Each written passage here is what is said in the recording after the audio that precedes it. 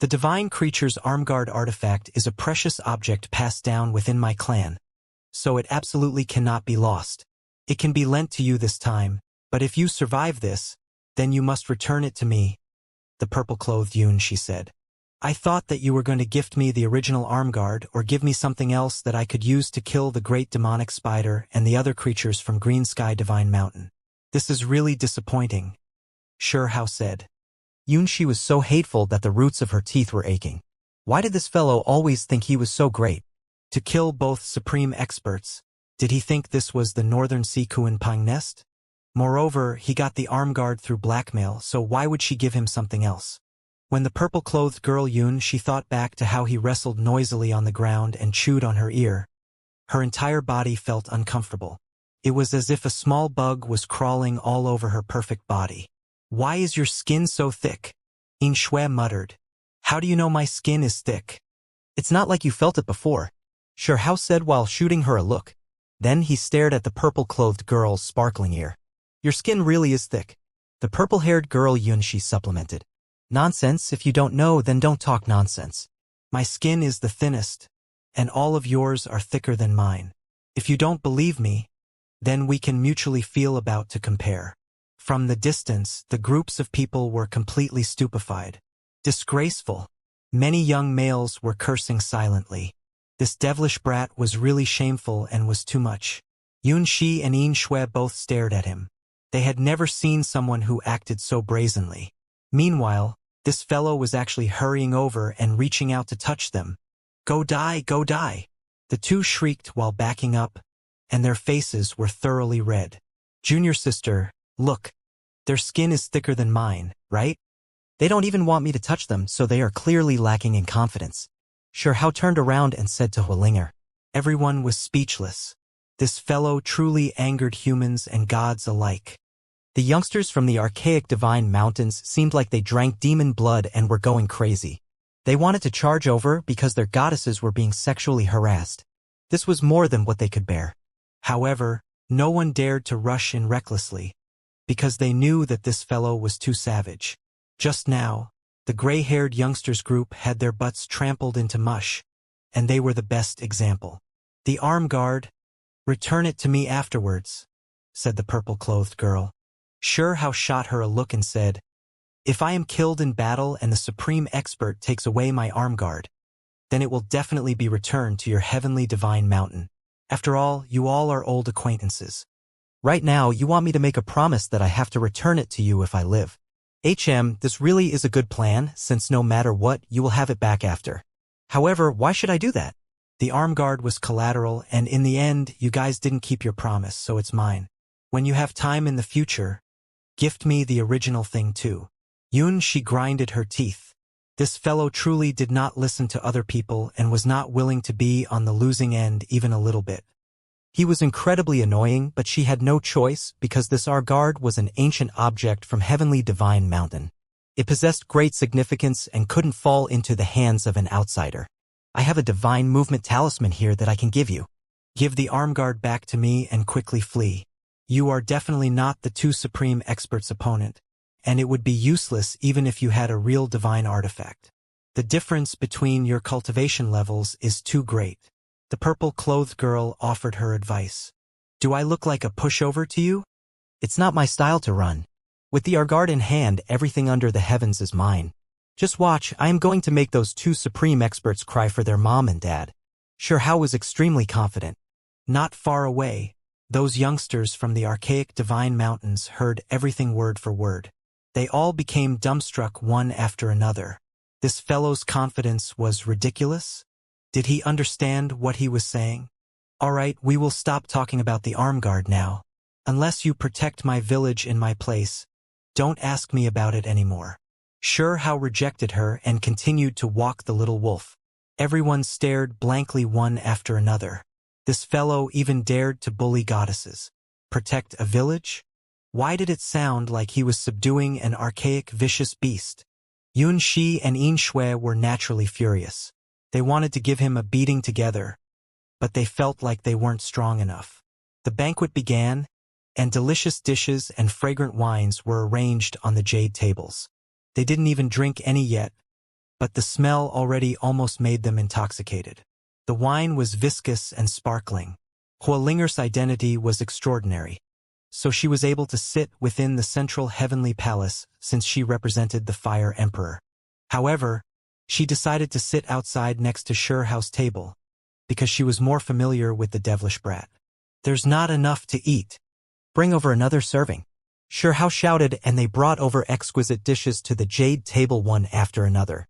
There were great dishes spread all over, but he quickly ate them clean. The palace maids bringing food and drinks smiled. "How can you eat so much?" Hualingo began to regret sitting next to him. This was just too humiliating. "Is self-service allowed? Can I roast some random vicious beast here?" "There'll be enough food for me then," Xiao said. "Can you lower your voice?" Hualingo looked left and right in embarrassment. "What is there to be scared of?" Xiao muttered. He brought out the heaven-transforming bowl. A flame was ignited within his palm, and a weak, miserable cry immediately sounded from within. "How disgusting are you? You are actually roasting a spider to eat." Hualinger was given a fright. That kind of sight greatly affected her appetite. "What do you know? This is a pure blood, an important medicine used for refining divine pills." Xiao replied in dissatisfaction. "A pure-blooded demonic spider's toxicity is terrifying. If you don't properly process it and eat it randomly, then not even a heavenly deity could save you," Hualinger warned. "Then forget it. I'll use it to refine medicine later." Finally, the palace maid brought another table full of dishes and satisfied his appetite a bit. This was not ordinary food, and they all contained large amounts of spiritual essence. He drank one cup after another. The wine flavor was extremely rich, making him drunk.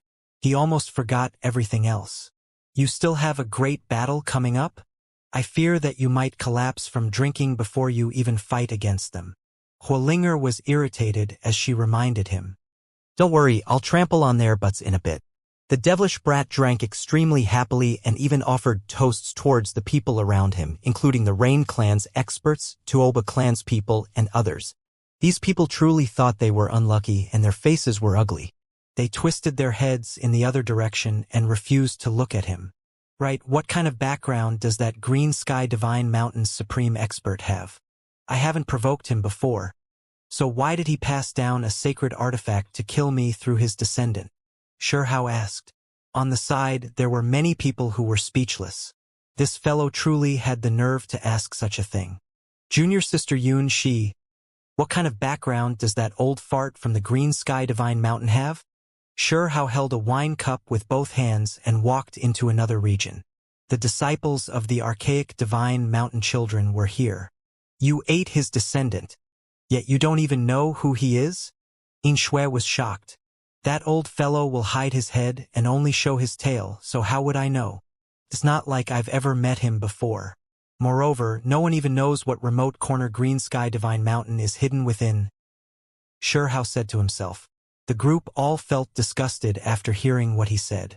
This was a magnificent, archaic, divine mountain. Why did it seem lowly in his eyes? What corner? This truly drove them crazy.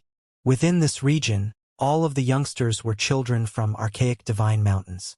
Normally, they were always superior, but right now, they were all completely silenced by this devilish brat's tone. Among them, there was a young lady who was extremely dismayed and said to herself, "Turns out our divine mountain is so weak. Older sis lied to me, saying that we are the strongest clan under the heavens." She was still quite young and only seemed 5 or 6 years old. "Don't listen to him speak nonsense. Our divine mountain is not weak, and there is only one weirdo like him in this world." A young lady consoled her. "Hey, fatty, what are you saying?" Xiao glanced over and stared at that young lady. "You aren't allowed to bully people here." Yun Shi and Yin Shui both stood up, fearing that he might make a disturbance. "I'm just asking casually. When did I bully anyone?" Xiao raised his hands. Everyone began to feel more and more disgusted. They were pure-blooded creatures, the most powerful young talents in the wasteland region. Yet, in the end, they were the ones being bullied. It really left a bad taste in their mouths. Green Sky Divine Mountain is where the divine birds reside in, and that supreme expert is the mysterious ancestor of Qing Yun who you ate in the northern seas. In the end, someone informed him. They weren't willing to continue wasting time with the devilish child here, because something unexpected might happen. Turns out it's a mature, pure-blooded green Luan. I like this. I have to reconsider things when I return. I definitely have to preserve his body well and barbecue it. Xianxia spoke to himself. Everyone immediately began to curse angrily. This fellow was becoming more and more unreasonable the more he talked. Everyone was upset as they silently cursed. Was he really thinking about a supreme expert like a dish? Fortunately, they were going to see the results soon. As for the human cultivators, they had long been frightened stiff. There were some young ladies whose gazes became even more passionate. They were all shocked as they saw the devilish child look down on the group of pure-blooded creatures. Right at this moment, a loud laughter sounded. Several people passed through the large gates and arrived in front of this public square in front of the heavenly palace. The auras they released were astonishing and terrifying. Soon after, a few pure-blooded creatures went up to welcome and greet them. They seemed incredibly enthusiastic.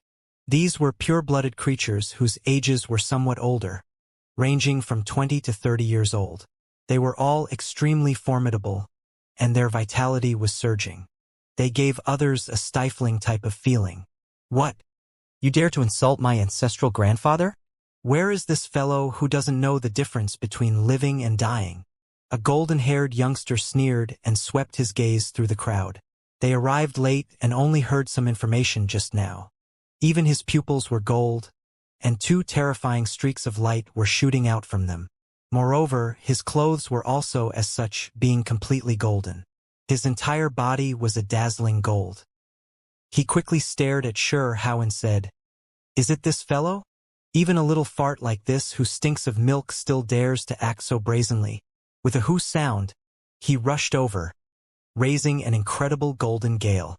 It sliced at people's faces like blades, and murderous energy surged, attacking at people's souls. He rushed over and sneered. "Say, who allowed you to do such a thing?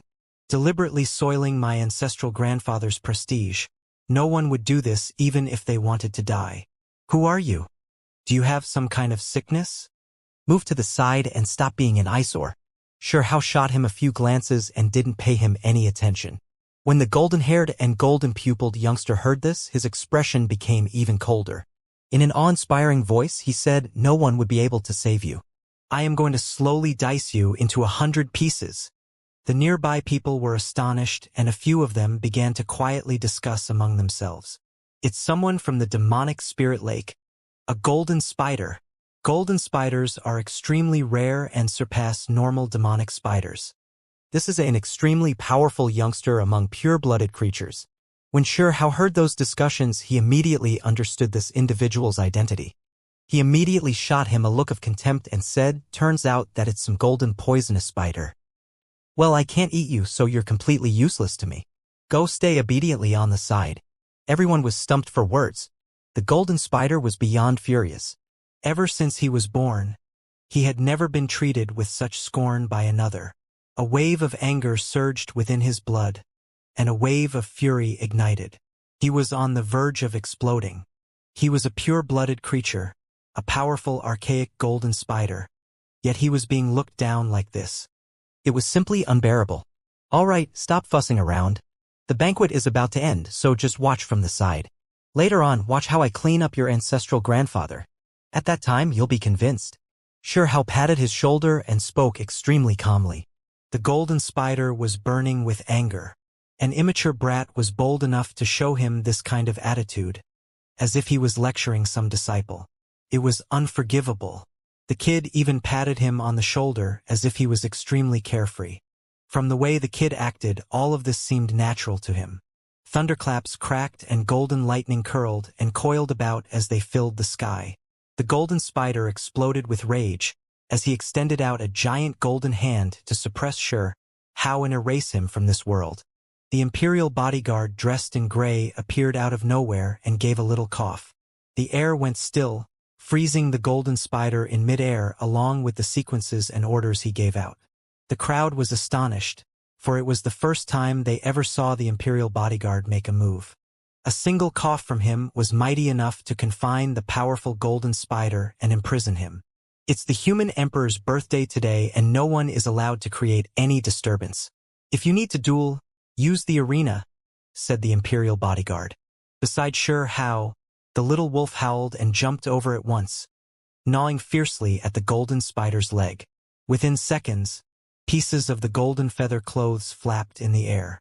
A large part of his leg was exposed after the clothes were chewed on. The crowd felt their hearts skip a beat at this moment. How could a small wolf no more than a foot long be so powerful? Those were precious clothes, yet they were useless under its teeth. The little wolf even left terrible paw and bite marks on his leg. This was a pure-blood creature we are talking about, whose flesh was tougher than fine iron and could not be dented by common weapons. The little wolf was only a foot or so in length and seemed rather ordinary. Sure Hao had walked it around earlier, but the crowd did not pay much attention to it. They had never expected it could cause damage to a pure-blood creature. Divine light flickered across the imperial bodyguard's eyes. Shock was revealed in his expression, for he had locked the entire place down. But the little wolf was able to break the seal and was unaffected. The way it gnawed fiercely at the golden spider was incredible. He withdrew his divine force, or the entire leg of the golden spider would have been eaten up by the little wolf. It was already covered in blood. Come back, little gray. That leg's poisonous and it stinks, so don't eat it. Sure Hao called out to the little wolf, worrying that it might get hurt. The moment the golden spider was set free, he became furious. He gave the imperial bodyguard a nasty look first and smashed at the little wolf with an open hand. A gust of golden-colored wind sprang up. The little wolf was remarkably agile and moved at least 10 zhang away with a schwa sound, leaving only an afterimage behind. It then wagged its tail and took a detour back to Sure Hao, then rubbed its head against his legs. The martial arena is that way? The imperial bodyguard gestured to the other side with an intimidating gaze. Despite his old age, he still reminded people of a sacred sword hibernating beneath an abyss, concealing its sharp edge from the rest of the world. Go. Your head is mine, the golden spider sneered. He would never forget what had happened with this teenager, which had enraged him greatly. Do you think I would go just because you told me to? You are neither edible nor a pretty fatty. Plus, you're so arrogant. Why should I listen to you? Sure Hao would not go with him. The archaic golden spider represents a sacred and harmonious type of energy. Its flesh is surrounded by golden clouds and is not poisonous at all, which is quite unusual among the demonic spiders. Someone whispered secretly. Really? Sure Hao's eyes were wide open. Discussion from other people confirmed this statement. Golden spiders were sacred pure-blood creatures that did not have any poison in their system. Legend has it that, in the archaic times, a golden spider had even become a heavenly deity that was able to look down on the rest of the world. Fine, I'll accept your challenge. I've never tasted a spider before, so this is a good opportunity. The devilish brat howled and ran headfirst to the arena. The golden spider was so furious that his face was drained of all color. That boy had accepted his challenge for such a ridiculous reason. The only thing he could think of now was killing Sure Hao as soon as possible. His lungs were about to burst from anger. The golden spider quickly headed for the martial arena and was impatient to get it over with. He needed to kill this human teenager now, because every minute Sure Hao was alive was a minute of torture for the golden spider. A group of pure-blooded creatures followed them, among which several young individuals were the most noticeable. They had come here with the golden spider and would not miss this fight. The crowd in front of the heavenly temple was surprised. Many stood up and set off for the arena, looking forward to this duel. Needless to say, this one was only an appetizer. If the golden spider failed to kill Sure Hao, the supreme expert would be Sure Hao's next opponent. There was something wild and ancient about the vast martial art arena. Legend has it that the stones used to pave the ground here were taken from archaic battlefields. A great ceiling formation was then set up here. The arena looked endless, which made those standing in it feel insignificant. Kacha the golden spider charged while surrounded by golden lightning, making even the space around them tremble. He had gone berserk and wanted to kill Sure Hao at the first opportunity. Be careful. He has the arm guard of the heavenly divine mountain. It's a divine, magical instrument. Some pure-blooded creatures reminded him. The golden spider was startled by these words and released his golden lightning from quite a distance away. The blinding light covered the entire heaven and earth. Everything looked misty and blurred under the crackling sound of those bolts. Do I really look like such a fool? I'd have nothing to eat if I smash him into mush with the arm guard. Xianxia mumbled and indeed did not use them. Instead, he fused with the imperishable golden body. He was once again wrapped within the black gold armor. Auho! 10 mountainous swan nis stood tall and upright in the battlefield, and fortunately, the arena was large enough to fit them all in. They roared and devoured all the lightning before turning into 10 beams of purple lightning and striking at the golden spider. Hong! It was a duel between the lightnings, both of which exploded into blinding lights. In the end, black smoke rose up and all electricity disappeared. Everyone had to admit that the golden spider was a mighty being. Despite his young age, he had long been a noble lord, and such was the most frightening quality of the pure-blooded creatures. Once they grew up, their strength would follow suit to a corresponding level rapidly, making them terrifyingly powerful. He smashed forward with his fist, but Xianxia sneered and did not move from his position. He received the attack with his own fist, and the impact created a scorching heat and a blinding light. The sound of the explosion was louder than a thunderclap and absolutely ear-splitting. Neither of the two moved, yet their fists were still spattered with blood. This? The spider gasped. Xianxia's fist was too sturdy, and he felt its tremendous strength. He tried to block it with his golden spiderweb at the last moment, but the bones in his fingers were still wounded and almost broke apart. How tough was his flesh? The pure-blooded golden spider tried to overpower a human being with his strong physique, but in the end, he felt like he was kicking against a steel plate. When he recalled that Xianxia had also established 10 heavenly passages and had almost no weaknesses, he was immediately alerted. He had to take out this human teenager as fast as possible, or he would become a big issue in the future. It was true that Xianxia did not use the divine arm guard, for the magical instrument would cost him too much energy. Moreover, he did not want to grow into the habit of depending on it. Since he was capable of fighting on his own, he would rather not use his ultimate weapon.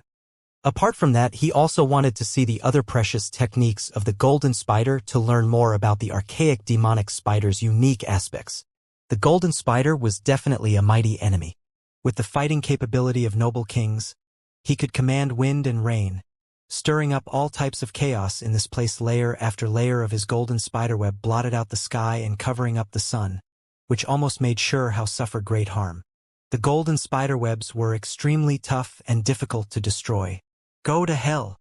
As the battle approached its end, the magical image of a giant golden spider appeared behind the golden spider himself in spite of the fact that he was still in his human form.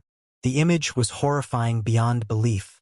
Rows after rows of divine chains surrounded him before hacking outwards. Dang Xianxia flicked his finger, striking against the divine chains. The metallic sound was ear-splitting and shook people to their souls. Xianxia was astonished himself. Any other person might not have been able to withstand that attack. Divine chains of order like those could definitely pierce through numerous precious artifacts. They were almost unstoppable. The golden spider fused and unified with the magical image in countless streaks of resplendent golden light. The chains of divine orders circled around him, making walala sounds. The spider now looked like a deity covered by a golden glow. Its ferocious aura gushed out as if tidal waves were charging at Xianxia. Xianxia secretly activated the Kuan Peng technique, and his fingers illuminated with a black speckled light golden color. Once again, he knocked away the divine chains flying at him with his fingers. With metallic sounds, the chains were blasted into pieces again. The golden spider was greatly shocked. How terrifying was the strength contained within those fingers. Even his most powerful weapon, the chains of divine orders, were severed. The power produced by his fingers was incredible. After experimenting with the Kuan Peng technique, Xianxia withdrew it and opened his 10 heavenly passages instead. His entire body illuminated as he activated the abilities of his physical body and symbols. Hong! His aura was powerful and abundant. It was as if a true dragon that was hibernating in the abyss had woken up and stormed into the sky to exert all of its power. Xianxia grabbed a few of the golden divine chains and snapped them in half with gotcha sounds. After using his greatest power, he found out that it was possible to withstand the divine chains in this way. No! The golden spider screamed loudly. Tremendous pressure overwhelmed him at that instant. The youngster was now enraged and unleashed his fiercest attack against him. Xianxia did not use his 10 heavenly passages to lock the place down, but instead struck out with his fists incessantly. He only used the basic symbols recorded in the primordial true record that could turn even the most common things into something miraculous. Divine fists of the great Peng, the imperial bodyguard whispered in surprise. A streak of golden light flickered through his eyes at the same time, and those pupils reminded him of the golden-winged Peng. In fact, Xianxia was only using the most primordial symbols to understand the Kuan Peng precious techniques, evolving and altering them as he pleased. Later, his fighting technique changed, now resembling a roaring swan and eye. It was as if he could shake down the divine moon down from the 9 heavens. Peng! The golden spider was smashed away by a fist. Blood gushed out of his mouth as he shook violently. Following another strike, pipa sounds crackled and more than a dozen bones were broken. The crowd was petrified. They could see how terribly powerful Xianxia's fists were. That was a pure-blooded creature of a noble king's level, yet a scratch from those fists was enough to make him miserable. While they were amazed at the turn of events, the golden spider had changed into its original form. The human form could not withstand the attack, and a giant golden spider over 10 zhang long appeared instead. Xianxia struck out again with a fist, and the golden spider gathered all of its strength in defiance. However, one of its legs was snapped by the attack, and it collapsed to the ground in a pool of blood. Xianxia summoned the heaven-transforming bowl. The grayish pottery bowl twirled and illuminated. Auspicious multicolored clouds rose out of the bowl and took the golden spider in. It shrank to a foot or so in length before dropping into the bottom of the bowl. It was suppressed? The crowd was dumbfounded. The shock was especially prominent to those young men who came along with the golden spider. The battle had ended so fast, and a pure-blooded creature at the noble king level was subdued by a human teenager just like that. I've never tried a spider before. I wonder what it tastes like. Xianxia lifted that spider leg onto his shoulder that was several zhang long. He spat out symbols from his mouth that turned into flames to immediately roast it. He took the leg out of the arena and back to the banquet, releasing flames along the way to cook the golden leg. Everyone was trying to get as far away from him as possible. This was too savage. He really did roast it? During a birthday celebration? Before long, the aroma of cooked meat called out to Xianxia. He removed the golden outer layer of the spider leg, which was of a hard shell texture. He peeled it off in the same way he would eat a lobster, revealing the white flesh inside that sparkled with translucent luster. It really is edible, unlike common spiders. Xianxia took a large bite and yelled out immediately, apparently smitten by the taste. He then gulped down some wine, very satisfied with the result. This is so delicious. The meat is fresh and tender, even better than the meat of the green luan. Many people broke into a cold sweat at his words. This was truly unbelievable. The golden spider became his food in the blink of an eye, which almost made them wonder whether he was even a human, for they had never met anyone so savage. Human, you have insulted the demonic spirit lake. Even a deity cannot save you now. An enraged roar came from the distant sky, which belonged to the archaic demonic spider. He left before the banquet started to avoid meeting the human emperor and ended up having to witness this scene. Ill fate had fallen upon an offspring that he doted on. Go to the military arena and let them fight there. Just then, streaks of golden flame rose up from the central heavenly temple. They were incomparably resplendent, and the sky seemed to almost melt from the heat. The human emperor himself had given his approval. The military arena was not here, but was located quite far from the capital. A massive force was stationed there, for it was the place to train the troops. The crowd watched expectantly. What kind of backing did the savage teenager have exactly? Was it powerful enough for him to challenge a supreme expert from the divine mountains? All of a sudden, the central heavenly temple was lifted out of the ground, together with the public square. They were detached from the capital, becoming a giant flying magical artifact. Everyone was astonished. In what seemed like an instant, they traveled through the sky and left the capital. They arrived at a vast military arena. They descended onto what now seemed like a place that was extremely suited for a fight between powerful individuals. Everyone was a bit confused at first. The central heavenly temple of the capital rose up into the sky with the entire public plaza. The giant thing rumbled and swept across the sky, arriving at the military arena outside the city. What kind of ridiculous method was used to accomplish this? Was it because of the Stone Emperor, or was there some kind of extraordinary magical artifact within the heavenly temple? Great flags fluttered about and a massive force was arranged in the military arena. The soldiers exerted an impressive and valiant aura resembling a pack of tigers and wolves. With halberds and sharp swords in their hands, they stared at everyone with incredible killing intent. His Majesty, the human emperor, is here, someone announced loudly. The ferocious aura disappeared into thin air immediately. Generals walked forward to pay homage, and the soldiers followed their command to arrange everything in perfect order. The military arena was extremely vast and many times bigger than the martial arena in the royal palace. It was impossible to see where the ground ended, and it felt like they had come to a spacious war ground. In a low voice, someone mentioned that this place used to be an ancient battlefield that had been tainted by the blood of demonic gods. Not even a blade of grass grew here, and all life was drained of their vitality. However, it was an excellent place to train soldiers, for it could harden their minds and increase their killing intent. Up in the air stood a towering demonic spider that was as large as a mountain. Its body was dark green in color, and its numerous spider hairs glistened with cold light like spears. It was currently feeling rather unsettled.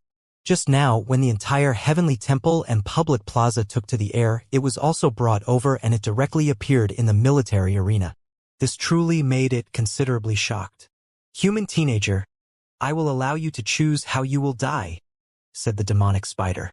Its voice was not loud, but it was remarkably majestic.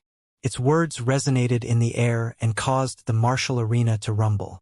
The crowd began to look around for sure how. The supreme expert had appeared and was already about to make its move. So where was he? There was one area that was extremely quiet, and everyone was staring at it impatiently. It drew everyone's attention, and they finally found their person of interest there. They couldn't help but stare with stupefied expressions. He was still eating. "Why is he still eating?" someone shouted in shock. This fellow was acting a bit too calm, right?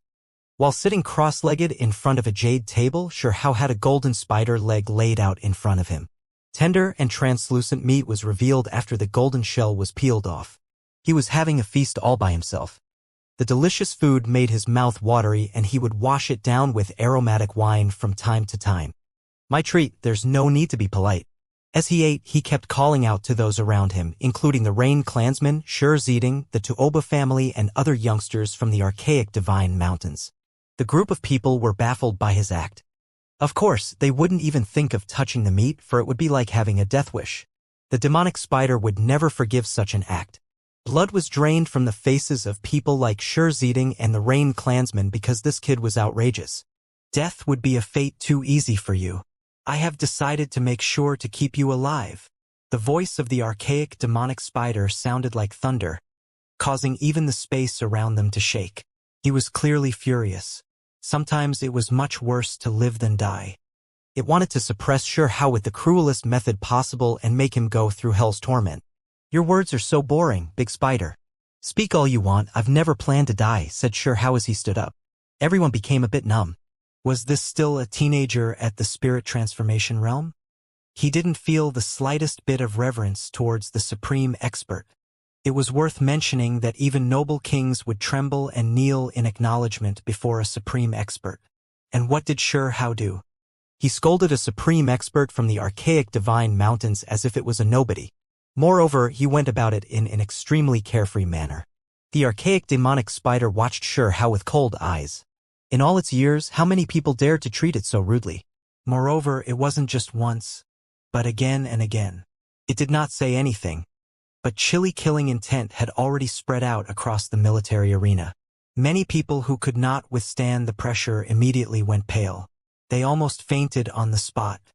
Fortunately, golden flames surged out of the central heavenly temple and dispelled the coldness.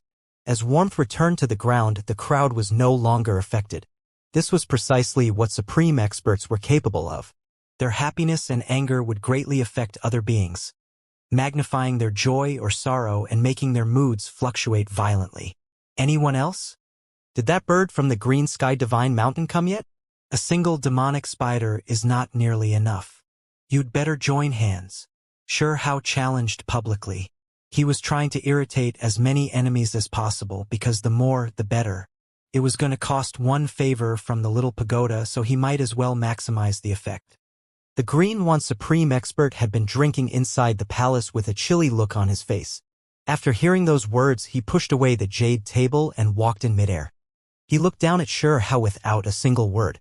It was apparent that he could no longer withhold his killing intent. This teenager was going to die at his hands.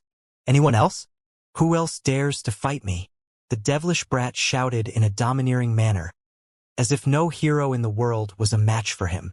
He had killed more than one spiritual body of supreme experts in the North Sea and knew that if those people were here now, they would never let him off. He had hoped they would show up.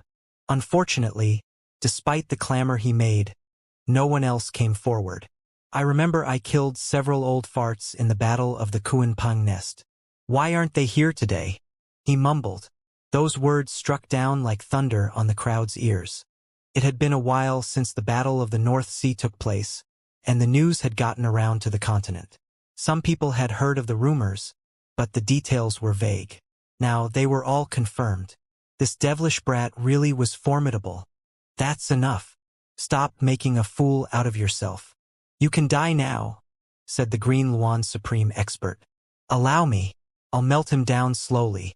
After all, why do we have to kill him right here? Cherishing life is a heavenly virtue, said the archaic demonic spider in a dry voice. Sometimes living was more painful than dying. Killing a man was easy, but humiliating a man would make him much more miserable. The archaic demonic spider would never miss an opportunity like this. Xianxia marched into the military arena in large strides and said, "Before we start, I need to ask you something. Can you answer me?" "Speak," said the demonic spider coldly. "Where is my grandfather? Have you hunted him down with your true form?" asked Xianxia. "He's dead. You'll never see him again," the archaic demonic spider said with a cold face. Xianxia did not believe it. "Seriously? You can't even tell the truth to a petty spiritual transformation realm cultivator like me. He's nothing but a human cultivator. Who cares if he is dead or alive? He might as well be an ant, and he isn't worthy of any attention." "I don't need to remember him," said the demonic spider. "You can act arrogant all you want. My grandfather still killed your spiritual body. You think too highly of yourself." Xianxia sneered. Many people around the heavenly temple were now in deep discussion, for they too wanted to know the whereabouts of the great demonic god.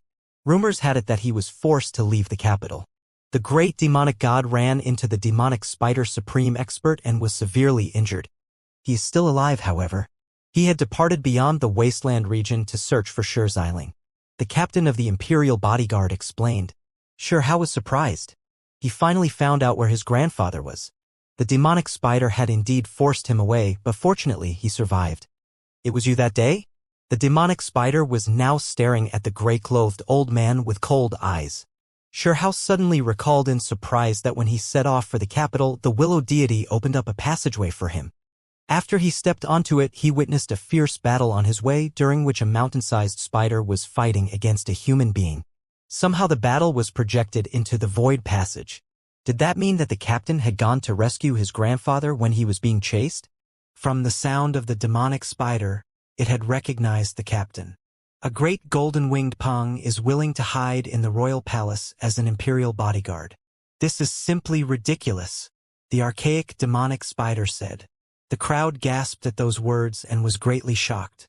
They looked at the captain with unbelieving eyes. This turned out to be such an influential old man.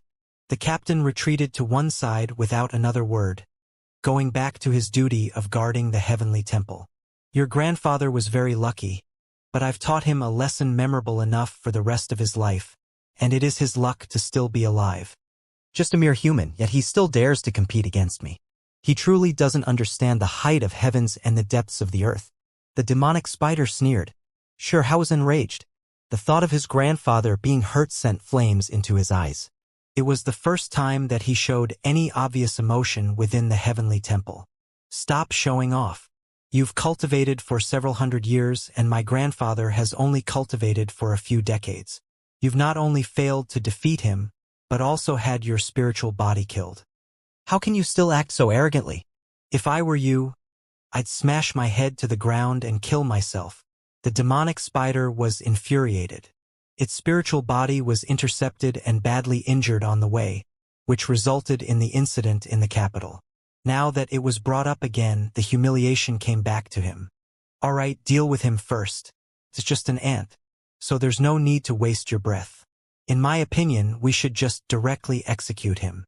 The Green Luan Supreme Expert opened his mouth. Then let's fight. Hao walked into the military arena. His mouth actually began to chant an incantation. War spirit traveling through the great void, hear my plea. Tread across the boundless world and fight a battle here. Everyone was petrified. What was this fellow doing? Is he using some kind of curse? Doesn't seem like it. It feels like an archaic incantation that can call down a star from beyond the heavens. It might even be able to summon a god or devil. It can't be. Is there really such a powerful ability? The crowd was completely terrified, and even the archaic demonic spider towering above didn't dare to act blindly without thinking. He watched calmly from the side. It was because he always had a feeling that things were somewhat fishy. This fellow had not gone insane, so by what qualifications did he have to issue such a challenge? He wanted to see exactly what the other party had to rely on.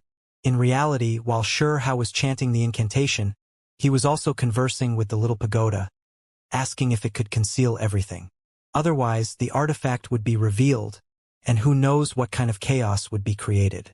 Departed spirit from the Supreme Palace, I ask for your revival. Cross over the gates of the heavens and descend into the wasteland region. Assist me in beheading the evil and subduing the poisonous spider. He continuously chanted, but in the end, nothing emerged. Everyone couldn't help but reveal strange looks and feel that this fellow was a fake. What kind of thing was this? This wasn't some divine ability at all, and there weren't even any symbols that appeared. I was wondering what was happening. This fellow was just chanting insanely and even dares to try and scare me with this. The archaic demonic spider laughed coldly and descended. Boundless divine might crush down. It wanted to crush the devilish brat's legs and make him kneel down. However, Hao's incantation suddenly went into effect. Winds began to roar about angrily here, and a divine platform could vaguely be seen. Ancient vicious beasts roared, shaking heaven and earth. The entire world seemed to have been affected. An enormous azure drake could vaguely be seen in the sky, shaking the heavens with its roar. Following that, a vermilion bird released its divine flames in the 9 firmaments.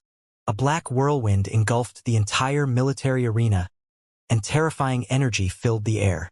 Within the eye of the storm, there were things like an enormous creature towering above and a demonic bird casting over its look of disdain. Void projections were emerging, intimidating everyone. What is going on? Everyone was ranting and raving in fear. Heavens! Why are there blood-colored hairs drifting about? Everyone was horrified. The black whirlwind changed, turning into a tornado of red hairs. These were the hairs of true archaic vicious beasts. They were blown everywhere by the wind, and killing intent overflowed into the heavens. Ah, no! The archaic demonic spider released a loud cry. The voice was world-shaking with incomparable horror. In the next moment, everyone could no longer see it because it was devoured by the crimson whirlwind. The scarlet hair flew about, bright red like blood. The whirlwind was incredibly ferocious, rising and falling like a boundless sea. The scene was absolutely cruel as screams were released. This was a supreme expert we were talking about, yet he was still directly swept up within. The people couldn't see the demonic spider's body anymore, and could only hear its loud screams of horror. Ah! The demonic spider was encountering great troubles, and it felt as if it would fall over at any time. It cried out loudly in fear, and waves of roars were released. It was as if tens of thousands of demons were crying out, making this place seem extremely depressing. The hair on everyone's bodies stood up straight, and cold sweat ran down their backs. An extremely powerful supreme expert from the archaic divine mountains was like meat on a chopping block. His cries were extremely mournful. No one was able to clearly see the true scene of the scarlet hair whirlwind, but everyone knew that it was definitely horrifying. Otherwise, how could it make a supreme expert cry out like this without any regard to its reputation? Even the golden flames that were released from the heavenly temple dimmed and almost extinguished. Stone Country's human emperor was greatly shaken, but he did not say anything and watched calmly. Kill! Finally, the demonic spider's shout sounded from within. However, immediately after, waves of miserable howls rang out. It seemed like it was struggling with all of its might, but it still couldn't break free in the end. The azure dragon soared through the sky, revealing its shadow within the scarlet whirlwind. An expanse of divine flames appeared as a vermilion bird tore through the heavens. The scarlet whirlwind covered an extremely great area, stretching into the horizon. Everyone could vaguely see these things, and they all became even more scared. They could feel the hair on their bodies stand straight. Was this really a departed spirit? Otherwise, why would there be so many shadows of divine birds and vicious beasts? Rumors had it that there were people who could summon ancient departed spirits to fight for them, but the price required to do such a thing was enormous. One had to make all types of sacrifices and even burn up one's own life force. This kind of scene made everyone feel like it was precisely this kind of divine ability. They believed that he was calling back the deceased souls and condensing their magical bodies to fight for him. The scarlet hair whirlwind became even more terrifying, but at the same time, there were more and more void projections. Sometimes they would hide themselves, and other times they would be caught by people's eyes. That's a true hoe! Someone from the crowd cried out in horror after seeing a colossus emerge within the whirlwind of red hair. Blood-colored hair covered its entire body, and it seemed incomparably sinister. However, it disappeared again in an instant. Was this the creature that released the scarlet hair whirlwind? According to legend, the true hoe had reached the peak of cultivation and became an existence that could slaughter deities. It was incredibly ferocious, and its power and influence was known to all. It was a creature who some people equated to a heavenly deity. During the archaic times, they established great fame from their fighting prowess. There were few that could compare to them, as they shredded through demons and devoured the blood of deities. Their battle reputation was so illustrious, it made the rest of the world tremble. The true hoe disappeared in a flash, but following that, a Paishio appeared. It was similarly terrifying, and both its scales and hair were both blood-colored as well. Its enormous body flashed before disappearing. Heavens, that azure drake is also crimson-colored. When the crowd saw the dragon that soared across the sky, their voices trembled when they opened their mouths. What was going on? Why were they all crimson? I believe I know the reason. During the ancient times, there was a well-known ceremony of blood, and it was just like this.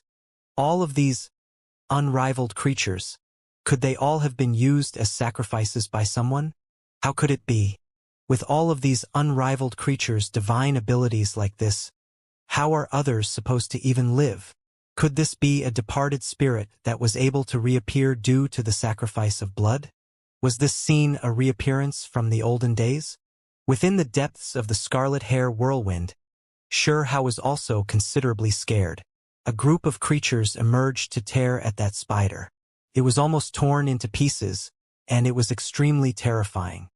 Xianxia's entire body was uneasy and never thought that the little pagoda was so sinister, possessing this kind of side to it. These were all void projections that came from within the pagoda. What exactly are you? The demonic spider was in utter fear as he asked this question. Unfortunately, at this time, its voice did not make it that far. The whirlwind was like a realm of its own, isolated from the outside world.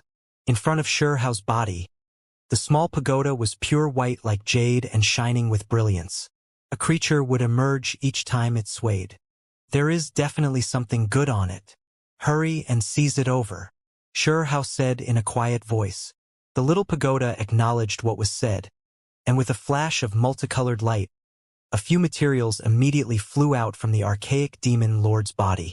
They were all extremely bright and flickering with symbols. These were definitely great treasures. Xianxia was absolutely elated as he reached out to grab them.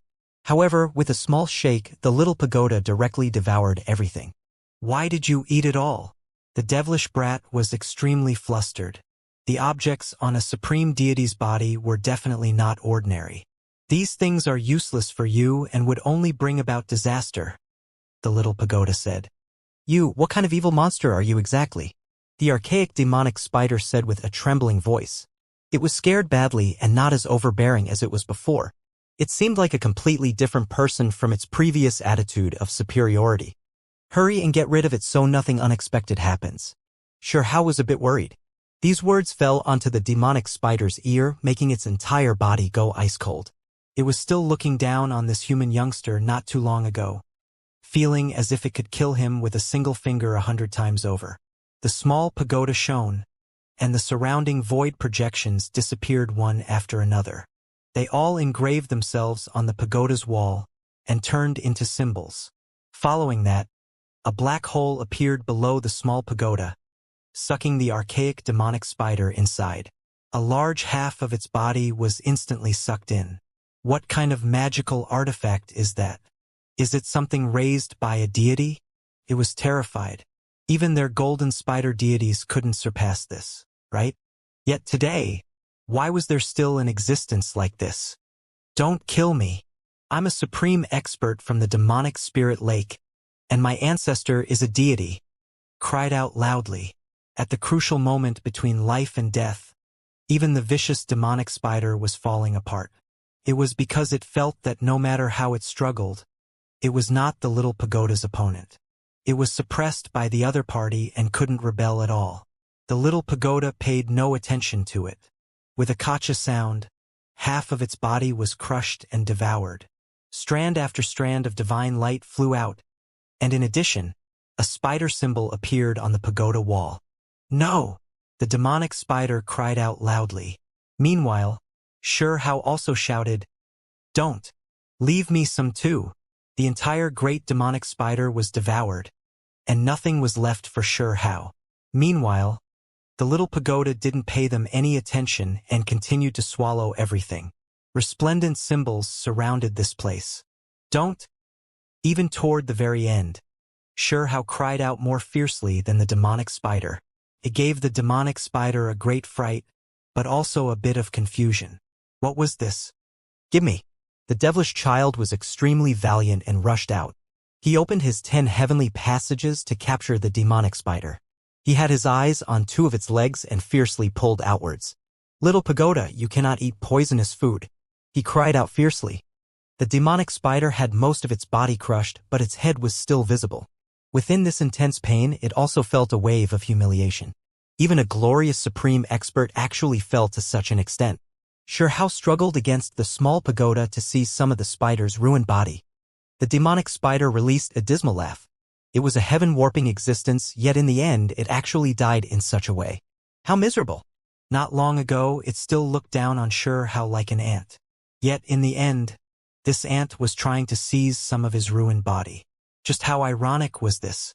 In the end, the entire spider was sucked in by the small pagoda and refined clean. A spider design appeared on its sparkling body, seeming quite new. Little pagoda, I'm gonna fight you to the death. Hao was furious as he made threatening gestures. This is an equal world, and all exchanges need to be equivalent. The little pagoda remained unmoved without any hint of happiness or worry. It was just like before without the slightest fluctuation in its mood. The scarlet whirlwind of feathers disappeared, and everyone could see the devilish brat panting heavily, as if he was extremely unsatisfied. He kicked the stones on the ground in an angry manner. Truly unlucky. So hateful. Couldn't you leave behind even a single hair for me? He was currently bellowing his grievances. Everyone was stupefied. Who was this fellow speaking to? Where's the archaic demonic spider? There was someone who mustered the courage to ask. Naturally killed by my supreme palace's departed spirit. He thought he was all that and dared to fight against my sect. But he's only a mere spider, Hao said. This area was momentarily silent, but then a wave of commotion erupted soon after. Even though everyone already had a feeling that the demonic spider was in an extremely unfortunate position, when reality hit them, it was still horrifyingly shocking. This youngster was too savage. Exactly what happened just now. Did he truly summon a departed spirit to kill the demonic spider?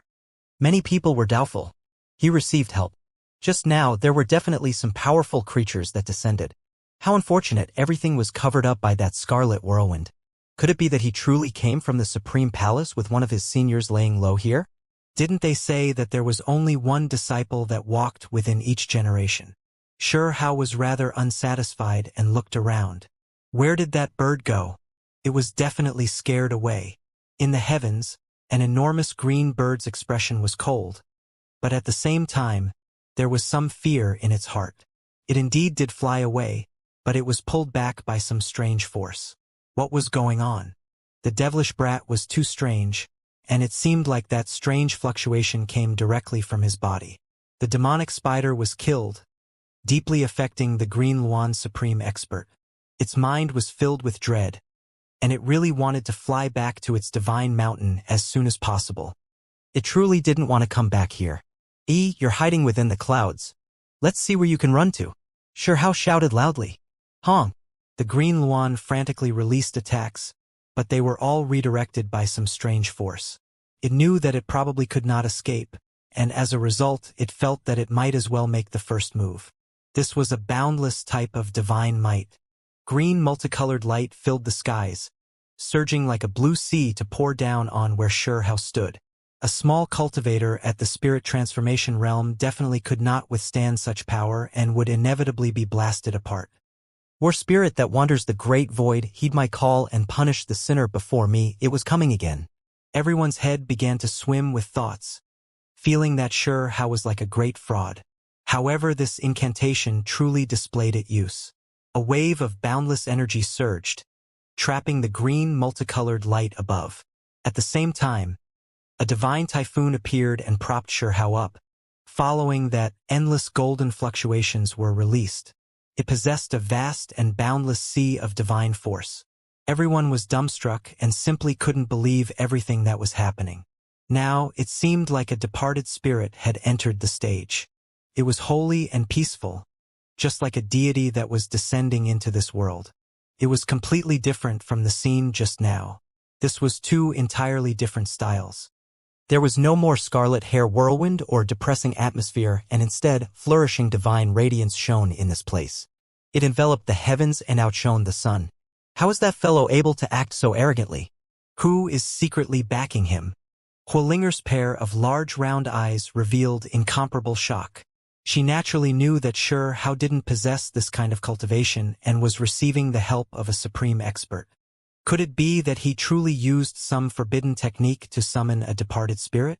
Just now, he summoned a devil, and now he's summoning a god. On the other side, the purple-clothed Yun she also could not understand. Light continuously swirled about within her eyes. Everyone was flabbergasted. The radiance was burning brighter, and in the end, it seemed like a divine flame covering the heaven and earth in boundless light. Nothing could be seen except this light. Other than this, there was still the loud cries of the Green Luan. Everyone knew that it had encountered trouble. Another supreme expert was caught, and it would most likely lead to its demise. This time, you cannot eat everything.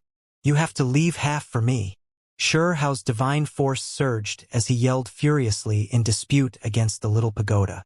The world is one of balance. Both you and I are within a pact, and you cannot bear this kind of karma. Your body has already been polluted by quite a bit, said the little pagoda. At this moment, Xianxia felt the hair on his body stand up. He disliked those words the most, but the little pagoda seemed to always use this to do business with him. He couldn't help but frown. Are you shifting a lot of the karma onto my body? To want to receive, how can one not pay? The little pagoda only had this one sentence. For example, Xianxia wanted to get to the bottom of this. There are many possibilities. For example, if deities from the demonic spider's bloodline was still alive, they could seek you out. The Green One bloodline's divine king could revive. There is also a possibility that this world itself will seek you out. When Xianxia heard these words, he felt an enormous headache. Ah! The Green One supreme expert cried out loudly. This was just too great of a disaster. It was being dragged in and wasn't his opponent at all. It was about to be killed. Hong! It activated the sacred weapon Green Sky Wheel. Inexhaustible light was emitted to try and destroy the human and pagoda. However, in the end, the precious will entered the small pagoda and disappeared. How could this be? The Green Sky Supreme Expert cried out. Meanwhile, the devilish brat also shouted, "It hurts," so regretful, he was indignant. A sacred weapon was devoured by the small pagoda just like that? This was just too extravagant, wasteful, and shameful. The green Luan's entire body shone. It was about to self-destruct and destroy everything indiscriminately. It did not want to graciously give its body to another. However, the little pagoda shone as well, and a streak of primordial blade radiance swept out. With a pu sound, it was beheaded, making the symbols all around its body useless as it detached from the corpse. The blade fell down, decapitating the green Luan. As blood gushed out of its neck, the legendary supreme expert of an era was killed. Sure Hao held his eyes wide open. What was that? The shiny sword surrounded by a chaotic aura swept across the air, terrifying everyone. What a powerful little pagoda! Ayo? The devilish brat shouted and pounced forward to grab the green Luan's flesh. This enormous supreme expert's flesh was all precious flesh medicine, and it was an opportunity he could not allow to slip by. Mine, mine! The devilish brat shouted and struggled against the small pagoda. The small pagoda enlarged and began to swallow everything. It sucked over the green Luan's head. Sure Hao resisted and tried to seize it, but the little pagoda did not waver, sucking everything into its body and beginning its refinement. Little pagoda, I'm going to stake it all against you. Sure Hao shouted loudly. With such an enormous heap of treasure before him, if he didn't obtain a single thing, then he would truly be losing out on too much. At this moment, the devilish child revealed his own savage nature and began to wrestle against the small pagoda. Of course, it was all futile.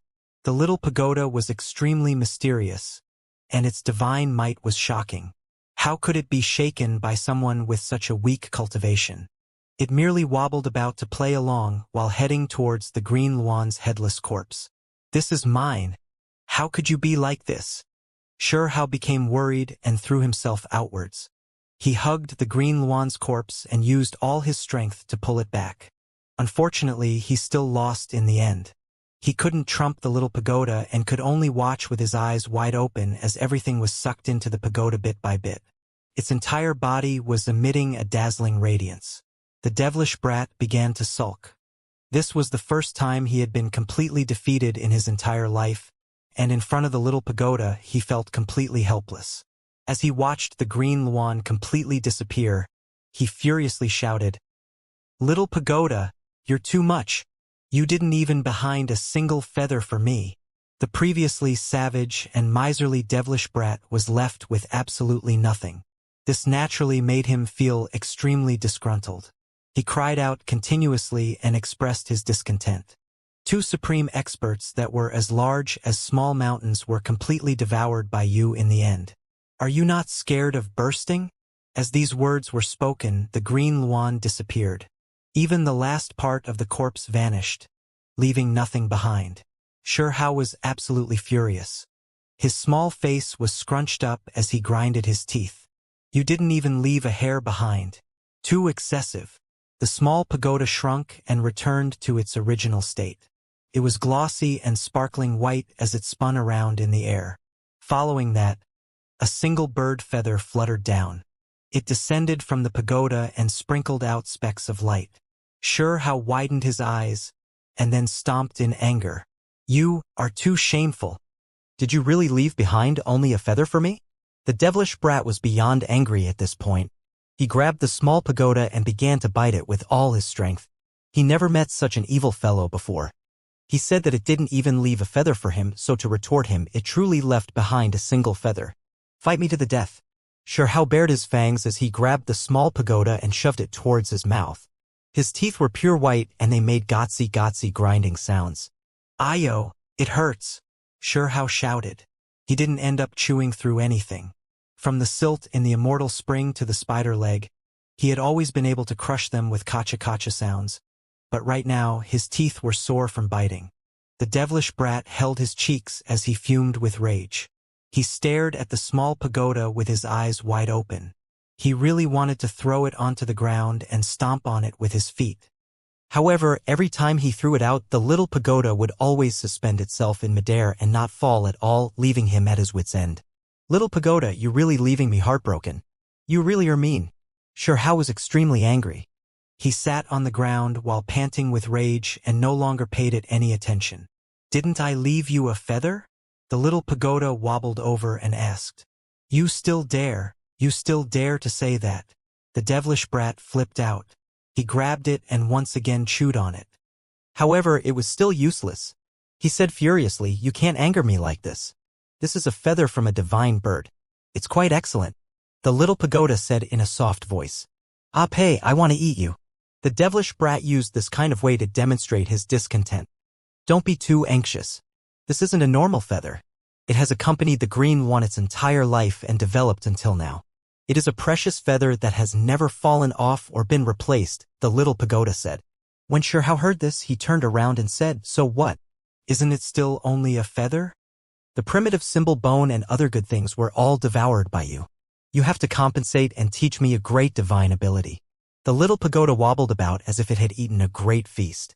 I don't really have any divine abilities to teach. Who are you trying to fool? I've seen you eat so many divine birds and vicious beasts. Otherwise, where did you get so many imprints? There's now a spider and green one imprint, and there is no lack of imprints that are clearly more powerful. There's so many of them. Xianxia had sharp eyes and noticed these things a while ago. However, all of those imprints had been restrained. Only when the small pagoda displayed its might could they be seen. It only proves that I am gravely wounded. Those are all cracks that need to be mended with other materials, replied the little pagoda. It soon returned to its original topic, informing Xianxia that this feather was truly quite extraordinary. It had gathered the green wand's blood essence and was nourished into a divine feather. Of all the feathers on its body, only this one is extraordinary. It is worthy of being a true divine wand's precious feather. It possesses the aura of its ancestors. Really? Xianxia was doubtful as he picked up the feather from the ground. He realized that it was extremely light in his hand, as if he wasn't holding anything at all. It didn't possess a single unique trait. He immediately gnawed his teeth and felt like he was tricked. How could a divine feather be like this? Didn't they say that a single feather from a supreme being could crush a group of experts to death? This is its natural state. There are some vicious beasts and divine birds that made their flesh, skin, and hair tough and heavy, but that is not necessarily a good thing. Meanwhile, this feather is extremely natural. You will see once you use your strength to wave it around. This feather had returned to its natural state, being only a foot or so in length. However, when it made contact with something, kung chang sounds would ring out as if metal was being struck. It flowed with brilliant light and vibrant colors. Xianxia lightly waved it around. And with a schwa sound, a resplendent blade energy hacked out. Woo-woo sound rang out, as if it sliced apart space itself. It was extremely powerful. Xianxia was shocked. This feather really wasn't simple. When it was waved around, green radiance would erupt. Just the oppressive sword energy itself was powerful enough to shatter many precious artifacts. It's still just a feather in the end. When I'm fighting someone, I can't really fight by fiddling with a feather, right? Xianxia asked. It's a good material. You can hold on to it and use it to refine a weapon in the future, said the small pagoda. It even mentioned the reason why the feather was unordinary. Based on what it said, this was what was known as a primordial true feather. It contained the essence of a divine bird's existence and was the only feather that was connected to the primordial symbol bone. Within it were primordial symbols, but it obviously couldn't be studied like a primordial symbol bone. However, it was similar to a natural primordial precious artifact. A precious feather that grows together with a bone? This isn't bad. Xianxia finally released some of his tension. What should I do in the future? He placed the feather into his hair, making him seem even more like a wasteland aboriginal. However, his large eyes were bright, and his aura was intimidating. It can be used to refine a 5-bird fan. It will be difficult to predict just how powerful it will be in the future, said the little pagoda. Xianxia was shocked. During the ancient era, there were many prominent killing formations such as the heaven and earth pouch, heaven transforming bowl, and other heaven-defying items. He carefully thought back to what he saw in the ancient texts and recalled that the 5-bird fan was ranked among them. Once refined, it would display a power rarely seen in this world. With just a gentle fan, mountains would turn to ashes and boundless lakes and rivers would evaporate. It was a scene difficult to imagine. Based on what the small pagoda said, this divine feather could be one of its materials. As its name implied, the 5-bird fan needs 5 kinds of divine feathers. If he wanted to create it, he still needed for more. After Xianxia heard this, he calmed down considerably. Otherwise, he truly would have gone mad after seeing the pagoda only leave behind a feather after devouring 2 supreme experts. You have to guide me in the refinement of the 5-bird fan. That should not be a problem. It can be seeked out, as there should still be some rare secrets recorded within some great sections. The only thing missing are the divine feathers, the little pagoda said.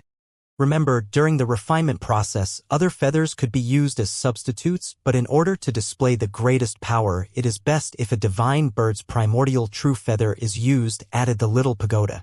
Xianxia remembered something. He searched about within his bosom. What happened to that fiery red feather? It was something Little Red left behind for him in the village, giving him a longing feeling. Little Red is still over there. I wonder if I could pluck a feather, or if this one is the primordial true feather, then that would be perfect. In the distance, a small red bird was lazing about. It was currently resting within an ancient tree that towered into the heavens above a sea of flames. It suddenly felt a cold tremor for some reason. That bastard must be thinking something bad about me. You better not let me find out what it is. At its degree of cultivation, it was naturally quite sensitive to such things. Sometimes it would have some real premonitions. All of the light faded, and the divine platform could no longer be seen. The white and sparkling small pagoda once again hung from Xianxia's hair. It seemed like a jade accessory and was barely noticeable. He appeared before everyone's eyes, and in the military arena, he was the only one that could be seen. Regardless of whether it was the demonic spider or the green wand, they had both completely disappeared. This place was completely quiet and tranquil to the extreme. Older sis, did he really kill the green wand supreme expert? So powerful. Finally, the silence was broken by a little girl. This 5 or 6-year-old girl came from the archaic divine mountains and was snuggling up to a young lady. She extremely naive, and her innocent words carried no harm. In the next moment, the entire place erupted with commotion. Xianxia had killed the black-eyed green demonic spider and the divine bird green wand. These were 2 outstanding supreme experts well known within the wasteland region. They could look down on everyone else, yet they fell in this battlefield. He was still just a single teenager a bit older than 10, yet he killed 2 supreme experts. Once news of this spread, who would believe such a thing? This would definitely shake the world. Everyone knew that he might have summoned some departed soul or heroic spirit and that this was not actually him fighting, but the results were the most important. He was the one alive and the 2 supreme experts were killed. The military arena outside the capital erupted into commotion. Countless discussion arose as if a flame was ignited. You brat, how did you do it? You really know how to make others worried. Good thing you're unharmed. Hualinger's elegant figure moved about. She was extremely confused and could not figure out how Xianxia brought about this kind of result. On the other side, the creatures from the archaic divine mountains all felt their faces turn ugly. They were completely silent. Was this human youngster born to restrain the divine mountains? The purple-clothed She couldn't calm down either. As she gazed forward, she opened her mouth, but none of what she wanted to say came out. This fellow is too powerful. How did he do it? Beside her, Shui muttered. The human emperor bestows wine. Right at that time, within the central heavenly palace, someone walked over while carrying a jade plate.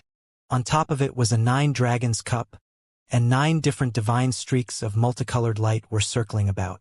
The wine fragrance assailed everyone's nostrils. Everyone's expressions changed. This 9 dragons cup was not something that anyone could use. Normally, only a few talented individuals would be bestowed wine like this, and not even characters like princes were guaranteed such an opportunity. What did this represent? Did the human emperor see something in this youngster? It was likely that he was now included as one of the heirs. Such a possibility created a huge sensation. Even though it was quite clear that a fellow like you still had some trump cards, killing 2 supreme experts like this still gave me quite a shock. You are quite dangerous, and in the future, I need to be more careful. The heavenly fox fairy walked over. Her sparkling white charming face carried a smiling expression. Her appearance was simply out of this world.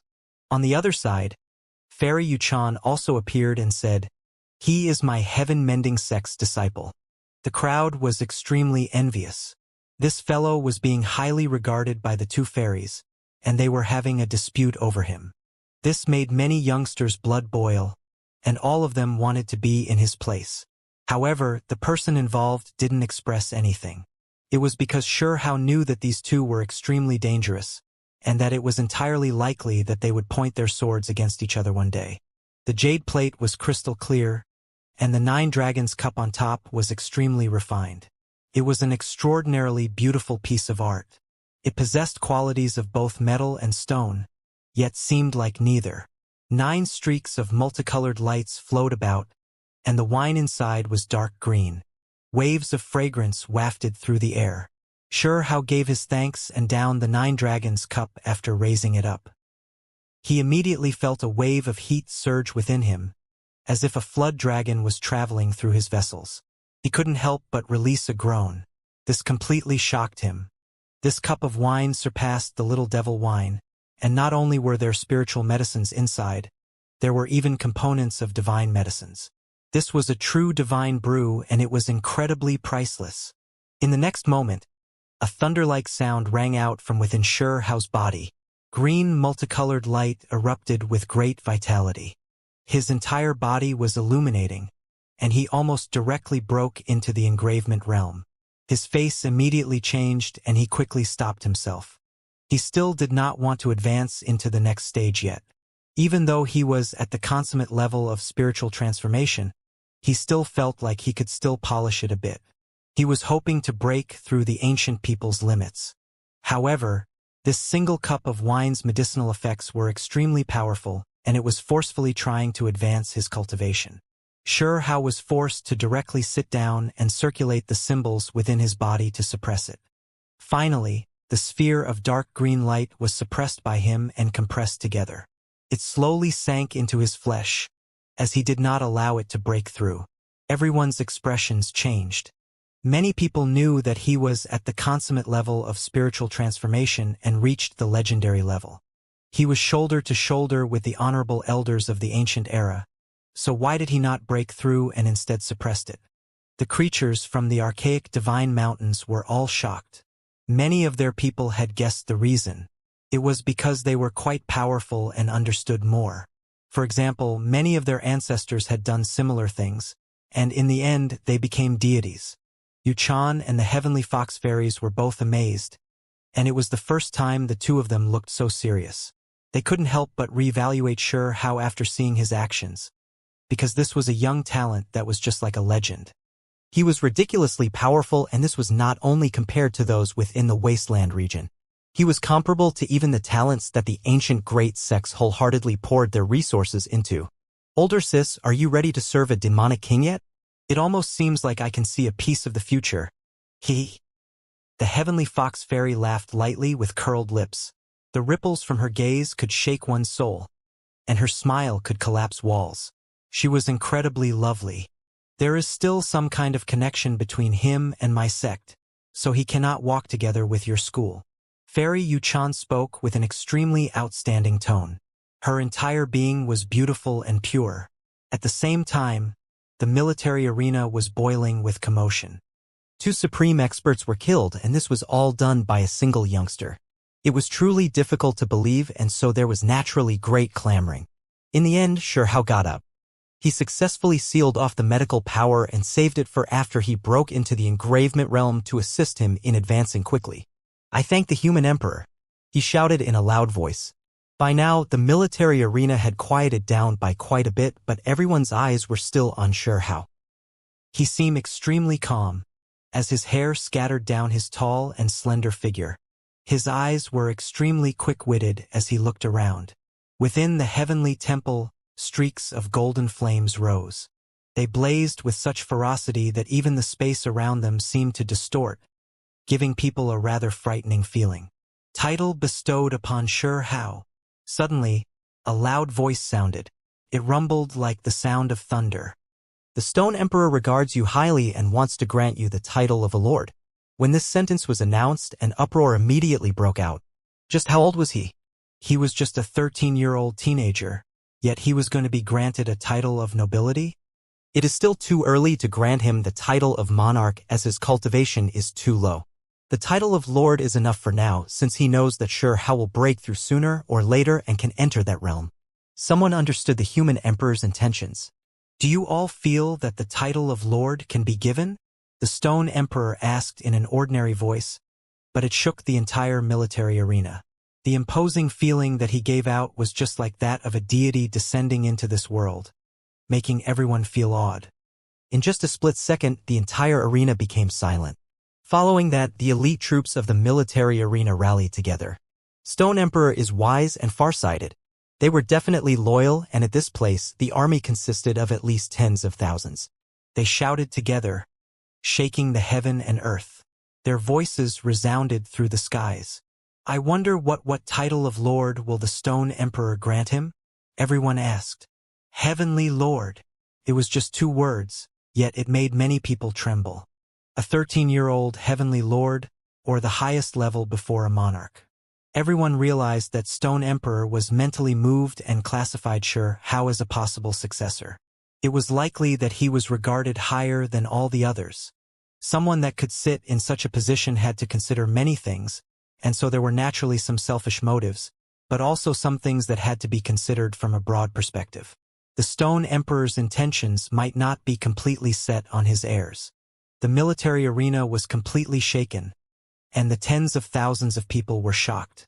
This was an extremely clear sign that in the days to come, a young heavenly lord will rise to greatness and possibly even become a human emperor in the future. Meanwhile, the archaic divine mountains and other great powers' representatives were also moved. Their expressions changed again and again. Xianxia was the only one that could be considered calm. What was so great about a heavenly lord? The wasteland region was going to become chaotic, so this wasn't anything special. Meanwhile, he was already dazzling enough today, and together with this kind of title, it was like he was situated right at the most dangerous part of a storm. Bestow upon Xianxia the title of Wasteland Heavenly Lord. It was just a few words, but it shook the world. The entire military arena was shaken, and the clouds in the skies were scattered by the golden flames. The scene was incomparably terrifying. When everyone heard this, they all trembled and felt a wave of suspicion.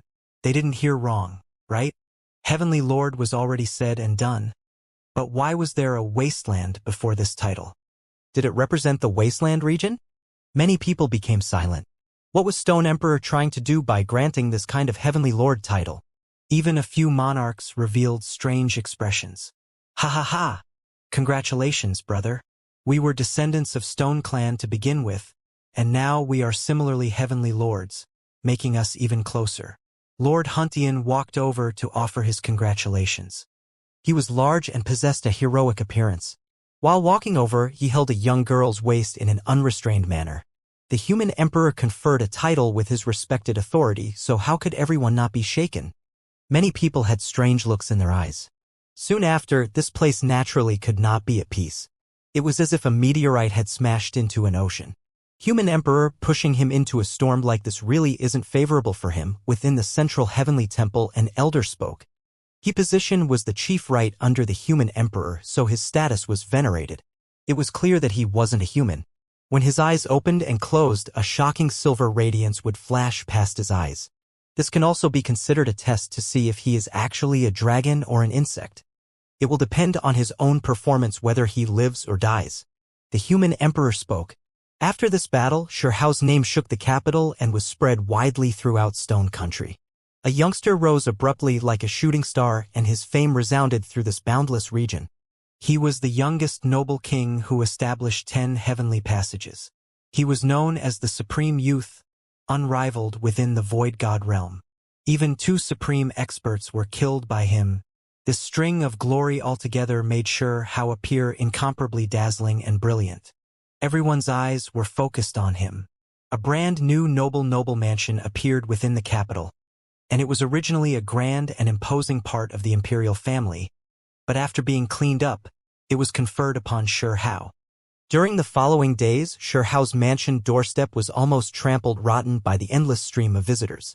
However, Shi Hao was nowhere to be seen as he used this excuse to go into isolation.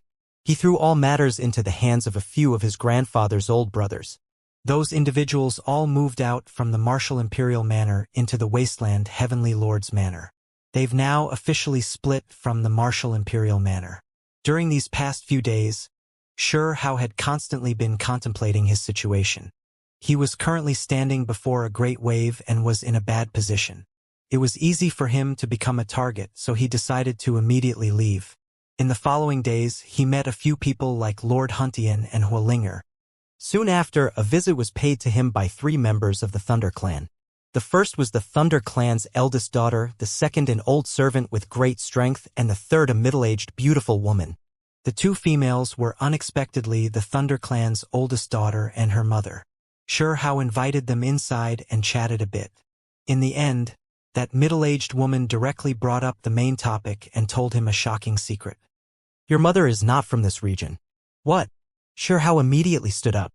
This was the first time his expression changed. The Thunder Clan came here out of goodwill to give him this information. Shi Hao's mother came from outside this region. In the past, she saved this middle-aged beautiful woman and brought her to the Stone Country capital, and that was why she ultimately married into the Thunder Clan. The middle-aged woman did not go into detail and only told Shi Hao that his mother's identity wasn't ordinary. She came from outside the wasteland region to learn through experiences, but suffered a great disaster. She narrowly made it out with her life, but her cultivation was almost crippled. Later on, she encountered Shi Xiling and they became a couple. Your mother most likely returned to the mysterious region and back to her clan to seek after a divine medicine. However, she should have came back a long time ago if things went smoothly. The middle-aged women did not go beyond this. Shi Hao's brows locked together as he said to himself, "Mysterious region. But right now, you probably won't be able to go there. This region is going to become chaotic, so the boundary between regions will be difficult to break through. Unless it is a great sect, one person will find it difficult to cross into another region." Shi Hao was shaken to unexpectedly obtain this kind of information. He revealed a look of gratitude and said, "And thank you." The middle-aged beautiful woman accompanied his mother before, so it was not excessive for Shi Hao to address her as aunt. The beautiful middle-aged woman smiled and then told him everything she knew in a serious manner. Shi Hao didn't say anything and remained silent for a long time. "Everything is because of me. Mother, did you encounter some kind of trouble out there? Is it our clansmen that made things difficult for you, or is it some other power?" Shi Hao said to himself. His expression appeared neutral without any great fluctuation of emotion. "Since it's difficult to cross regions, then I will rise to greatness within this wasteland region. One day, when I become powerful enough, I will march into the mysterious region. I have 2 daughters, and when I was still young, I joked with your mother that they would both be married off to you." The middle-aged beauty laughed while speaking. "Mom, younger sister finally had the opportunity to come back, but she is about to be scared off by you." The Thunder Clan's eldest daughter pulled at her arm and acted childishly. She didn't want her mother to say random things. "Those are just jokes after all. We never made any type of real agreement back then. Who would have expected your sister to be so cowardly and return to the Divine Mountains in the middle of the night?" The middle-aged beauty's face was full of doting. Shi Hao giggled. He finally recalled some vague memories and couldn't help but say, "Aunt, you gave birth to 2 beautiful fatty sisters. Apu." Thunder Clan's eldest daughter had just raised her teacup, but in the end, she directly spat out the mouthful of tea out of her mouth. "Is this how you praise others?" Shi Hao saw them off. He took a long time to think things over. Soon after, there were other people that came to visit since it was still Shi Hao's period of glamour.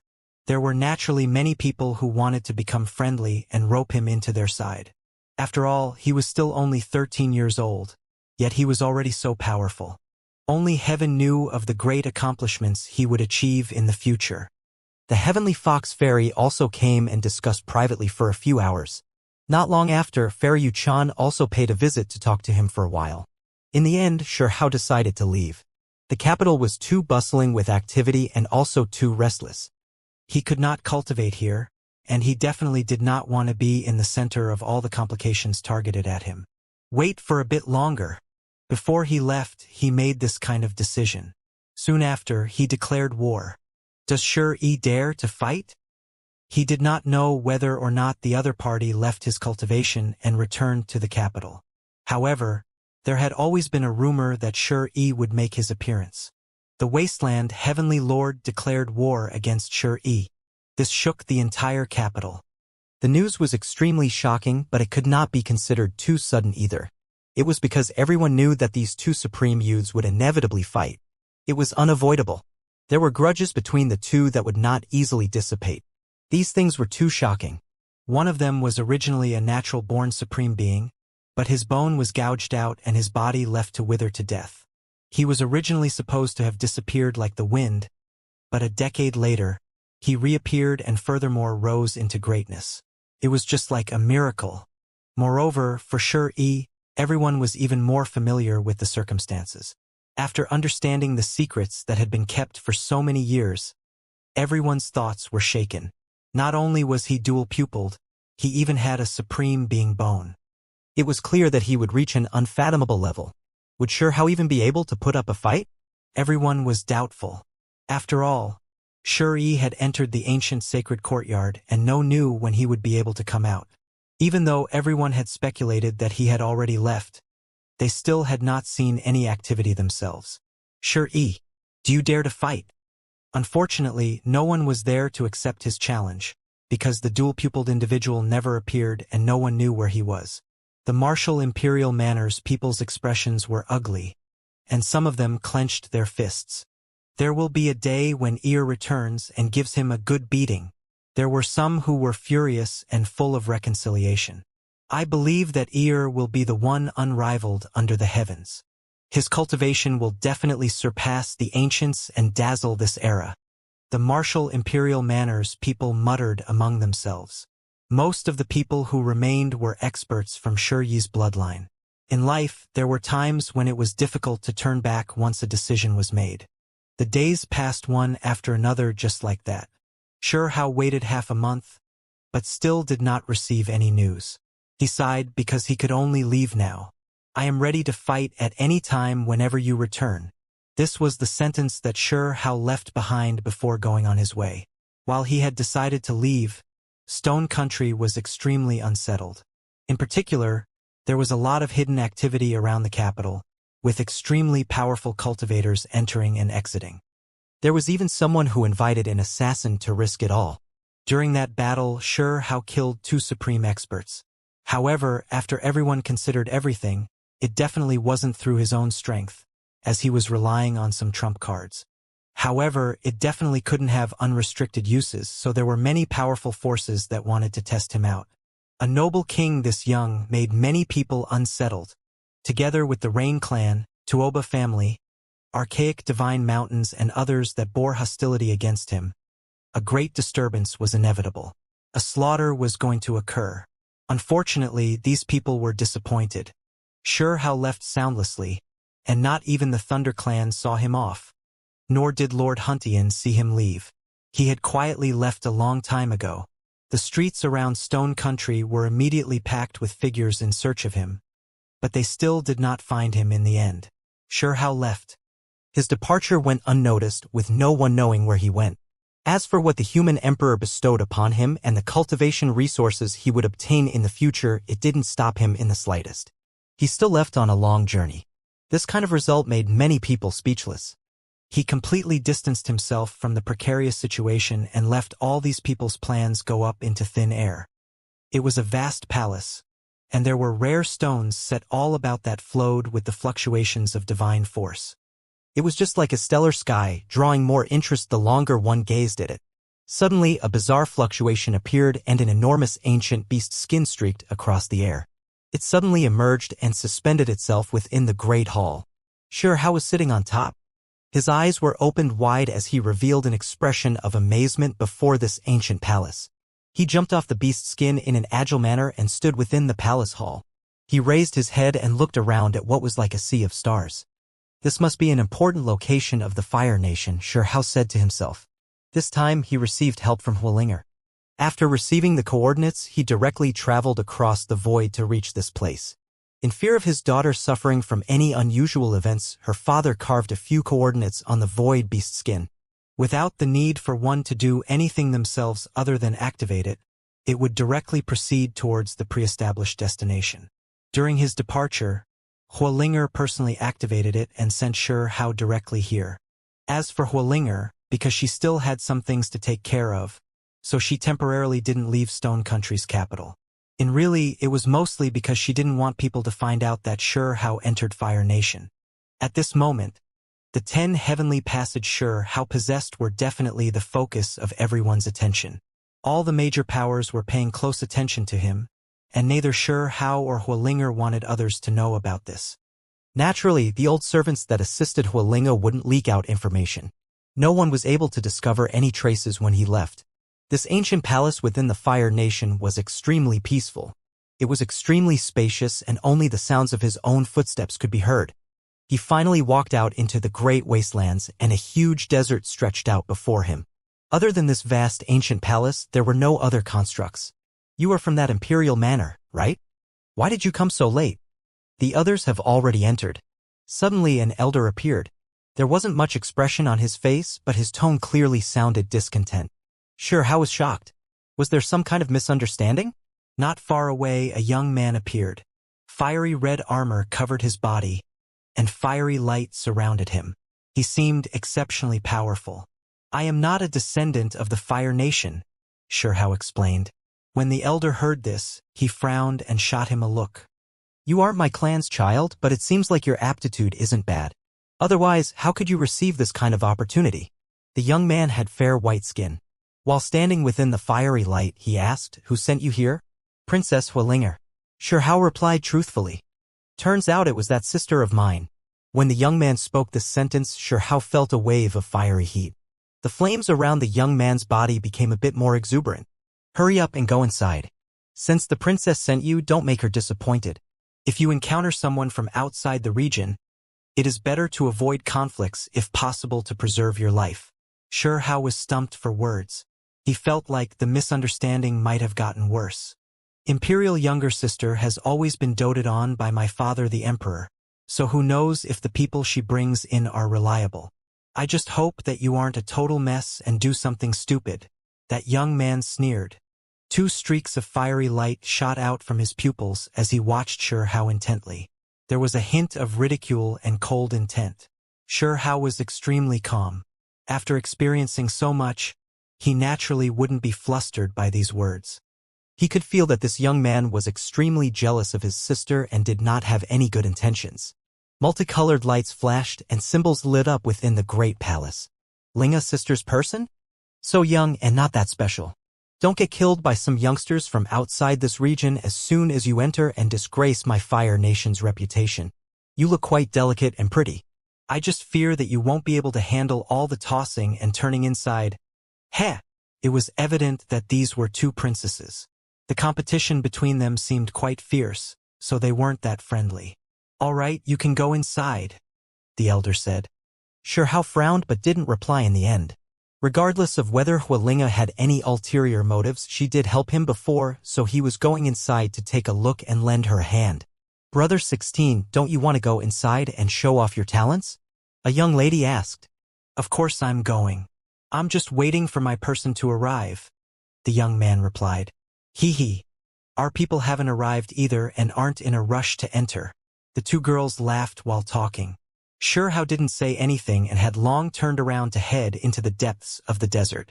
His figure turned into a small speck and disappeared from the horizon.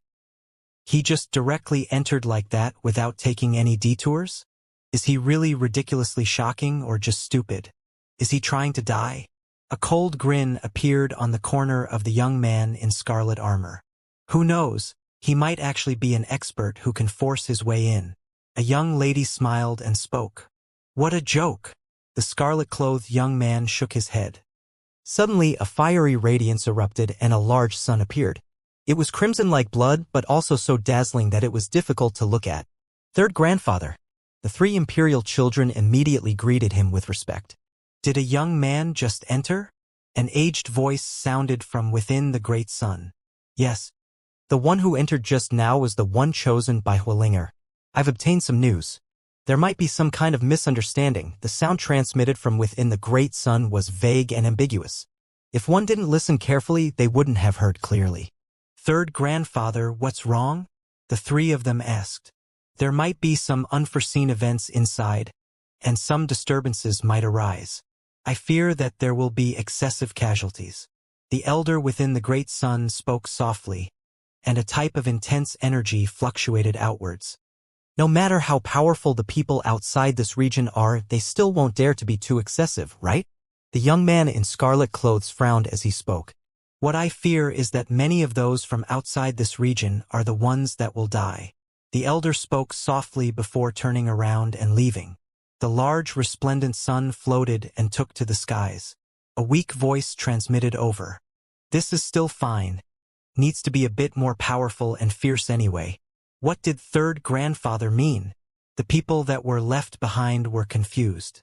Even the elder that guarded this area couldn't completely understand the situation. When the rest of our group arrives, let's also enter.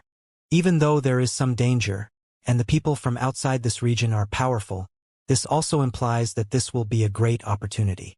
One of the imperial princesses spoke. The desert was extremely grand and massive. Hao felt like something wasn't right as soon as he traveled roughly 10 li. The earth beneath his feet was getting hotter and hotter, making the soles of his feet burn a bit. When Hao left the capital, a crack in the void appeared in the heaven-mending pavilion ruins. Strands of primordial energy swirled about as if someone was forcefully trying to tear apart space to come out. However, as the mist drifted about, the area became peaceful again. Then another part of space split open a bit. This area was unsteady, and these splits would open up from time to time. It was almost as if a door was going to open up at any time that connected to that ancient small world. It seems like we still have to wait a few days. Is finally about to appear. If it was how that was here, he definitely would have been astonished, because there was an enormous golden spider within these ruins. His aura was terrifying, like that of an ancient fossil as he quietly rested here. Rumor has it that the ancestor of the demonic spirit lake was a golden spider that ultimately turned into a deity. This was obviously not that deity because they had declined too much as the years went by. This was the master of the demonic spirit lake, and also Zeding's ancestral teacher who he paid his respects to several years ago. He was protecting the entrance for Yi's sake. It had always stayed here during this period of time. Even when he received news that the black-eyed demonic spider supreme expert was killed, he did not leave and still protected this place. A dual-pupiled individual with a supreme being bone even made the demonic spirit lake's master lower his superiority. It did not want someone to take advantage of Yi when he came out. The heaven-mending pavilion was now in complete ruins. Only broken walls and rubble were left of the once glorious great sect. The golden spider did not relax for even a moment because it knew that the wasteland region was going to become chaotic and that the taboo was going to appear.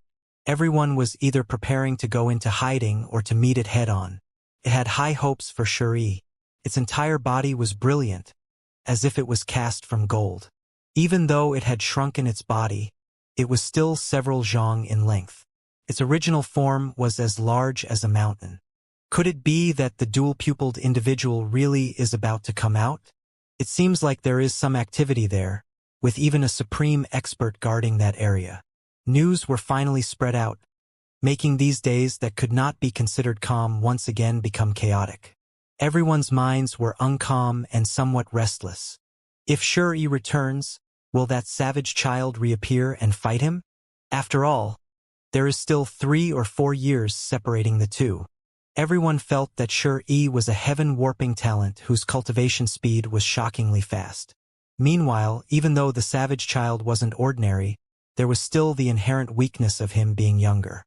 Let's just wait and see. After all, it will definitely be a battle between giants. I feel like the clash between these two will even affect countless great sects outside the region. There will probably be many large factions facing each other. Everyone already had a feeling that a violent storm was brewing. If they fought, then it would definitely shake all directions and draw all eyes onto the wasteland region. When was the battle between Supreme Youth going to unfold? Everyone was waiting in expectation. Either one could have their names left in history. Their natural talents are shocking and can even look down on the ancients. What a pity it is that one of them will fall.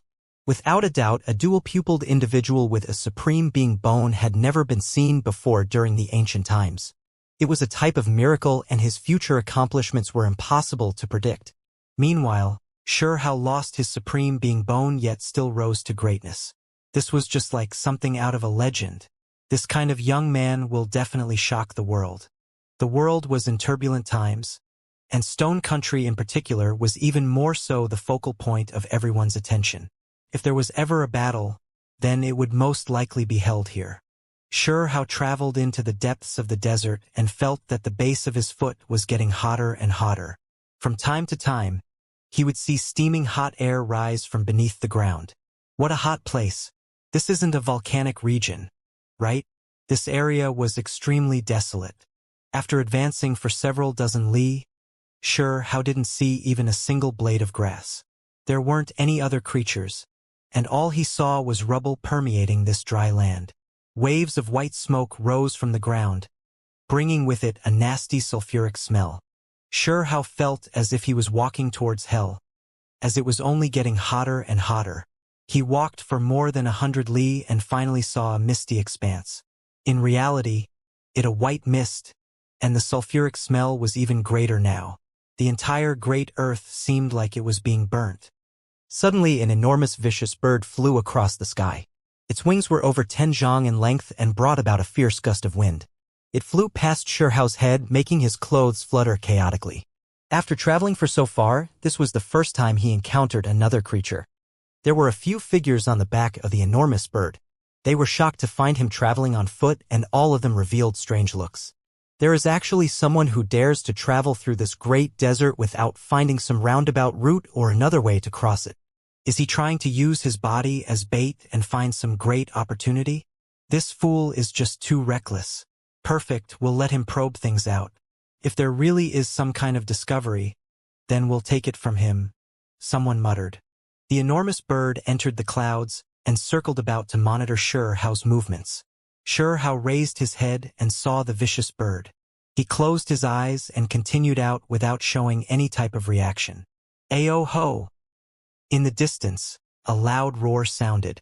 An enormous scarlet wolf appeared while surrounded by fiery light. It was over 10 zhang in height and 20 to 30 zhang in length. It was ferocious and sinister looking. The snow-white teeth were like sharp blades. The fur on its body was crimson like blood, and as light curled up about it, it seemed just like an incredibly powerful vicious beast. Hao was astonished. He knew that he was finally close to his destination since he was already seeing other creatures.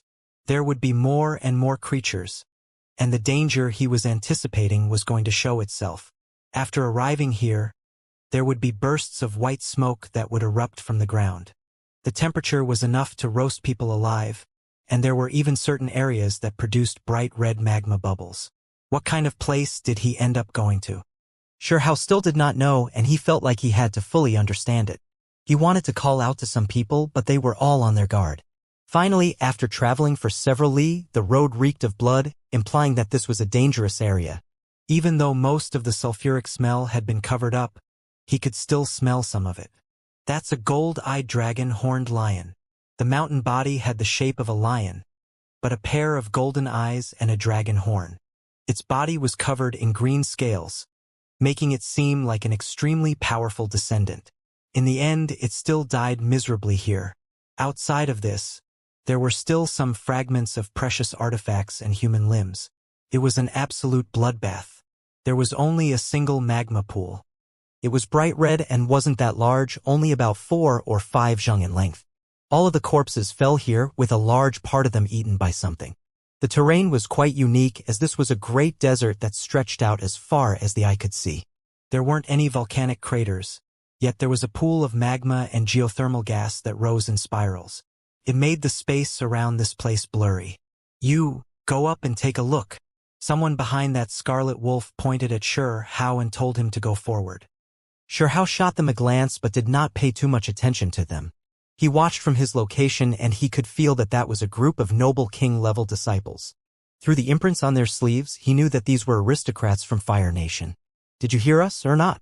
The one we are talking about is you. Go to the magma pool and take a look. They all felt that Xianxia was just a young individual who was by himself. The strength of a single person couldn't be that great, and it was likely that his team was wiped out with only him remaining. As a result, he was extremely vulnerable. Are you deaf? We are talking to you. If you don't want to die, then hurry up and take a look. The individuals on top of the enormous wolf shouted. It's quite strange. There is some kind of creature inside the magma and it's quite different from the outside, Xianxia muttered. The people from behind sneered and hacked out a streak of sword chi towards Xianxia to force him forward. They treated him like fodder to draw out the creatures within the magma. You don't want to drink to a toast, but instead from losing a bet. Go, lure out that creature. They wanted to force Xianxia closer to the magma pool. You idiots that don't know the difference between life and death. Even if the great characters from your family came, they still wouldn't dare to treat me like this. Xianxia turned around and looked at them with cold eyes. It was just a single look, yet the people within that party all trembled coldly. At the same time, 2 purple streaks of lightning shot out from his eyes to shatter the sword energy. He fixed his gaze at them and then raised a large hand. A frantic wave was stirred up as he grabbed towards them. It was a gale created from lightning, forming a large purple-golden hand. The enormous scarlet wolf was immediately grabbed with incomparable power. They couldn't defend against it at all. This group of youngsters was extremely powerful, and their natural talents was unordinary. If they were weak, they wouldn't even be able to enter. However, it was their misfortune to encounter Xianxia. They weren't his opponent at all and were still far inferior. Even creatures from the archaic divine mountains weren't his opponent, so how could these people do anything? Even though they were much older than Xianxia, it was still useless. You? What kind of person are you? They were all shocked. This youngster only seemed 13 or 14, so how could he be so powerful? He seemed to be on the verge of entering the engravement realm. It was simply inconceivable. In the next moment, they couldn't even utter any sounds anymore. This was a gale condensed from lightning with electricity scattering everywhere. Pi-pa sounds rang out as it surrounded the enormous wolf. All of them were tossed around by the lightning.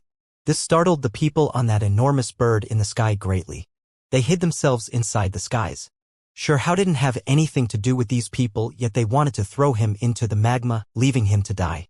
Nothing Xianxia did could be blamed on him anymore after this one act. Of course, Xianxia was not completely merciless. He merely kicked one of them forward a bit, sending him not too far from the magma pool. No! Pull me back! There were arcs of electricity flying all around his body. His entire body was scorched black, and it was difficult for him to budge an inch. Speak, what kind of place is this? What kind of wonders are hidden here? What are you looking for? Xianxia simply and directly asked for the situation. These individuals' mouths were wide open. What kind of person is this? Not even knowing what kind of place this is. Are you not a child from Fire Clan? How did you get mixed in here? These people were all shocked. Who are you? One of them asked in a loud voice. I am the one asking the questions. Xianxia spoke calmly. Suddenly, the one that was tossed closer to the magma shouted. The ground beneath his body was sinking and he directly fell towards the magma. His expression was filled with fear. Xianxia frowned. He reached out a hand that turned into a golden wave to drag him back. He did not want him to die immediately. However, it was still too late. A creature soared out from the magma and spread its wings. That individual was hacked in half and dragged in. He seemed so much like a chicken. So strange. Xianxia revealed a look of shock. How did this creature become so powerful?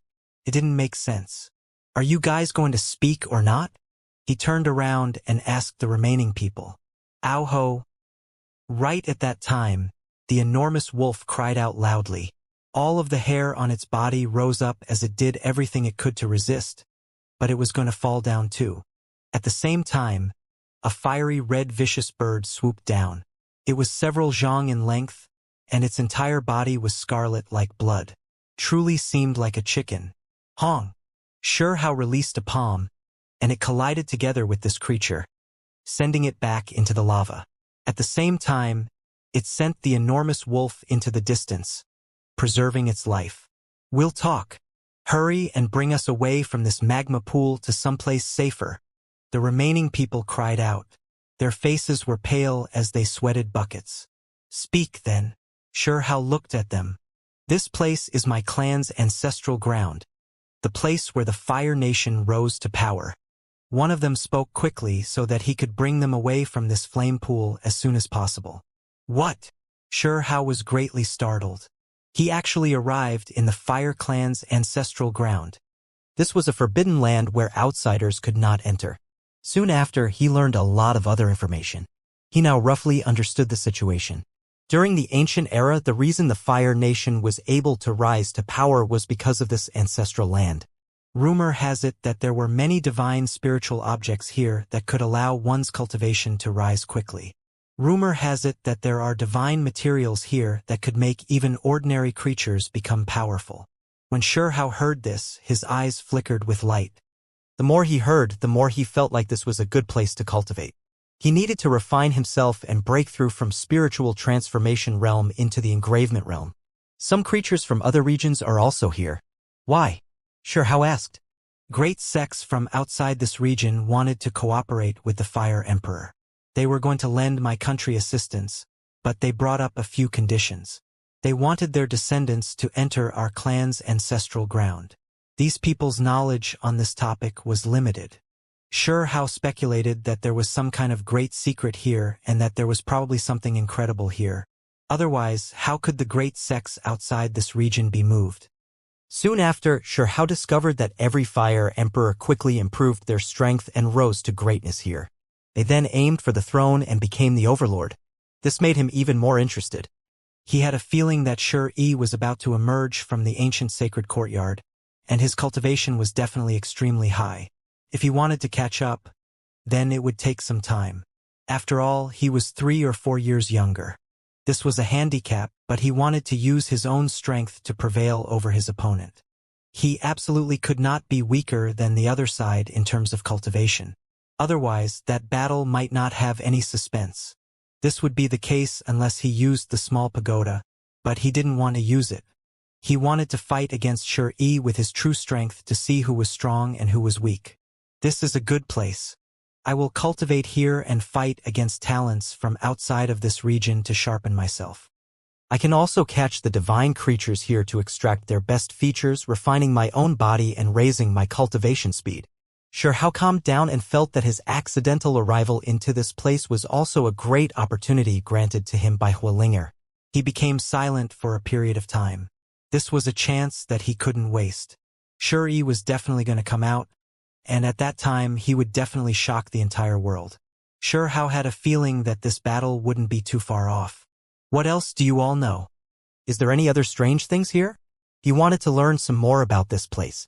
There are many eccentric things about this place. During the ancient era, even deities have come to this place before in search of something. Their words made Shurhao amazed. Moreover, there was another piece of news that shocked him. The Fire Nation's guardian spirit was born here during the ancient era, and it protected this ancient country. Magma splashed out, sending out a flash of scorching light. The creature attacked with its crimson feathers and metallic wings. With a scream, it caused a scarlet wave to pour downwards. Shurhao flicked his finger, and a strand of sword energy flew out. With a pew sound, the vicious bird was wounded. Large amounts of blood trickled down. The people on the side were all shaken. This was the disparity between them. When they encountered this abnormal bird, they could only back off, while this individual could hack it until blood flew everywhere. The crimson vicious bird released a long cry before dropping into the pool. Heat roiled and magma splashed out in waves, creating a radiance that burned people's flesh. It once again went into hiding. It's really strange. It's only a chicken, yet it's so powerful. I'm going to catch you and take a look. Shurhao's right hand made a swiping motion, hacking apart this magma pool. It was not that deep, but the magma splashed about with extreme heat. The vicious bird was quite powerful, but it still fell a bit short when compared to Shurhao. It was forced out in a fit of rage. The scarlet feathers covering its body flew out like crimson lightning. Shurhao brought out the golden dragon shears, and with ka-cha sounds, the scarlet feathers were all cut apart and ruined. It really is like a chicken, he was amazed. The vicious beast was quite ferocious and once again pounced over maliciously. Its shape was just like a chicken, but it was quite large, being several zhang in length. With a pu sound, Shuhao's finger slashed out like a sword, slicing off its head. Blood splashed everywhere as the vicious bird's life was ended. The meat is sparkling and seems quite delicious. Shuhao was hungry, so he began to pluck its feathers on the spot. He poured out some clean water from the heaven and earth pouch and began to wash it. Following that, he brought out the heaven-transforming bowl. He took out the 2 spiders and threw them into another precious artifact. He then placed the abnormal chicken inside and started to stew it. Those on the side felt their teeth hurting as they watched. What kind of lord was this? What was he trying to do here? He actually used such a powerful magical artifact to stew a chicken. Finally, Shuhao ate this unusual chicken. The spiritual essence within it was extremely dense, and there was also an unusual power that could strengthen muscles and bones. Based on what these individuals said, this was where it was special.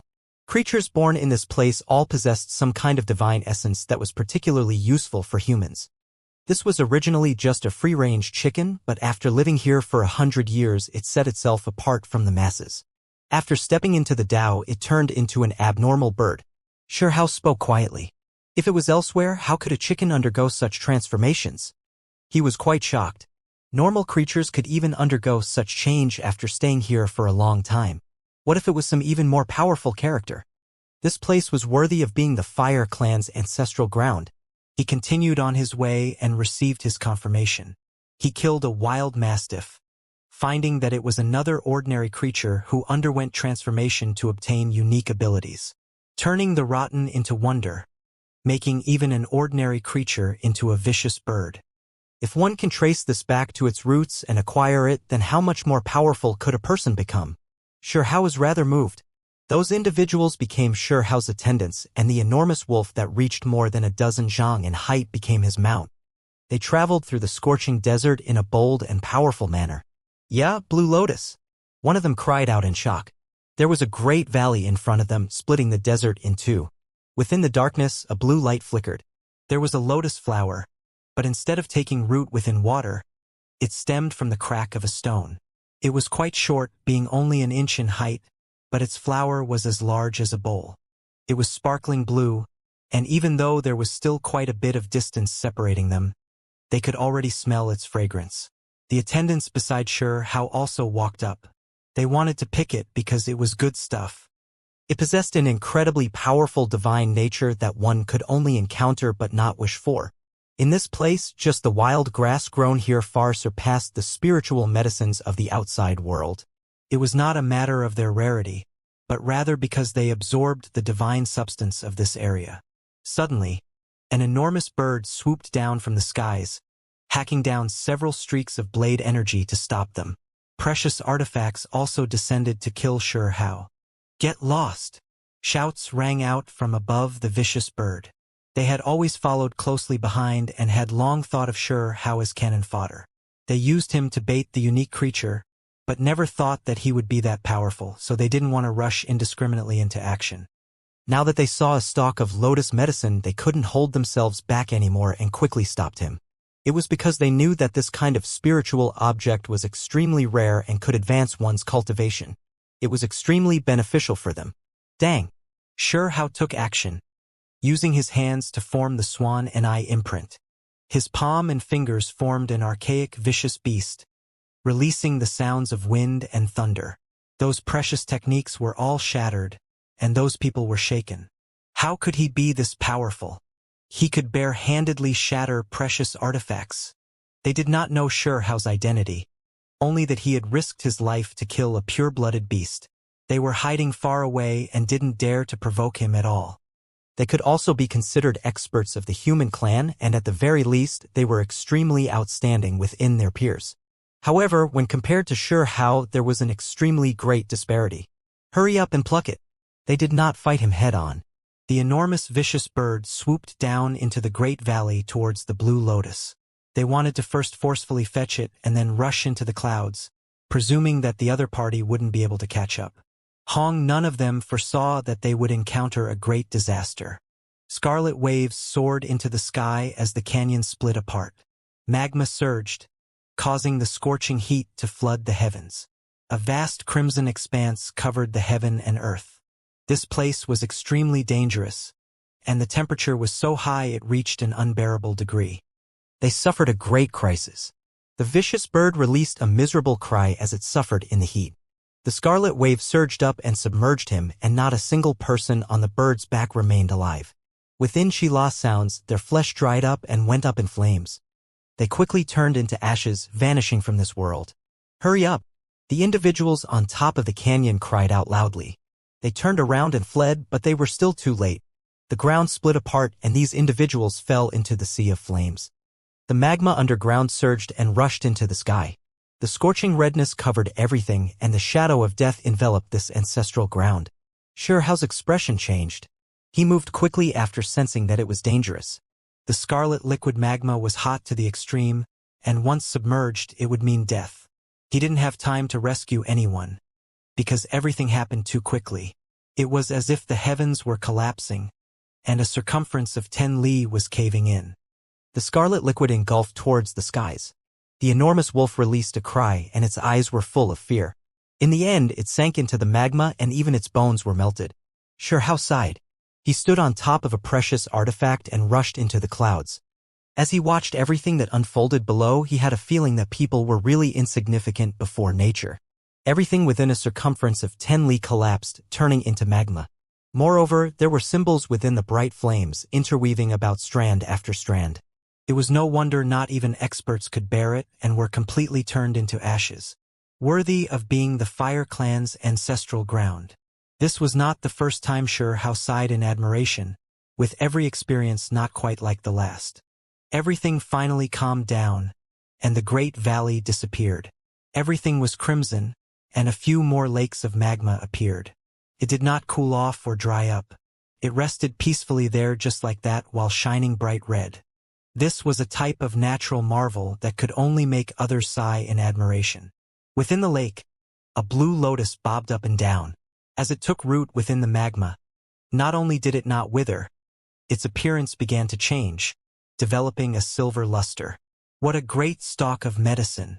It has already absorbed quite a bit of this place's divine characteristics. If I could obtain it, it could lessen my time of cultivation by several months, someone said softly.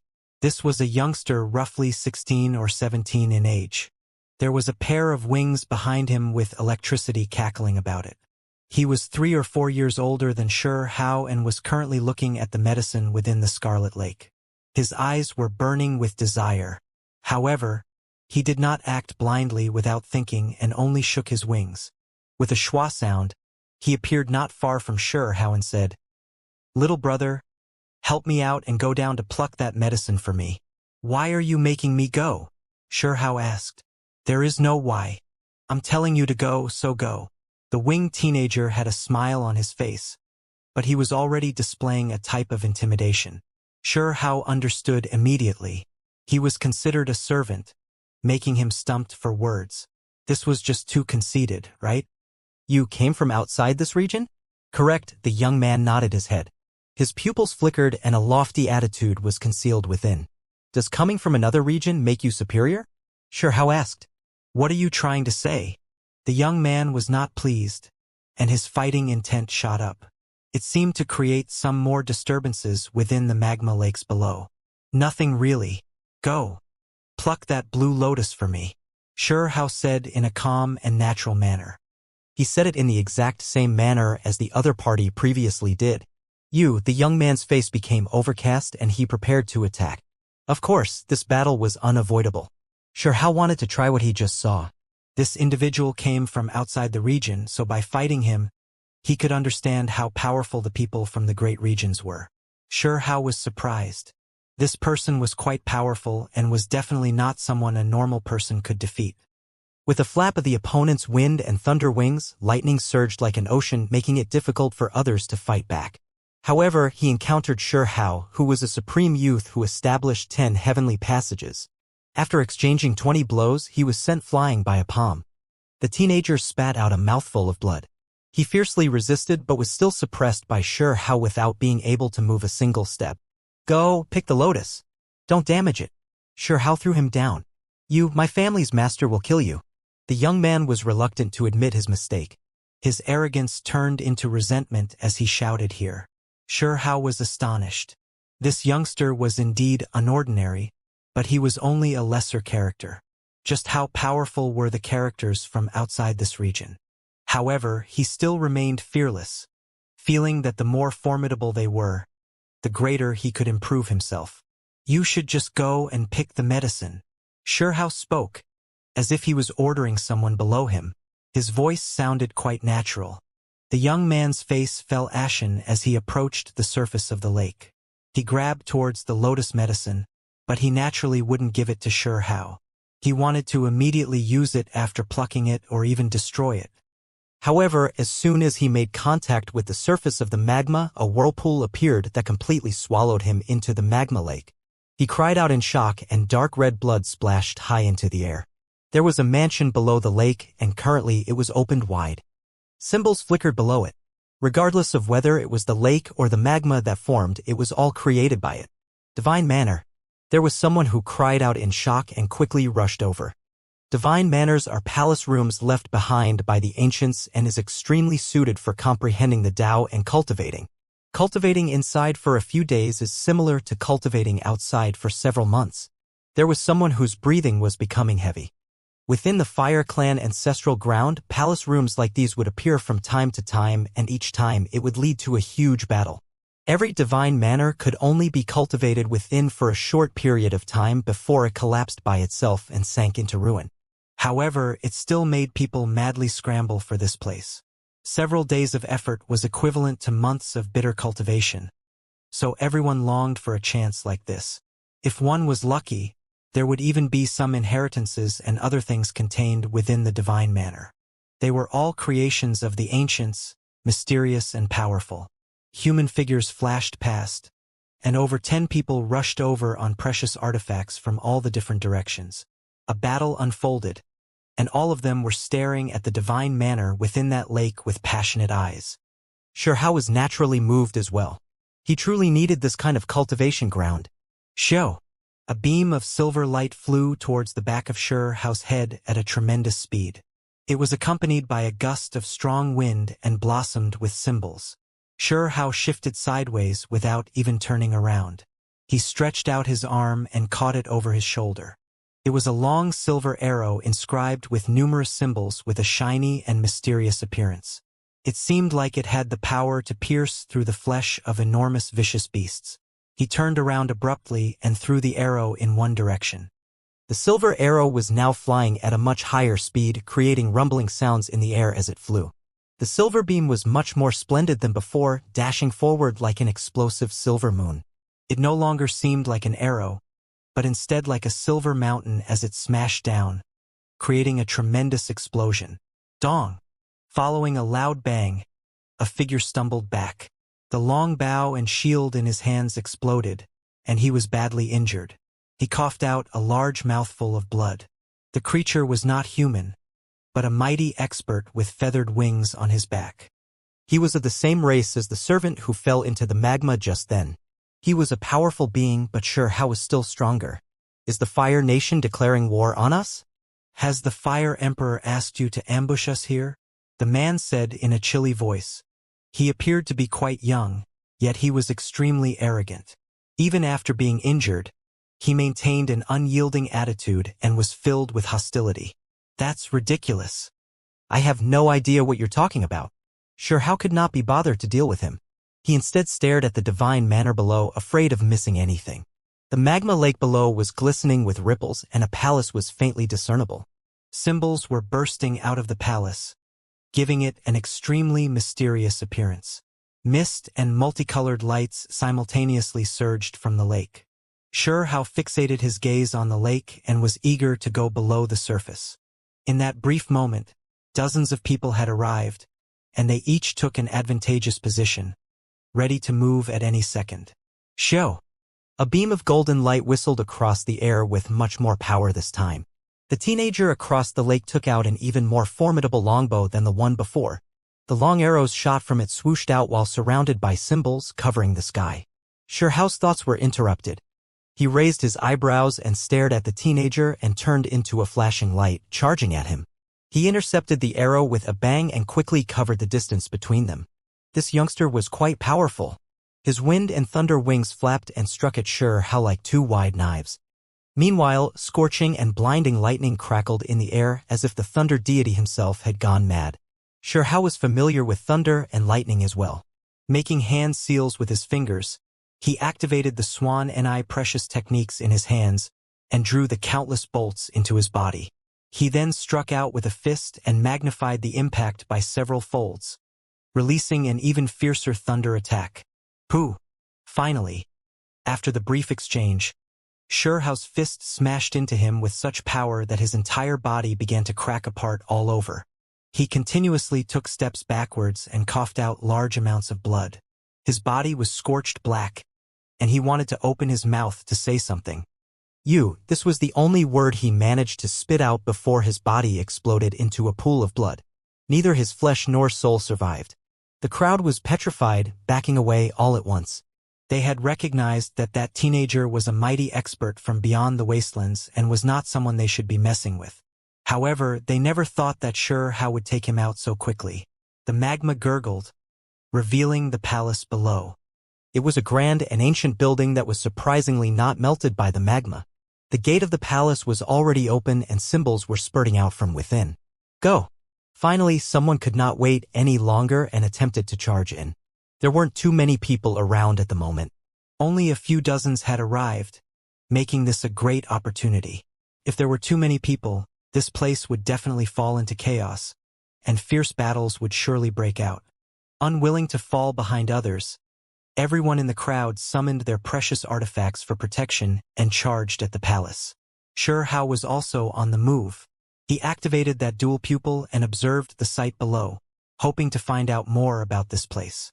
The pupil was not blocked by the magma and could pierce through all the fog and mist, and even the divine multicolored light scattered before it.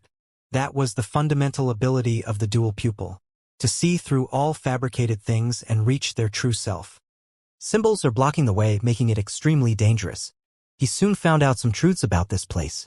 Symbols were packed densely across the palace entrance, and they were extremely complicated and profound.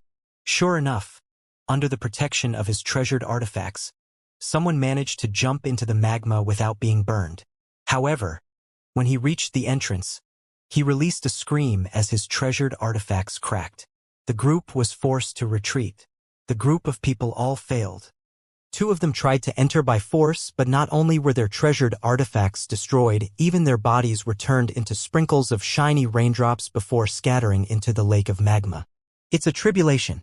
Only those who could survive the symboled area could enter, murmured someone. They scattered into small groups and discussed with their acquaintances, and as a result, the previously intense atmosphere eased a bit. At the very least, they were no longer fighting against one another.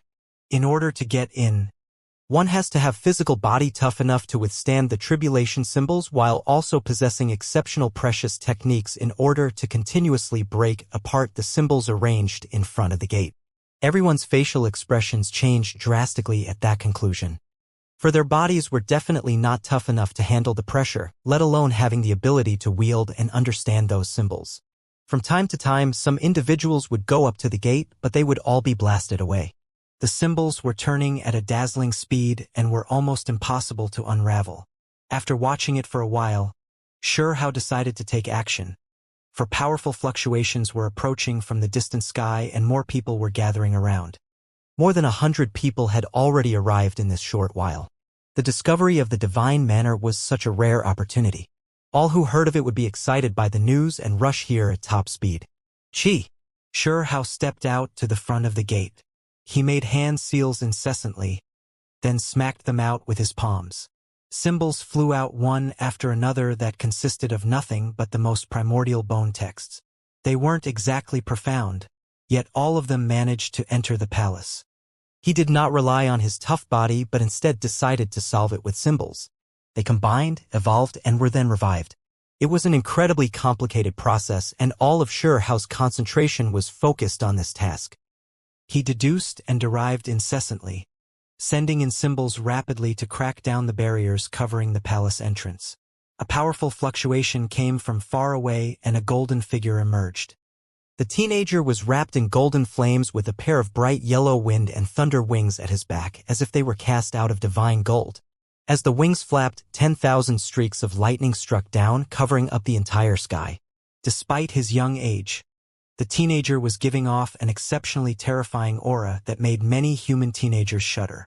Their legs almost gave out under them as they trembled with fear. Several teenagers stood behind him, all of them resembling the bowman killed by Xianxia just then.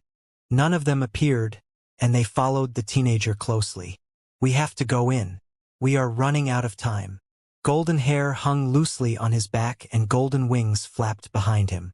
The teenager frowned, and with a shake of his wings, tens of thousands streaks of lightning took to the skies. With a hong sound, the heavens and the earth were sent into chaos. Everyone was petrified. He could not be a cultivator of the spirit transformation level because this aura was way too powerful. With the flapping of the golden wings, lightning struck across the sky and they all landed in front of the palace gate to kill Xianxia.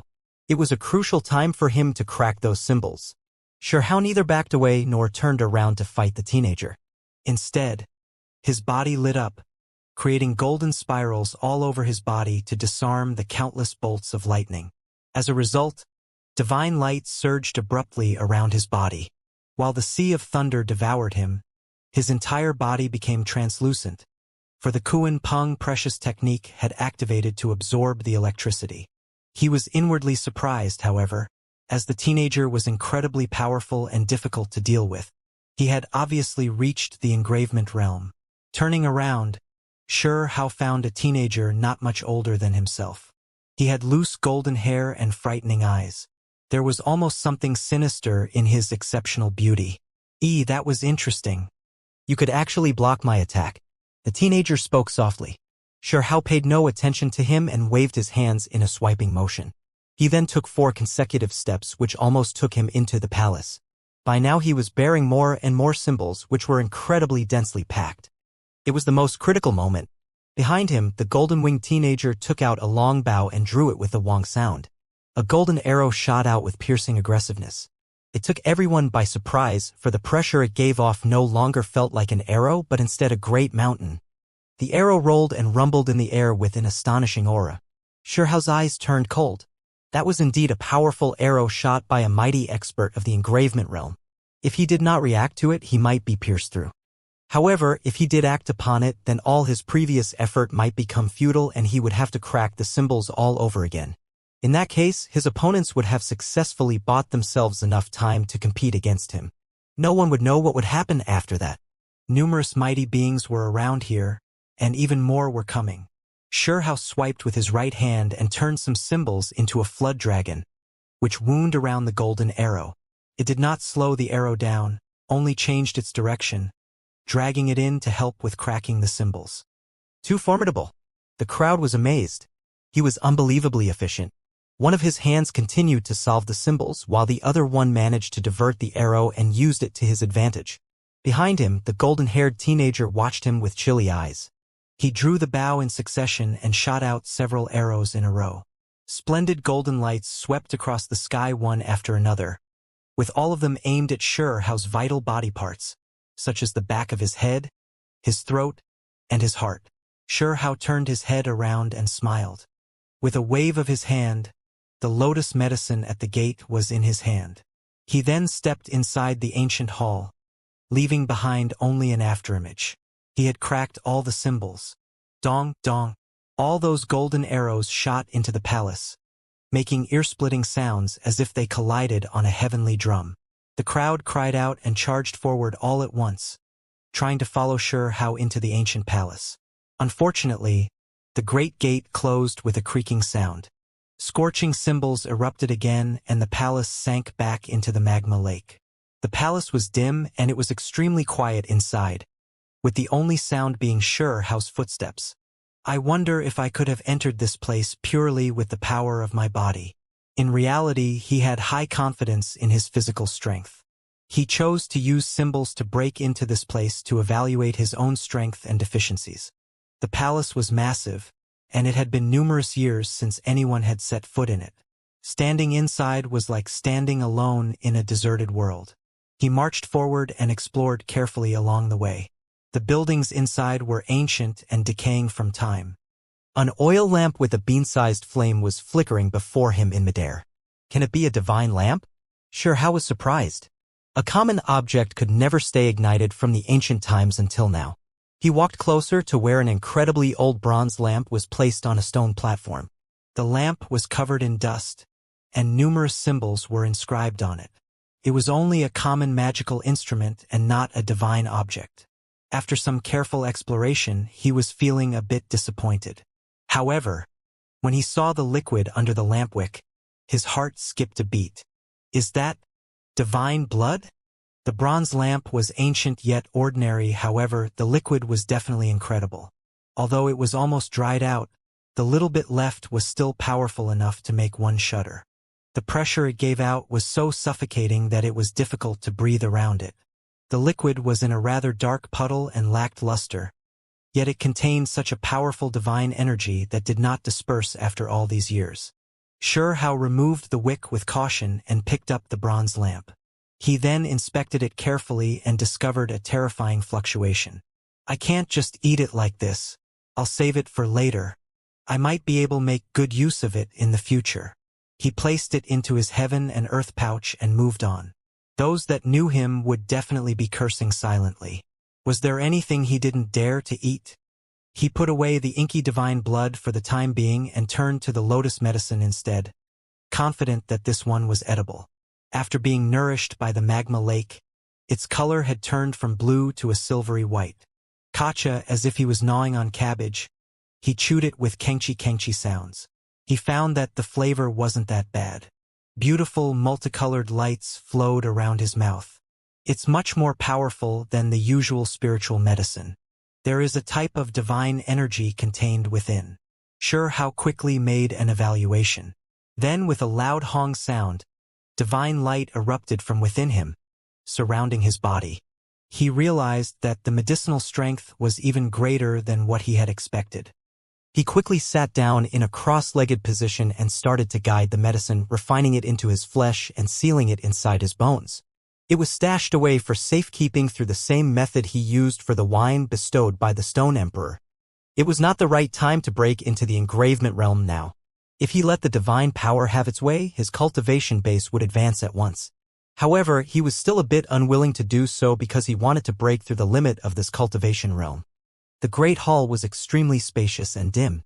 Xianxia stood up and walked further inside, and only the echoes of his footsteps could be heard.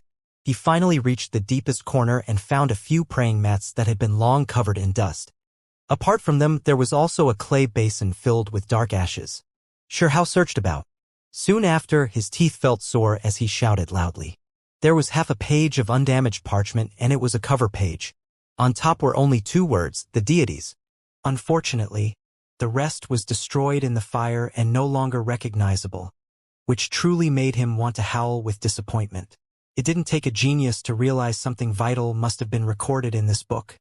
Yet now, everything had been burnt to ashes. Why did it have to be ruined? Xianxia was discontent, yet he was also completely helpless. It was as if he had stumbled upon a treasury, but could only watch as the gold, silver, and treasures were tossed into a volcano. Xianxia searched around this place and found it to be incredibly spacious. Several statues of deities were enshrined at the topmost level of the great hall, but they had all been decapitated with only half of their bodies left. Who would do such a thing? Seems awfully disrespectful. He still wasn't willing to give up and searched the hall over and over again, hoping to find something useful. Unfortunately, nothing of value was left behind. Didn't they say that if one was fortunate, they could obtain an ancient inheritance or even some kind of great divine ability? Xianxia was feeling rather unlucky, for he unexpectedly didn't obtain anything great like that. He grinded his teeth in frustration. In the end, he still had no one to depend on but himself. Rather than depending on something else, he might as well take the initiative to wholeheartedly cultivate here. While he was outside, He had overheard people mention that a few days of cultivation here would be equivalent to months of long seclusion in the outside world, and training here would produce shocking results. He settled his mind and calmed himself down. He then chose to sit down at the center of the room to start his secluded cultivation. He cultivated his own Tao and chose his own path. To achieve the limit of perfection in the spirit transformation realm, one had to complete 3 stages in turn, which were the spiritualization of the physical body, remodeling of the true self, and nourishing the spirits within the heavenly passages. Xianxia had achieved the legendary state in all 3 stages, and what he needed now was a breakthrough. He would surpass the limitation and reach a level no one had achieved before. Had anyone else known about this, they would definitely have thought that he was crazy. Exactly what kind of person would be so arrogant to think that he could surpass the limit? Who on earth did he think he was? In reality, Xianxia was actually extremely serious about this. He had set off on the road to break the limit and create a new legend. Moreover, he didn't think that he was the first one to try such a thing. There must have been others who achieved this since the ancient time, only that they did not want to leave behind any record of their accomplishments. This type of enlightenment was a journey full of solitude and loneliness, as well as a process where one bitterly struggled for hope. It was something that he could only face alone. It would require advancement in both body and mind, as well as an extremely tranquil spirit. Only by unifying his mind and body to achieve the most harmonious and clear mental state could a spark of insight appear, allowing him to undergo transformation. Inside the dim great hall, Xianxia's entire body was illuminating. The light was not burning brilliantly but instead shone in a peaceful manner. It resembled a pulsating lump of divine fire that brought hope and vitality to this peaceful place. His physical body was strong enough and could be considered to have surpassed the limit for now.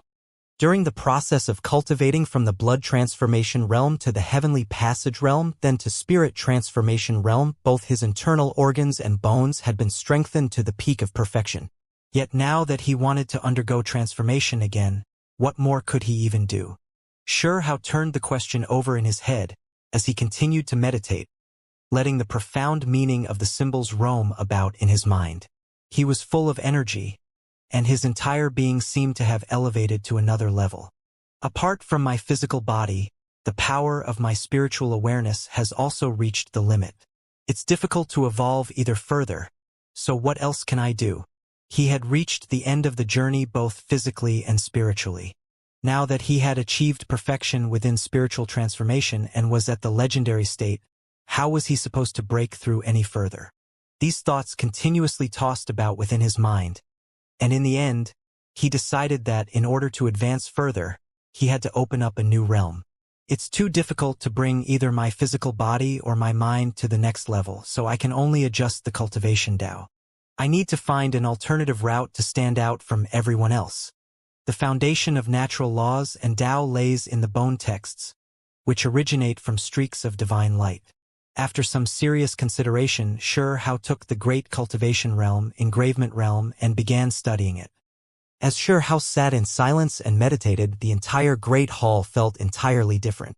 Waves of meditative chants could be heard, placing one in a unique atmosphere that accelerated one's comprehension of the Tao. That was why this great hall was so precious. It was a Tao comprehension room from ancient times.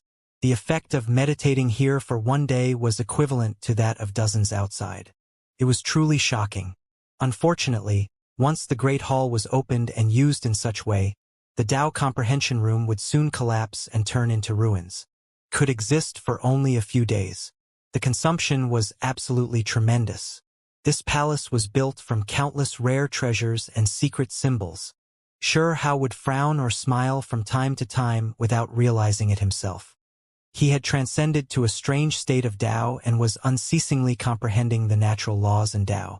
He had discovered a path and arrived at its entrance. Currently, he was trying various things and his mind was gradually becoming more and more tranquil. Xianxia walked his own path and comprehended his own natural laws. He studied the true primordial record and analyzed the Kunpeng's precious technique. The profound and mysterious meaning of symbols tossed about within his head, giving him many great insights. The next great cultivation realm. Everything I'm doing is in preparation for this great cultivation realm. The profound meaning of the symbols, the most foundational imprints, and the fundamental essence. A soul body appeared in his mind, and he overlooked everything that happened within his body. Following that, he took action and circulated the divine light within his body. Both symbols and bone texts were created from these divine lights. He assembled them and began to order them in an even more meticulous arrangement. Small pagodas were constructed one after another, shining resplendently. They were translucent and magnificent, creating an incredibly beautiful scene. He condensed each and every strand of divine light into small pagodas, and then with the small pagodas, he formed bone texts. It was an excruciatingly difficult and extraordinary process. After numerous trials and multiple failures, Xianxia spat out a mouth of blood. His body was almost torn apart. Bone texts were formed from divine light, which was the most fundamental element. Constructing bone texts was the same as arranging these bright lights, allowing them to assemble and develop together. Xianxia was trying to temper the divine lights and turn them into little pagodas, which in turn would be constructed into bone texts. Needless to say, this process was incomparably difficult. The divine light within one's body was endless, so how could anyone transform them all into a different form? Moreover, even if he succeeded in doing so, he had no idea what kind of use it would have. He wasn't even sure if it could improve his fighting strength. There were too many things he didn't know, and everything he did were tests. After countless trials and endless effort, Xianxia finally made some progress on the third day. Had he been doing the same thing in the real world, it would have taken him 3 to 4 months. However, in here, the effect of cultivating for a single day was as good as cultivating for dozens outside. At this moment, the divine light transformed into little pagodas, which in turn would create bone texts. After trying out this method, Xianxia discovered an eccentric power. It was an extremely unique type of energy, and the force of the Tao could vaguely be felt. It seems quite formidable. He smiled. This was only the initial stage, as he merely put some of his ideas to test. Soon after, he initiated another round of evolution. Another day passed, and all the little pagodas disappeared. The divine light had transformed into numerous small swords that were so small that they were difficult to see clearly. Following that, they were once again assembled into bone texts. Xianxia activated these bone texts to test them out. He noticed that his offensive power had increased a bit, becoming a bit more powerful now. It almost felt like an unstoppable power. This is precisely how it should be. He smiled in delight, finding this path rather amusing. He then started the transformation again. This time he used half a day to turn the divine sunlight into extremely tiny bells, and then used them to construct bone texts. He could dimly hear faint bell chimes resonating all over his body, together with which was a Tao sound. My defensive power has been enhanced. When Xianxia circulated his symbols to use precious techniques, he was surprised to discover this fact. The smile on his face grew wider. He then turned the divine light into spears and arrows of light to construct them into bone texts. When he operated his precious techniques, their abilities were revealed, and killing intent filled the air. Haha! This is incredibly interesting. This is exactly how it should be. When the divine light was tempered into furnaces, and then used to stir up bone texts and perform precious techniques, his entire body began to light up. It was as if he was a great furnace himself. Divine force surged, and his power increased by a large amount.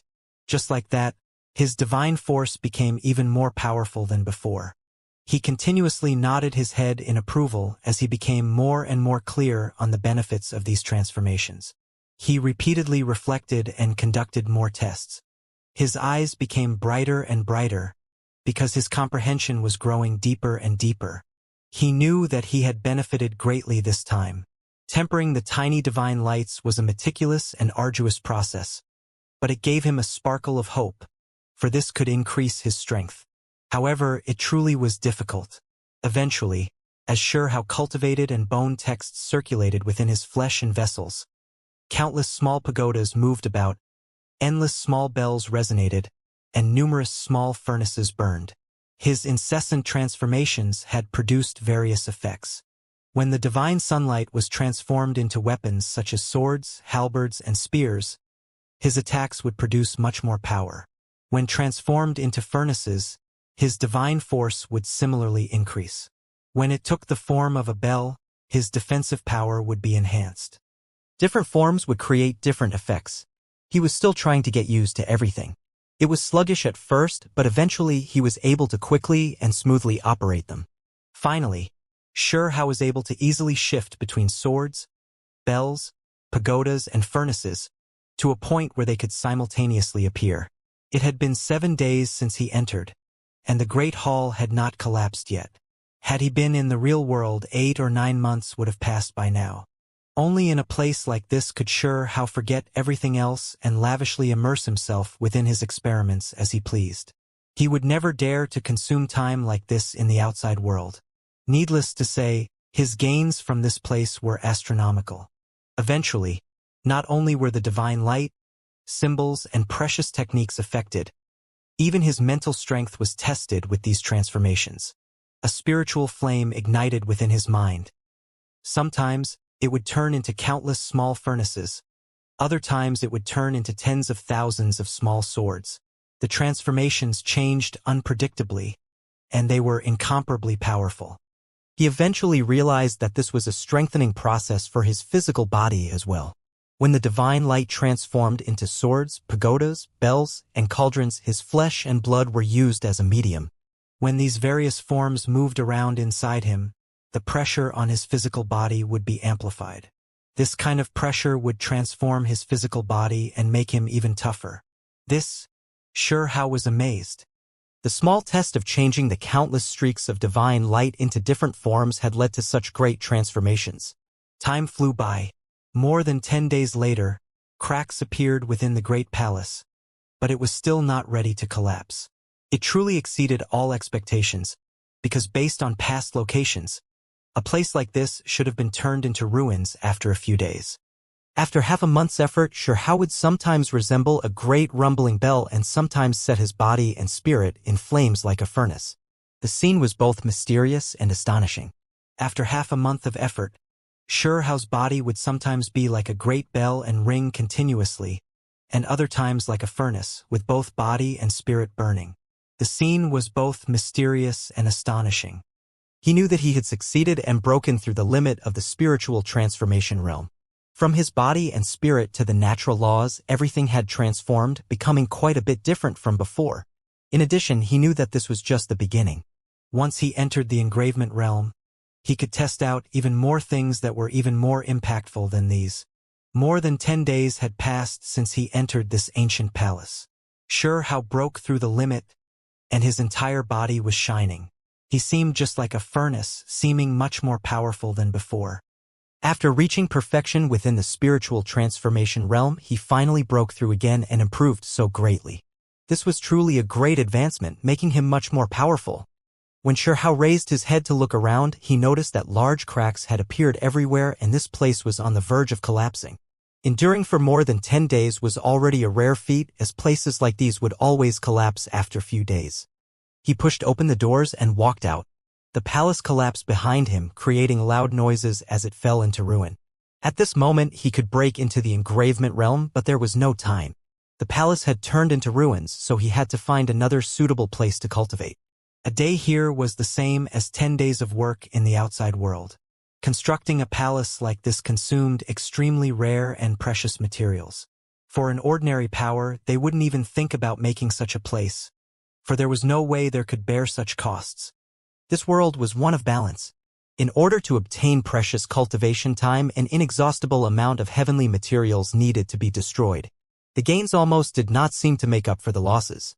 Magma surged forward, dyeing a large area in red. Xianxia raised a barrier around his body and made his way through the lake of magma. He soared upwards and left this area. He came out. Someone cried out. There were cultivators observing this area outside the palace. A streak of light flew past. It was an extremely dazzling golden arrow, and it was released by someone who wanted him dead. Xianxia avoided it.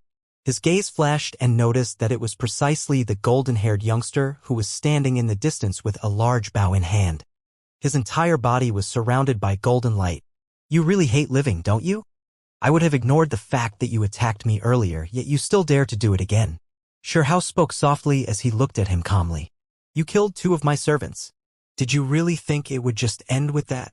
The golden-haired youngster's voice wasn't loud, but it carried a terrifying chilliness. His stature was tall and slender, and he appeared rather handsome. A pair of thunder and lightning wings shone with golden radiance as large amounts of electricity flew about his body, creating crackling sounds. It made the area around his body blaze with brilliance, as if a deity was descending into this world. I believe that you are well aware that it was them who provoked me first, said Xianxia. So what? I couldn't care less about your reason because your life would still be forfeit in the end. I am the only one who is allowed to kill my servants, not someone insignificant like you. His voice wasn't loud, but it was enough for everyone to hear him clearly. It possessed an imposing tone and even more so an air of arrogance. As he cast down his condescending gaze, he seemed just like the descendant of a deity. Your words are really bold. Ordering people around like this, do you think this is your home? In the outside world, no one would let you have your way like this. A wave of anger also rose up within Xianxia. If it was within my region, then I would hold back a bit when speaking. But here in the wasteland region, this place isn't even worth noting. The golden-haired youngster sneered coldly. Many figures appeared at the horizon. Everyone knew that the golden-haired youngster had been waiting here to fight it out with the one who entered the divine palace. During these days, they would often see him hovering about here. After this place erupted into commotion, everyone became shocked and immediately hurried over. They wanted to watch this battle. Young master, please hurry and eliminate him. We still need to enter the depths of the Fire Nation's ancestral grounds, and we don't want to miss out on any great opportunities. Behind the golden-haired youngster stood a few servants. Their auras were all blazing magnificently and their gazes were penetrating. Fine, we've already stayed here for quite a bit of time. We'll go on our way after killing him. The golden-haired youngster spoke as if he was taking care of an insignificant matter. He exchanged for a different bow. The bow was rather dull and lusterless, created from an unknown material. However, when he tapped it lightly, a metallic sound could be heard. He retrieved an arrow and placed it on the bow. When he gently pulled it, an indescribable aura immediately appeared between the heaven and earth. Following that, the roar of a flood dragon could be heard. See, everyone gasped and stared at that large bow. This scene was too shocking. The sparkling and translucent bowstring turned into a flood dragon. It roared and released waves of shocking divine force. At the same time, an even larger flood dragon appeared. It was created from divine, multicolored lights and as large as a mountain as it suspended itself within the air to protect the golden-haired youngster. This kind of scene was truly a bit shocking. Everyone understood clearly that the bow had an astonishing history. It was most likely created from a flood dragon's tendon, which was why it created this kind of power. Otherwise, how could it be so powerful? Xianxia revealed a serious expression. His entire body shone and swirled with light as he stared forward. The bowstring was pulled back until it made a full arch. The aura blazed even more magnificently, releasing a great flood dragon roar. An enormous flood dragon took to the sky and looked down on everything. A resplendent golden radiance flew over with extreme speed. Its divine might was awe-inspiring and almost unstoppable. Xianxia's expression changed. The power of this arrow was extremely great, and his opponent's bow was definitely a great killing artifact. He decided not to face it head-on at first and shifted sideways. There was a large hong sound, and when the explosion was heard, the golden streak of radiance rushed past. Frantic winds stirred about, causing rubble to fly everywhere. Magma soared into the sky from the pools of magma. The power of this arrow was incomparable. It was an extremely terrifying magical artifact. At the horizon, a small hill was blasted apart. This was the power of the arrow, being able to straight up collapse the mound. However, it did not stop there. The divine golden radiance returned and once again shot towards Xianxia. It drew an arc as it shot back with a power that didn't seem to have weakened at all. Xianxia roared. Divine, multicolored light surged from his mouth and turned into a shield of light. It protected in front of him to forcefully block this arrow. The shield of light cracked apart. The arrow was extremely terrifying, and as it approached, both of Xianxia's hands joined together. A mountainous swan and I appeared and bit down on the arrow. Hong, a tremendous explosion erupted here. Lightning poured out like a tide as it covered the skies. The purple swan and I was shattered, becoming endless streaks of electricity. Meanwhile, the arrow also became dim and turned into specks of light before disappearing. In the distance, everyone was astonished. The power of this arrow was tremendous. With just a casual drawing of the bow, the arrow that was released was equivalent to a great divine technique, shattering the swan and I precious technique. Xiaohao's expression became even more serious. He stood in place and stared at the golden-haired youth.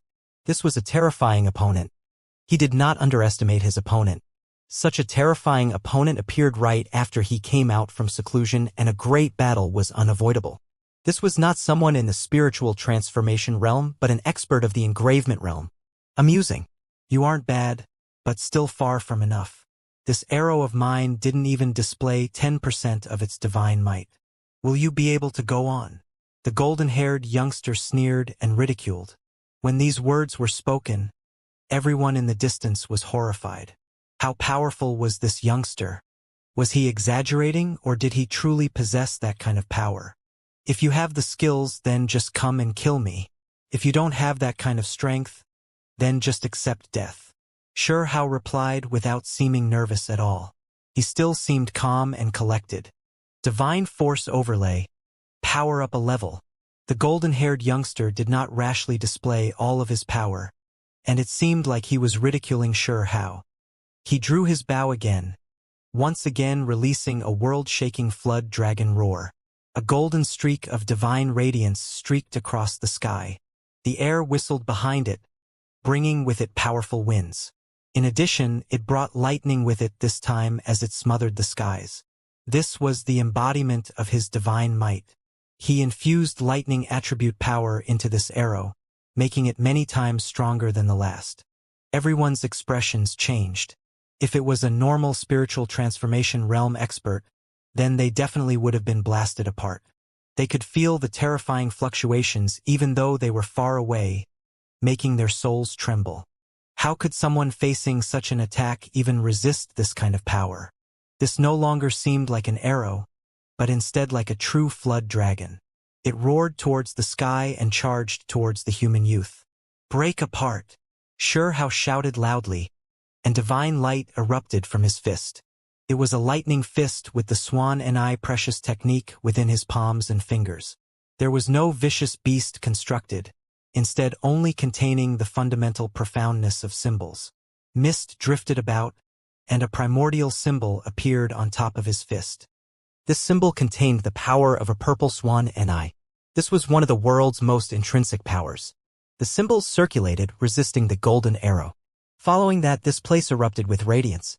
Golden streaks appeared within the purple lightning as it collided into the arrow. Gotcha! At last, the arrow was broken. It shattered in midair, dispersing into waves of lightning and divine force. Golden light shone resplendently and submerged the heaven and earth. Xiaohao did not move from his position.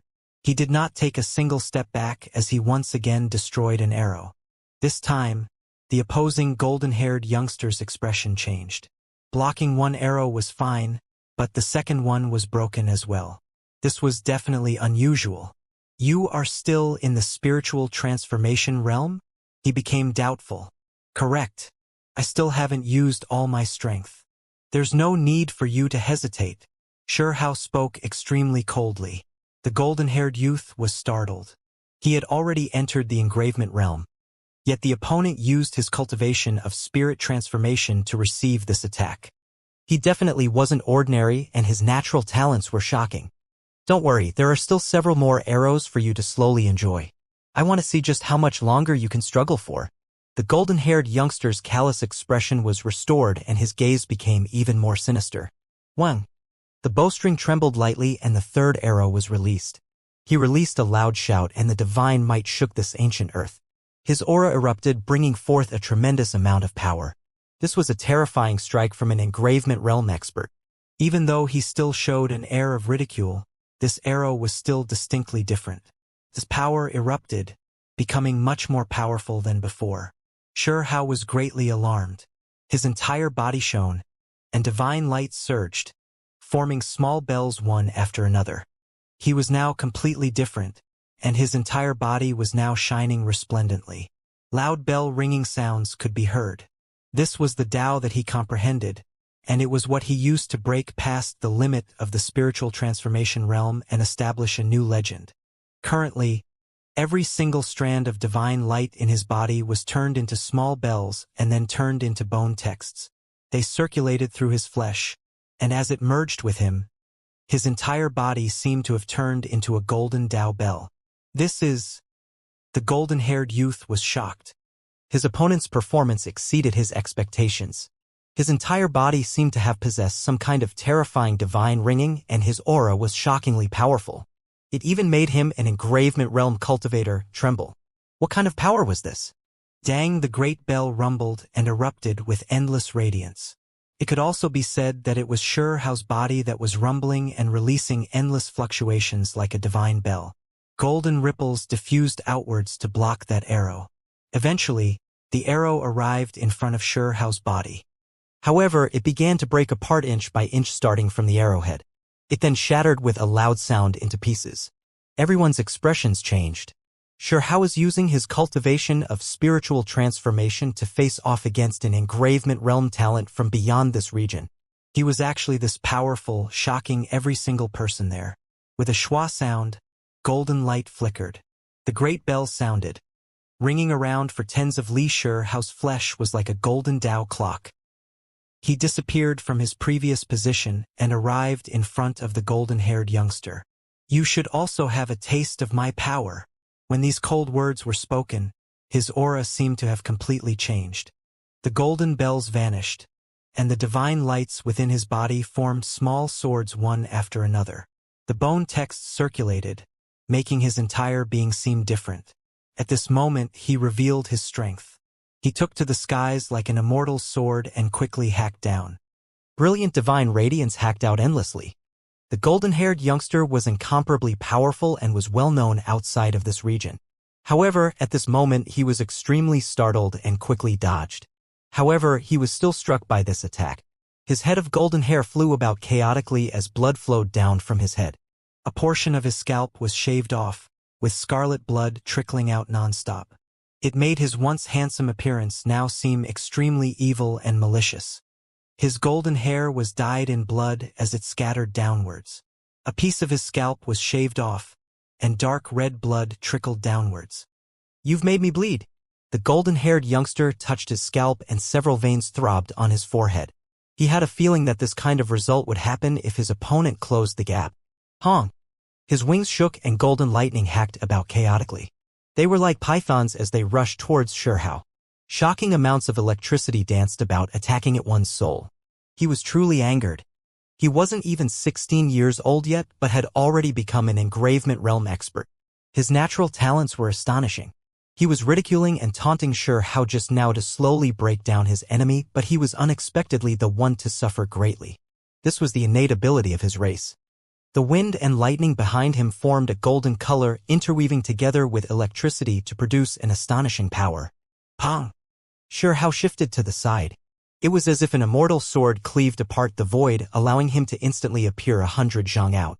The area where he previously stood on was submerged by golden lightning and crackling with pi-pa sounds. Hand over your life. The golden-haired youngster shouted. His enchantingly handsome face was now a bit distorted.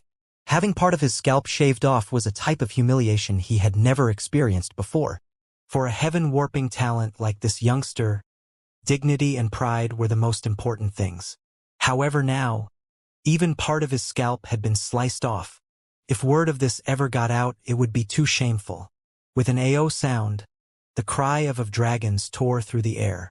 An enormous flood dragon appeared behind the golden-haired youngster's back, curled about like an ominous cloud. Meanwhile, he once again pulled back his bow, but this time he released his utmost power. He had been careless before, thinking that he could easily kill his opponent. As a result, he suffered great consequences. A wing noise sounded, and the instant the bowstring was released, a resplendent golden arrow flew out.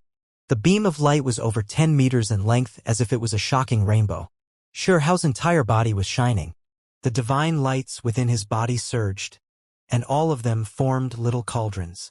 They moved within his body one after another to form symbols. His entire body formed a three-legged cauldron. There was a mysterious aura around him, with a shocking and vague Tao rhythm being released. During this process, he then used the black tortoise divine ability. Black waves surged, and a black tortoise emerged, formed from cauldron symbols to block this arrow. A cauldron was something that could be used both offensively and defensively. It resonated with the Tao rhythm of heaven and earth, and was considered one of the most complicated and profound weapons. The reason why it was profound and complex was not only due to its shape, but also due to its corresponding symbols. It could change unpredictably, and so constructing a weapon like this was extremely time-consuming and difficult. One had to place close attention to its harmony with the world. Shihao wanted defense, but he wanted to attack as well. He decided that bells, cauldrons, pagodas, or furnaces would all do, and the divine lights transformed as such. They then formed symbols to activate his precious technique. The black tortoise raised its head, bringing forth a surging black ocean wave. It was extremely mysterious and powerful as it blocked this arrow. However, this arrow contained the power infused by the golden-haired youngster. It was the attack of one at the engravement realm that contained extraordinary power. The black ocean waves were immediately blasted apart. Shihao was startled. His hands moved, and that black tortoise turned into a shield that was covered densely in ancient symbols. This was the divine ability of the black tortoise. At the same time, the fundamental divine light of the precious technique was evolved into cauldrons. Its defense was undoubtedly improved, and its attack power was also promoted. Dang! The golden rainbow flew over and collided into the shield. One long sounds rang out as the defense was obliterated. The black tortoise shell grew dim and eventually released cracking sounds. With a pung sound, it pierced through the black armor and went straight for Shihao. Its divine might didn't seem to have weakened at all, and golden light overflowed into the heavens. Shihao's expression changed. Symbols appeared all around his body, and even streaks of divine light appeared within his eyes. It seemed as if two small cauldrons were moving about within his pupils. He did not use any other precious techniques. Instead, the light within his body surged and turned into small cauldrons. The numerous small cauldrons fused into his flesh, making his own body as sturdy as one.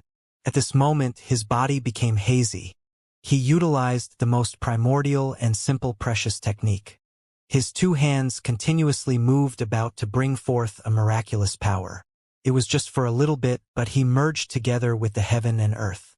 They resonated together, and with Wonglong sounds, symbols poured down on his entire body, as if the original supreme deity was using a great divine ability.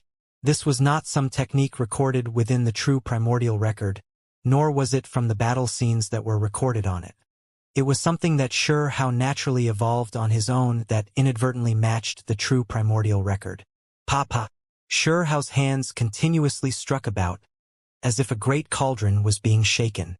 They collided with the divine rainbow, making it tremble and causing its light grow dim. In the end, it shattered. A golden wave flooded the skies and wreaked havoc through this area. What? The golden-haired youth was shocked. This time, he did not hold anything back and attacked to kill. Yet this arrow still did not accomplish anything. With a schwa sound, Shihao rushed forward while covered densely in symbols.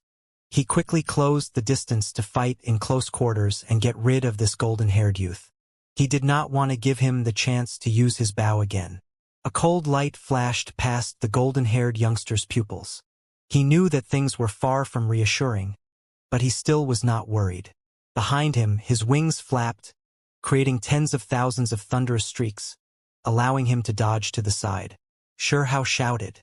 The divine lights within his body changed again, and this time, they all turned into spears. His aura immediately changed, becoming incomparably ferocious. His entire being was like a golden spear, making one feel as if their souls were shaken. Kill! The golden-haired youth's lips carried a merciless smile as he activated a precious technique. An enormous hand appeared that was created from symbols. It was like a golden cloud as it descended forward. It covered Shihao below. The golden-haired youngster was relying on the absolute power of the engravement realm to suppress and pulverize his opponent. Chi! Streak after streak of divine radiance burst forth, and it was as if golden spears were shooting out from Shao's body one after another. He displayed his power and sent all of those spears piercing forward. With a bow sound, he pierced through the cloud-like enormous palm, scattering all of the symbols. He then shot for his opponent. The golden-haired youngster shook his wind and lightning wings. His face was full of coldness and ridicule. 8 enormous beats flew out and were about to explode here. There wasn't a single person there who was not shocked. This was the embodiment of lightning magic, and with an engravement realm expert using it, a single lightning bead was enough to extinguish a mountain peak. Now 8 lightning beads were released simultaneously to stop Xiao and blow apart his body. It was extremely terrifying. Ha! The golden-haired youngster was shocked. Xiao's aura changed again, and a pair of golden wings with black streaks running through them now appeared behind him as well. His speed was just too fast, avoiding all 8 lightning beads. They drew a beautiful arc as he rushed over murderously. Annihilate! The golden-haired youngster shouted, and all 8 lightning beads exploded. The sky and earth were turned upside down, with even the lakes of magma were wiped out as all the lava rushed towards the sky. However, Xiao's speed was extremely fast and he had long avoided it. He used the Kunping wings to increase his own speed and rush behind the golden-haired youth. After that, he lifted his palm to hack down murderously. With a schwa sound, the golden-haired youngster turned around. His face was overcast. I forgot to mention that our wind lightning feather race's flesh is extremely powerful. I've been waiting for you to come over this entire time. He was already taking action while saying these words, throwing himself in front of Xiao. He was convinced that his opponent wouldn't be able to escape now. This was his assassination weapon. Its outward appearance seemed like a bow and arrow with astonishing magic.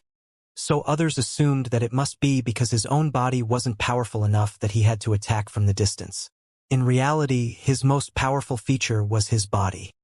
He was an engravement realm expert whose flesh had been trained until it became even tougher than precious artifacts.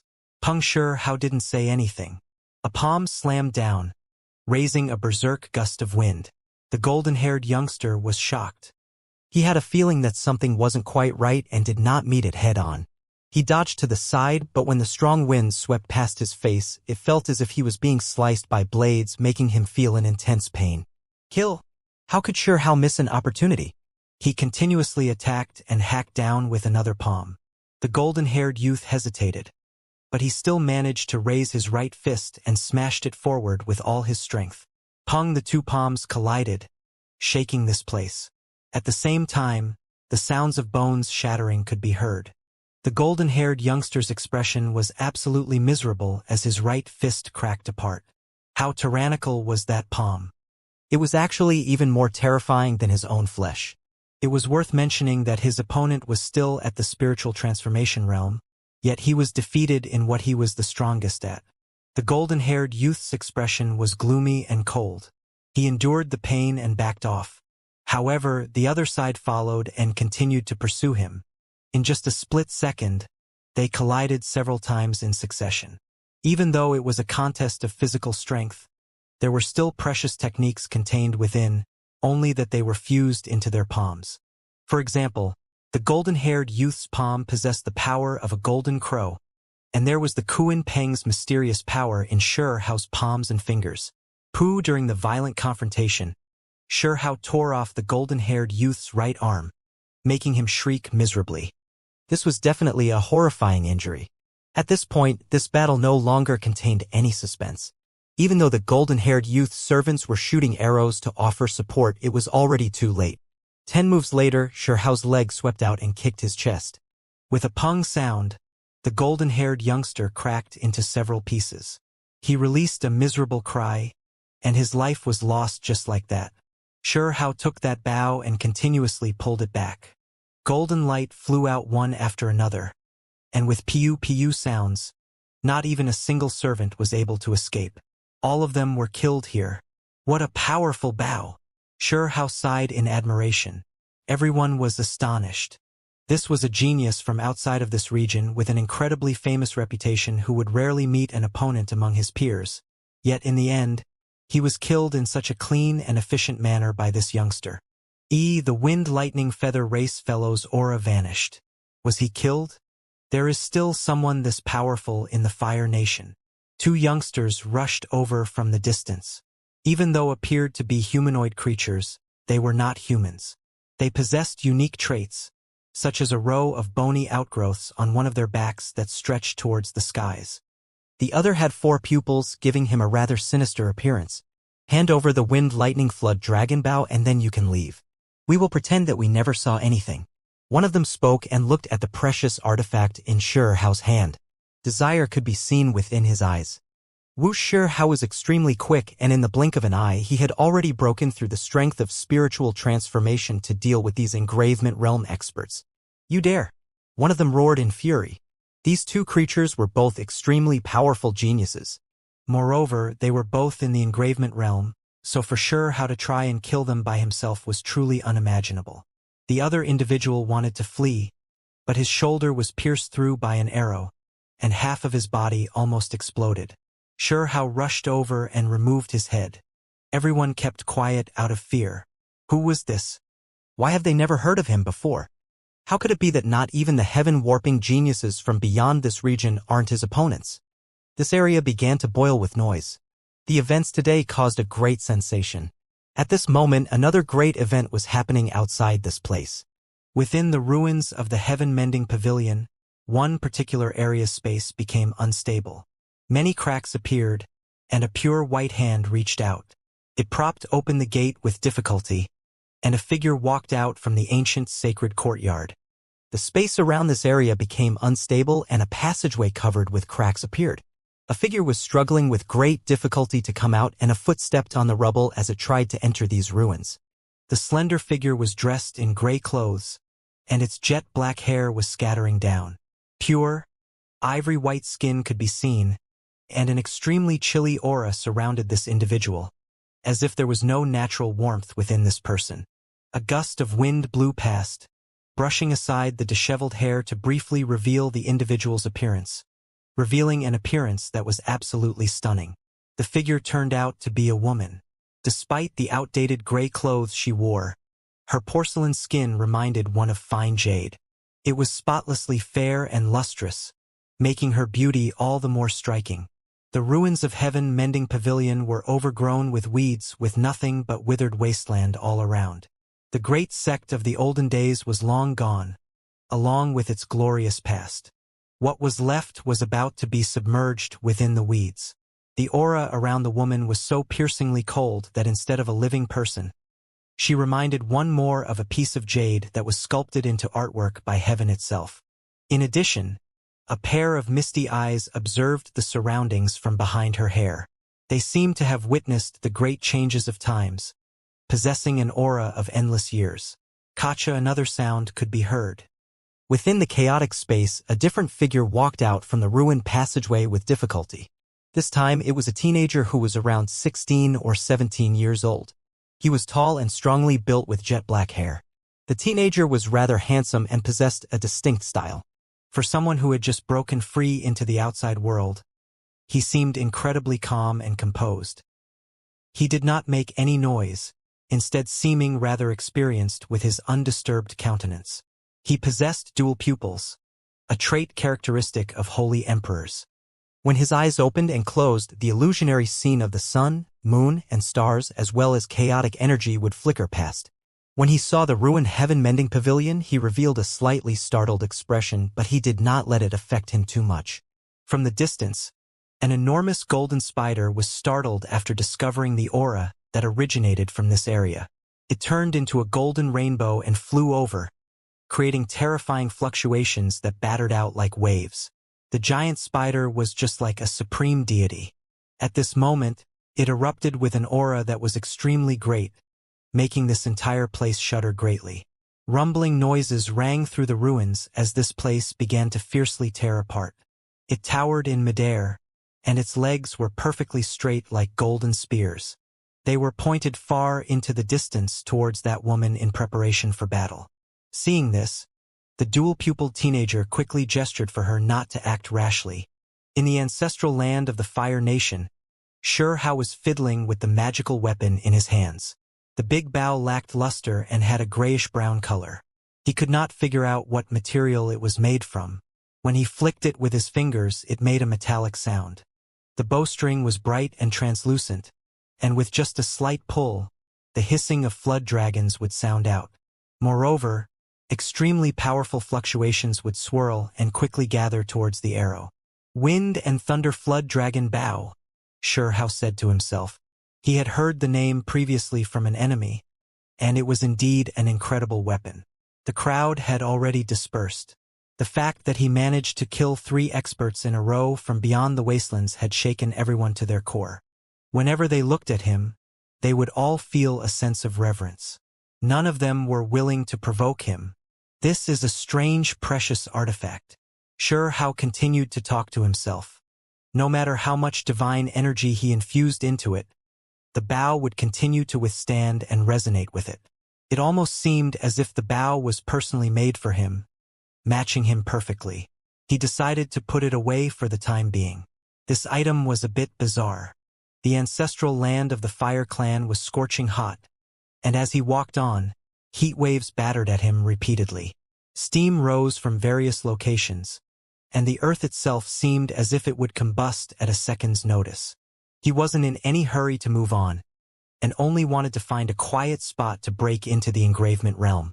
After all, this transformation would be like nothing he had experienced before, so he dared not treat it carelessly. He did not want to be disturbed during this process. The establishment of each great level was also a process of releasing one's potential. He wished to peacefully make his breakthrough.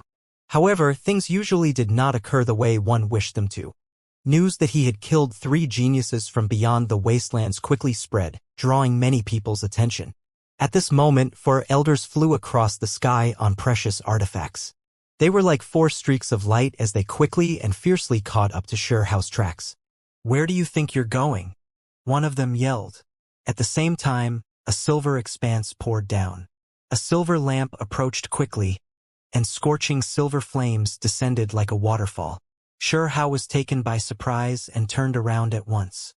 The boulder he stood on seconds ago was barely touched by that silver flash, yet it melted into a puddle of magma. So powerful! He was alerted, for the owner's ability was reflected by the artifacts he used. These 4 elders were all mighty experts with cultivation, at least at the mid-stage of the engravement realm. They were definitely stronger than the 3 geniuses from outside the wasteland region. Walala! Another elder took out a great flag, and with a slight wave, the entire desert seemed to be cracking apart. A tremendous black fog closed in on Hao from all directions.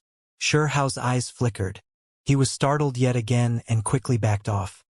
He felt that these individuals weren't worth provoking. Weren't all those who entered the ancestral land supposed to be teenagers?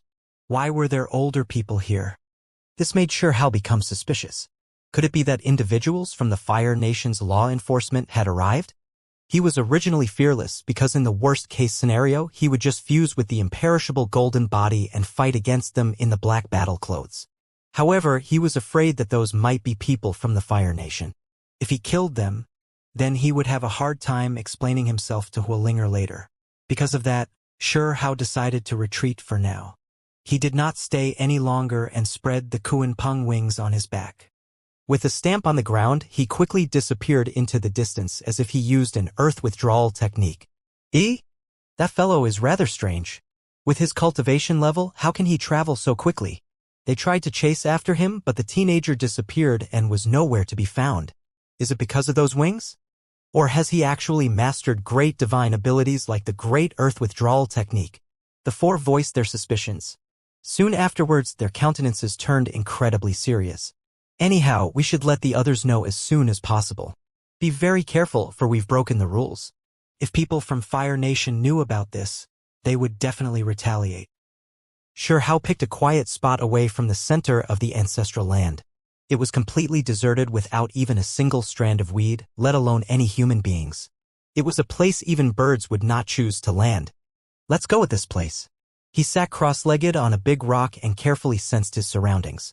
After making sure that there were indeed no living creatures around, he adjusted himself and initiated the final breakthrough. With a hong sound, splendid divine multicolored light erupted from Hao's body as if a great explosion had taken place. Centered around Hao, a frightening wave of divine energy diffused violently in all directions. The breakthrough wasn't too difficult for him, for everything had already long fallen into place. In fact, if it weren't for his intentional suppression, he could have broken into the next realm at any time. Now that he was seriously breaking through into the next realm, he immediately underwent a drastic change. Streaks of symbols appeared on his skin that looked like densely packed tattoos. It was not only happening on the surface, but inside of him as well. These patterns covered his flesh and blood as well as his internal organs. Eventually, this became true even for his bones and bone marrow. All types of symbols flickered as they rushed past.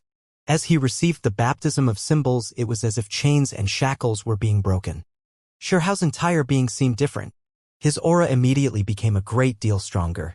He had just broken through, yet a drastic transformation had already taken place. Currently, there were golden symbols flickering even within his pupils. It was as if they contained the most fundamental laws of the heaven and earth as they became part of his own power. The engravement realm was when one truly had access to the profound mysteries of the bone text. After treading onto this path, one no longer had to rely on the symbols of vicious beasts or fierce birds. They could instead engrave within their body some of their own symbols. Of course, the so-called one's own symbols was still just a simple arrangement. It was impossible for them to be too innovative at this stage, because this was something that only the most powerful could do. This cultivation realm was extremely difficult. One had to carve on their own bones and heavenly passages, and every step of the way was incredibly difficult. It was entirely possible not to see any change after many years. There were even some who claimed that every improvement in the engravement realm was just as difficult as cultivating through a great cultivation realm. So one could see how terrifyingly difficult it was. Hao's entire body shone, and all the hidden potential within his body was released. Patterns covered him, as if he was in a large cocoon. This breakthrough process was extremely mysterious. Previously, both the cup of wine and the medicine he picked from the lake of magma had their divine energy sealed within his body. Now, however, all of the energy was released. Afterwards, all types of symbols flickered like stars in the heavens. They surged with powerful energy on the surface of his body and in his flesh, inner organs, and bones. This process continued for an entire day and night. Finally, Hao's body completely stabilized and advanced into the engravement realm. He opened his eyes. Golden symbols flashed through his pupils, giving them a deep and mysterious appearance. It was as if he could see straight into one's heart, a powerful embodiment of essence energy. Finally succeeded, he said to himself and stood up. He knew that the road ahead of him was still long, and that the engravement realm was extremely difficult. The engravement realm was divided into the initial, middle, late, and consummate stages. It was a general consensus among cultivators that each small realm required arduous cultivation and an extraordinarily long amount of time. It could be said that the amount of time needed for each small realm was equivalent to that of a great cultivation realm. Of course, those with great natural talent would face comparatively less obstacles and not necessarily follow these sayings. However, their speed of improvement would still become much slower. This was also the reason why there were almost never any young noble kings. Those that wanted to pass this pit would have to wait at least until they grew into adulthood, and we were still talking about geniuses here. After advancing from blood transformation, heavenly passage, and then to spiritual transformation, Hao was now 13 years old. Even if his natural talent was extraordinary, it would most likely still take many, many years of time before he could break through this realm. No, I cannot be hindered like this. I need to quickly advance. The wasteland region is going to become chaotic, so I need to become more powerful quickly. Furthermore, there was another pressing worry within him. Yi was about to appear, and Hao was still several years younger than him. He was 3 or 4 years behind in cultivation and had to make up for this difference somehow. Otherwise, there might be a huge disaster as soon as they met. Hao got up. He headed for the depths of Fire Nation's ancestral grounds to start his own journey of self-improvement. He needed to break through again in the shortest amount of time possible and continuously become stronger. The divine manner is not bad. It would be great if I could find some more, he muttered to himself. However, he knew that an ancient palace like that was something that he could only encounter through luck. He had now stepped into the engravement realm. He roamed about this domain of fire and was completely fearless of his peers. He might even be able to force his way through everyone, but the one thing he still had to be careful about were those older individuals. As soon as Xianxia entered the depths of these ancestral lands, he heard some astonishing news. Someone had discovered some ancient scripture, and so everyone was fighting endlessly over them. It was rumored that the scripture had already changed owners several times, and as a result, the number of casualties weren't low. Those that obtained it would die in the end. The ground was dyed red in blood as the scripture continuously shifted owners. What kind of stupid scripture is it? In reality, Xianxia did not care that much because he even had something like the true primordial record. It was something that someone like the willow deity held onto, so it was probably something that people in the wasteland region never even heard of. Who is this fellow? His manner of speaking is a bit too arrogant. From the side, a beauty with large eyes muttered. There were some males around her as well. When he entered this area, he noticed that there were more and more people. It was because there was a great battle happening up ahead and everyone wanted to seize the scripture page. As a result, many powerful individuals had gathered. There are many big-headed people nowadays. You don't have to pay him any attention. A youngster with a sturdy build spoke. The gear he was wearing made him look rather unordinary. Relatively speaking, these people were all rather powerful and quite impressive for their age. Xianxia naturally wouldn't try to stir up conflict with them. After both sides passed each other, there were a few words that made his heart jump. Princess Hualinger didn't come in, but she did send in some people in her place. In the end, none of them seemed to have gained much, said one of the youngsters. The girl with large eyes muttered. What a pity, since older sister Linger missed this opportunity, with how much the Fire Emperor dotes on her. He might even bestow some kind of divine object to her, allowing her to receive a heaven-defying chance. Forget it. This is an unusual period of time. It is still not known whether or not the ancient sacred imperial palace will appear, so it is better if we stay on our guard. The reason the princess didn't come this time might be to avoid the chaos and disorder. You all have seen that even though there aren't many people that came from outside this region, they are all powerful individuals. They are just too powerful and their actions are ruthless. Are you saying that they dare to play dirty? The girl widened her large eyes. There are a few princes and princesses that are walking quite close to them. We don't know what they have discussed among themselves, so it's better if we keep our distance, said one of the youths. Xianxia calmly listened while rubbing his chin. Where there were people, there would be rivers and lakes. Whether there were rivers and lakes, there were grudges and resentment. This was true even for related brothers and sisters. These individuals seemed to have some kind of relationship with Hualinger, and the girl with large eyes in particular seemed to be quite close to Hualinger. Xianxia gave them a look and decided that, if there was a chance, it was still better to lend a helping hand. Hey, are you eavesdropping on us? One of the youths was discontent after noticing that he did not leave. He showed Xianxia an unpleasant expression. To give Hualinger face, if danger ever happens to you all, just shout loudly. I'll lend my assistance. When Xianxia finished speaking, he directly walked away. Even though he wasn't particularly interested in that scripture page, he still wanted to take a look to understand the situation. Otherwise, wouldn't it be bad if he let something important slip by? When those individuals heard these words, they all rolled their eyes. Who was this? Those words were just too big, as if he could run rampant through these ancestral lands with no fear. Who is this?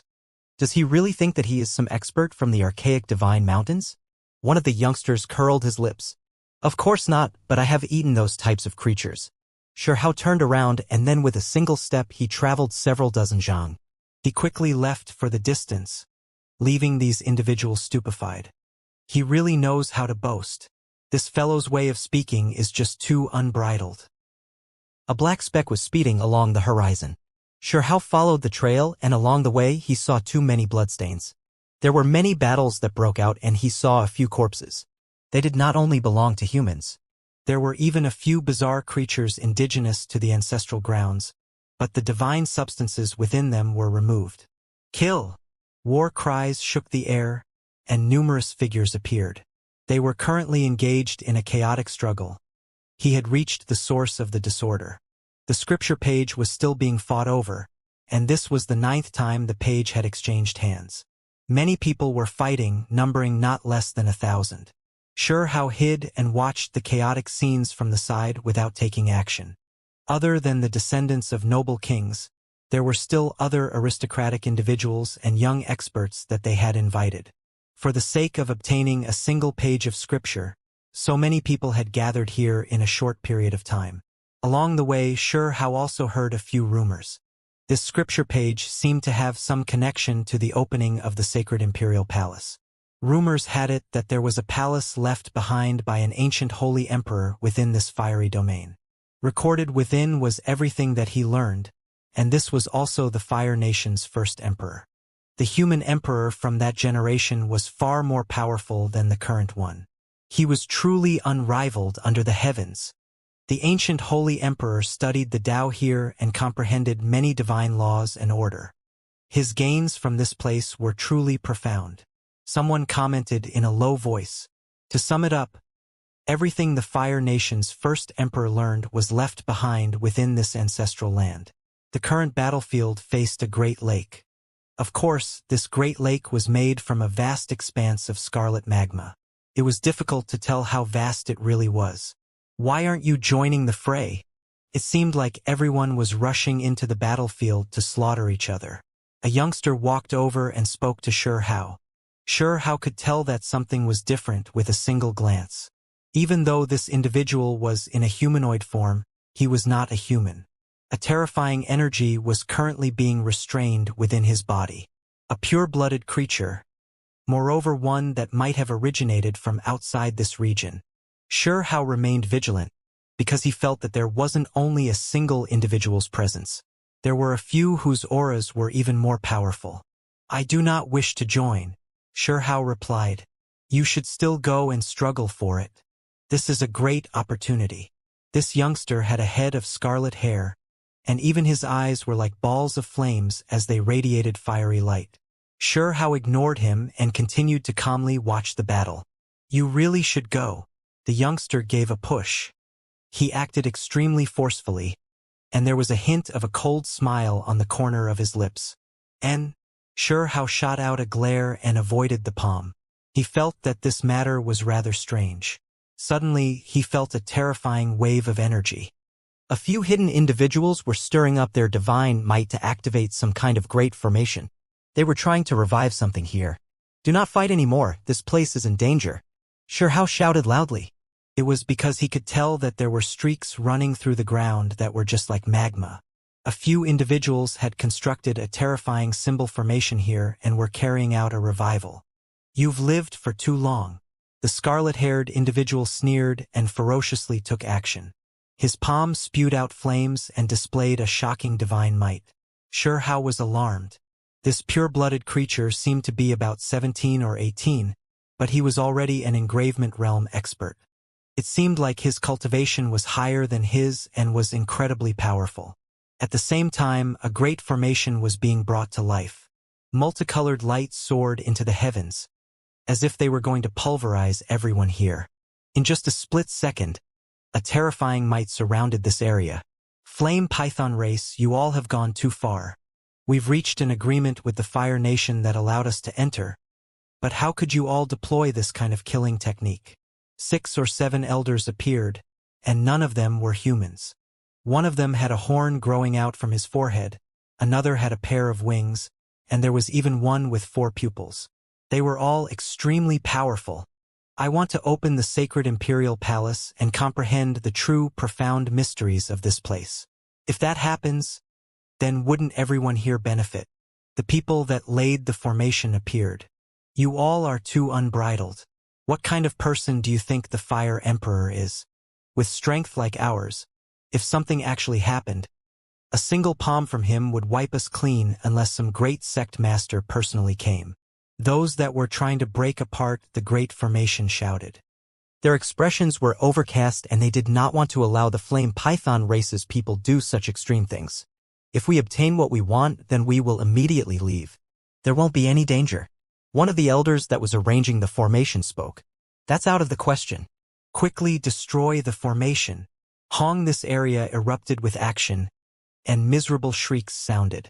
Within the formation, 10 individuals were crushed into a bloody paste. They turned into strands of bloody light before flying towards the lake of magma. Blood sacrifice formation. You all are truly despicable.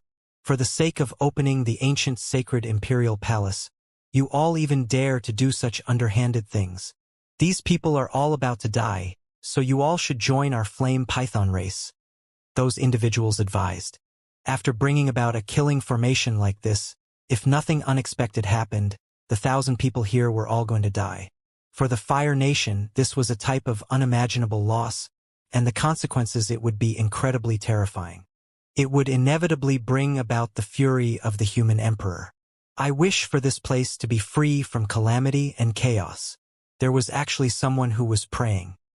He held a black stone in his hand and began to chant an incantation. Then he transmitted sound, saying, "Fire Emperor, there are people who have violated the agreement.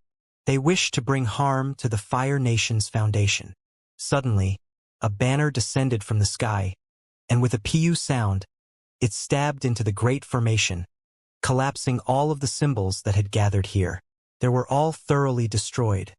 Fire Emperor? Those that had laid the formation cried out in horror. They turned into large scarlet pythons and quickly fled towards the skies. The banner on the ground stirred with a golden gale of wind. Those flame pythons were swept up and blasted apart in midair. They all turned into a bloody mist. This scene was extremely astonishing. The 1,000 or so people quickly fled from the Great Lake, for they knew that they had been caught this time. The so-called scripture was actually a trap. Xianxia shivered inwardly. How sinister were these people? By laying out such a great formation to conduct a sacrifice of blood, just how many people would be killed? The scripture was actually bait to attract sacrifices to this place. The opening to the sacred imperial palace was most likely below this great lake. Shua, the golden banner, separated from the earth and disappeared in the blink of an eye. The youngster that had confronted Xianxia fell ashen and turned around to leave. Just now, he did not flee and managed to avoid being slaughtered. However, now that the banner left, he naturally wasn't willing to stay any longer. Xianxia did not want to let him go, so he gave chase. It was because the elders that died weren't pure-blooded. But this youngster was different. To Xianxia, this was precious flesh medicine. When the scarlet-haired teenager turned around, there was a cold smile on his lips. He was rather fearful back in the battlefield, but now that they left, he naturally became fearless. He was going to clean up this human that dared to challenge him. Behind them, the 1,000 or so individuals were in chaos. After figuring out the situation, they all became startled and angered, so they began to disperse. As for the elders from outside this region who wanted to break apart the formation, they also left and did not stay. "All right, there's no one here. Do you still dare to challenge me?" The scarlet-haired youth stopped. "Do you think you were worth anything?" Xianxia said.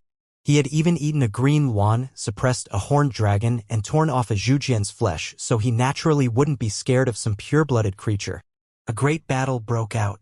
Xianxia used the power of the engravement realm to directly gain the advantage. The flame python was immediately shocked to find that the other party had laid low previously, tricking him. This flame python was extremely powerful with a cultivation level that was higher than Xiao's. He purposely came here alone, exchanging over 100 moves with Xianxia. Finally, after Xianxia cut him down, its real form was revealed. A red python stretched out for over 10 zhang. Its entire body was moist and red, as if it was carved from a ruby. His saliva dripped down with walala sounds. He finally killed another archaic vicious beast, so he was delighted for this fine food. He felt that even after he had his fill of this meat, there would still be enough left over for him to bring back to Stone Village for the villagers.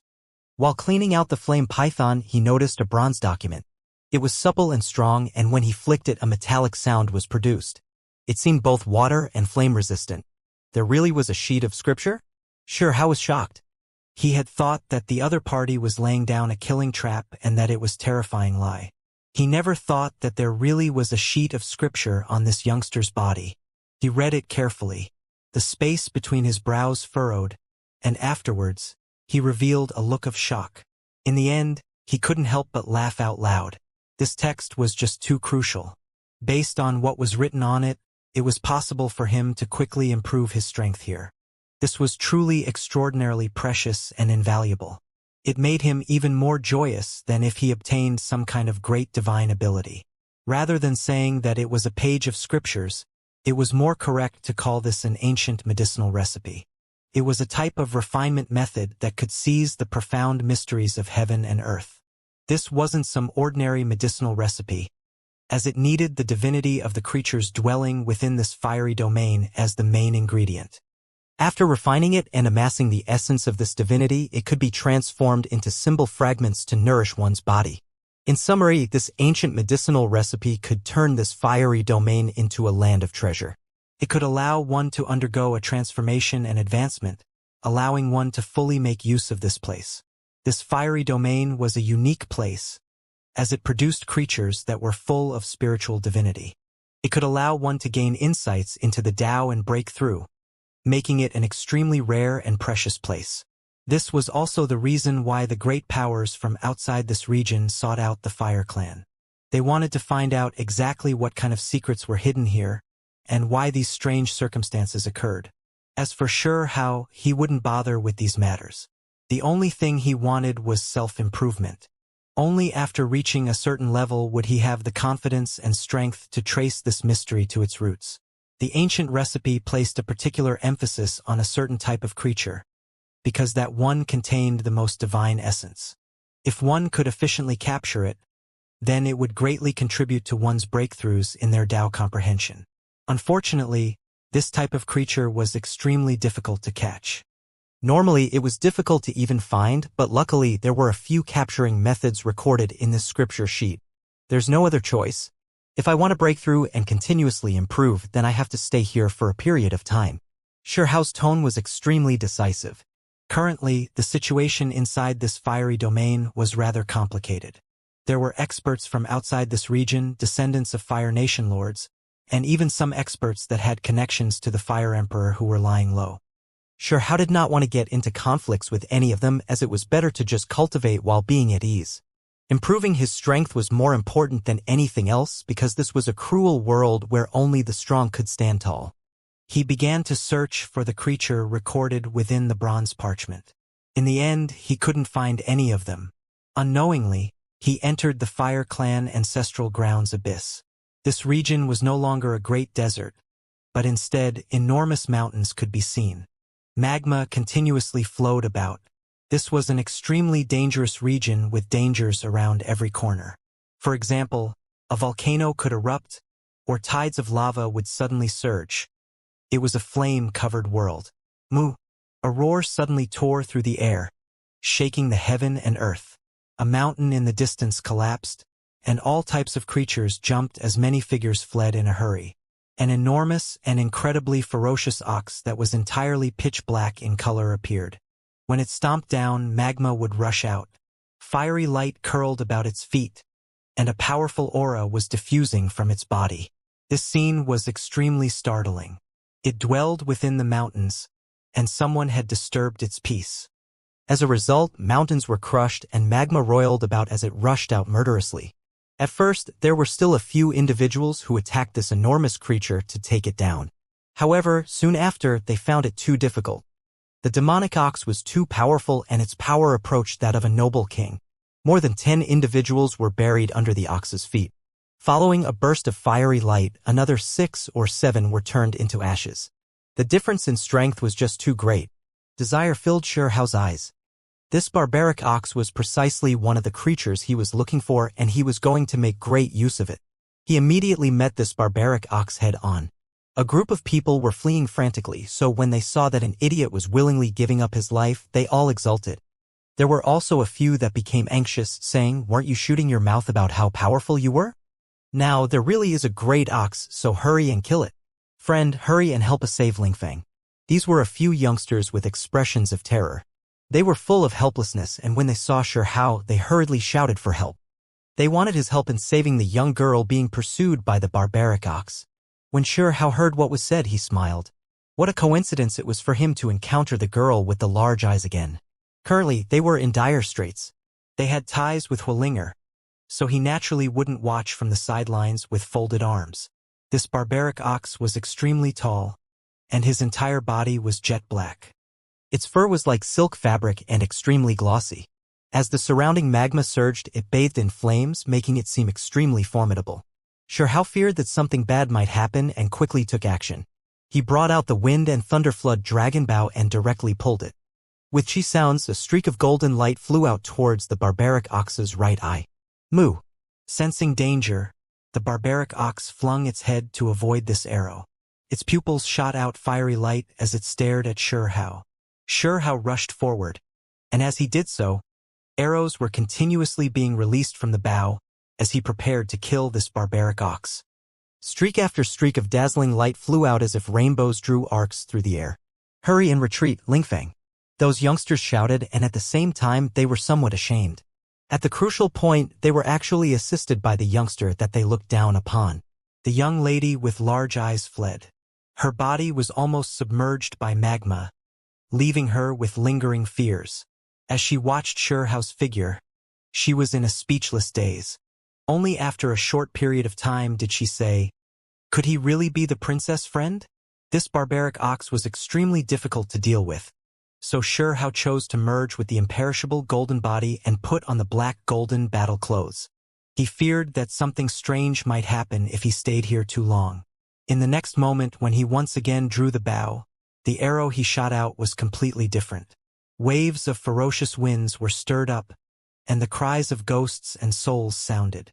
The arrow turned into a flood dragon with wind and lightning curling about it, creating deafening sounds. With a pu sound, the barbaric ox was penetrated. It immediately released a furious roar as a large amount of blood blossomed. Its eyes were completely red as it stared at Xianxia. Flames were spewing out from its mouth. This bow really is quite unique. No matter how powerful I am, it would similarly match me. At the noble king level, I could still just as easily use it, said Xianxia in a soft voice. Ho! The barbaric ox released a roar. The two horns on its head came off and turned into two black kukris. They flew through the air and sliced down. Xianxia was shocked. This barbaric ox was extremely powerful and seemed like it was on the verge of becoming a noble king. If not for the fact that he merged with the imperishable golden body, he truly might have put himself in a difficult situation. He quickly dodged and once again drew the bow. He used all of his strength, and when he released this arrow, within the woo-woo sounds, an enormous flood dragon rushed towards the barbaric ox. This time, it suffered a serious injury. Even after both horns flew back in defense, it still wasn't able to block this attack. They were both blasted to pieces, and it continuously coughed out blood. It had always been the one killing others, yet today he was actually injured by someone, making its savage nature erupt. Its entire body lit up, and symbols covered its body as it charged at Xianxia in a berserk manner. Hurry and retreat! The large-eyed beauty and the other youngsters cried out. The barbaric ox was going to risk it all. With how close the two were to each other, there was no time left to draw the bow again. He was on the verge of colliding into Xianxia. In their eyes, with a vicious beast that was approaching the noble king level closing in, it was impossible for that youngster to face it head-on. It was too hard to defend against, and only by attacking from the distance would he have a chance. However, the results completely surpassed their expectations. Xianxia put away the bow and slammed out with a palm. A pung sound rang out and it actually forced the barbaric ox to stop when it landed on its head. Following that, Xianxia suddenly shifted sideways and hacked down with his palm. Following a pu sound, the enormous ox's head was sliced off, killing the berserk vicious beast. Those individuals were petrified. A ridiculously powerful demonic ox was killed just like that. In reality, Xianxia could fight evenly with a noble king even if he did not merge with the imperishable golden body, so there was even less of a need to talk about a barbaric ox. You, really, are Princess Linger's friend? The large-eyed young girl said in a low voice. Correct. Xianxia gave her an affirmative reply. Afterwards, he began to clean up the barbaric ox. Sure enough, he found that this entire ox was precious. "I'll treat you all to a great meal," Xianxia called out to them. In the end, after a portion of the ox was roasted, the remaining precious flesh was still like a small mountain. Everyone ate heartily and enjoyed to their heart's content. There were a few who wanted to ask about Xianxia's background, but he only laughed and did not reply.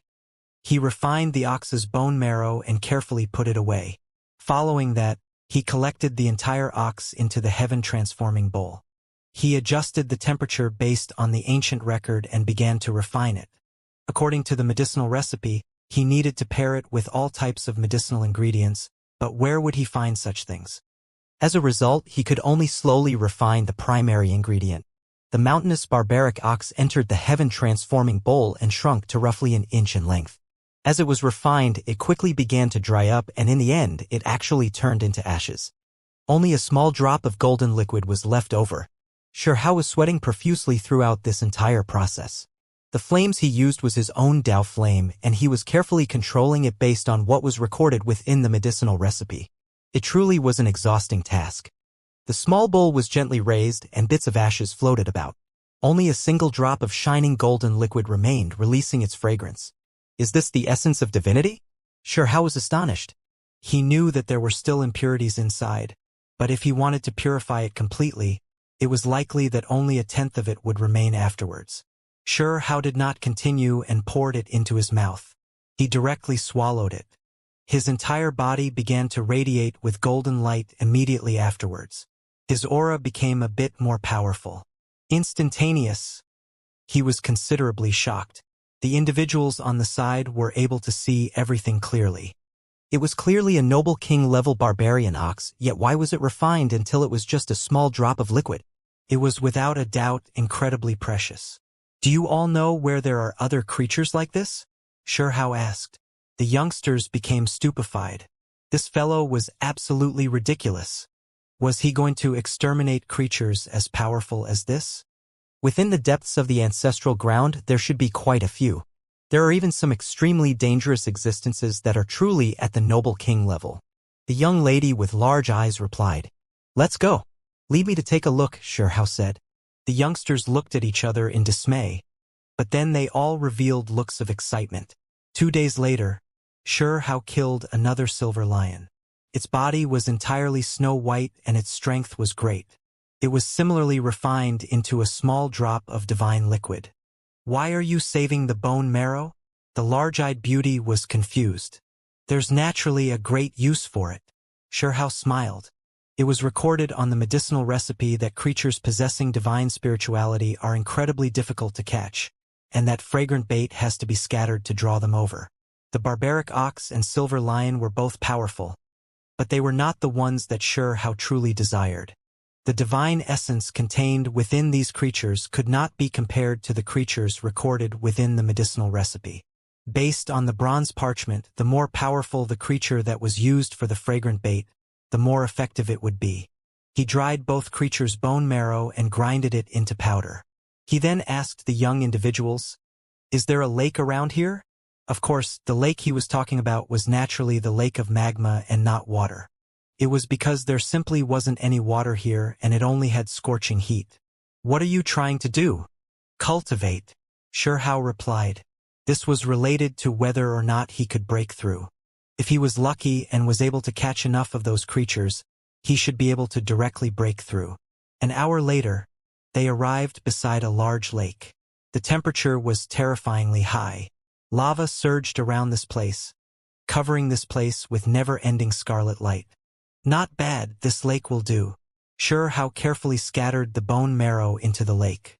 This was the bone marrow of vicious beasts that were close to noble king level. They had also undergone Xiao's refinement, so they were incredibly brilliant. Upon falling into the magma, they flickered with multicolored light and didn't turn into ashes. Moreover, there was a fragrance filling the air. What could there be in the magma? Those individuals muttered. None of them believed that there would be some kind of spiritual creature. An hour passed just like that. Xianxia was extremely patient, and eventually, he tossed the remaining bone marrow into the large lake as well. Another hour passed. Xianxia furrowed his brows and became a bit anxious. Could it be that those creatures had been completely wiped out? Were they already extinct? Suddenly, he felt some sort of fluctuation. Moreover, spiritual essence began to ripple about, and specks of golden light could be seen. A group of creatures made their way through the magma and continuously devoured the bone marrow. They moved extremely quickly. Ah, this is a school of fish? The youngsters were all stupefied. They were so shocked their jaws almost fell off. There were actually fishes living inside the lava? They had never heard about such a thing before. A shocking piece of information quickly spread through Stone Country capital, sparking a huge commotion. Shuri had returned. He had emerged from the heaven-mending pavilion's ancient sacred courtyard. The entire country was in an uproar, and the capital found it difficult to calm down. The dual-pupiled individual's return was so abrupt. They all had a feeling that he was on his path to greatness, and all of them were wondering just how extraordinary his future accomplishments would be. "My great little brother, I've returned. Where are you?" The same day, Shuri released these words within the capital, triggering a huge storm. Everyone knew that this was most likely a reply to Shurhao's challenge.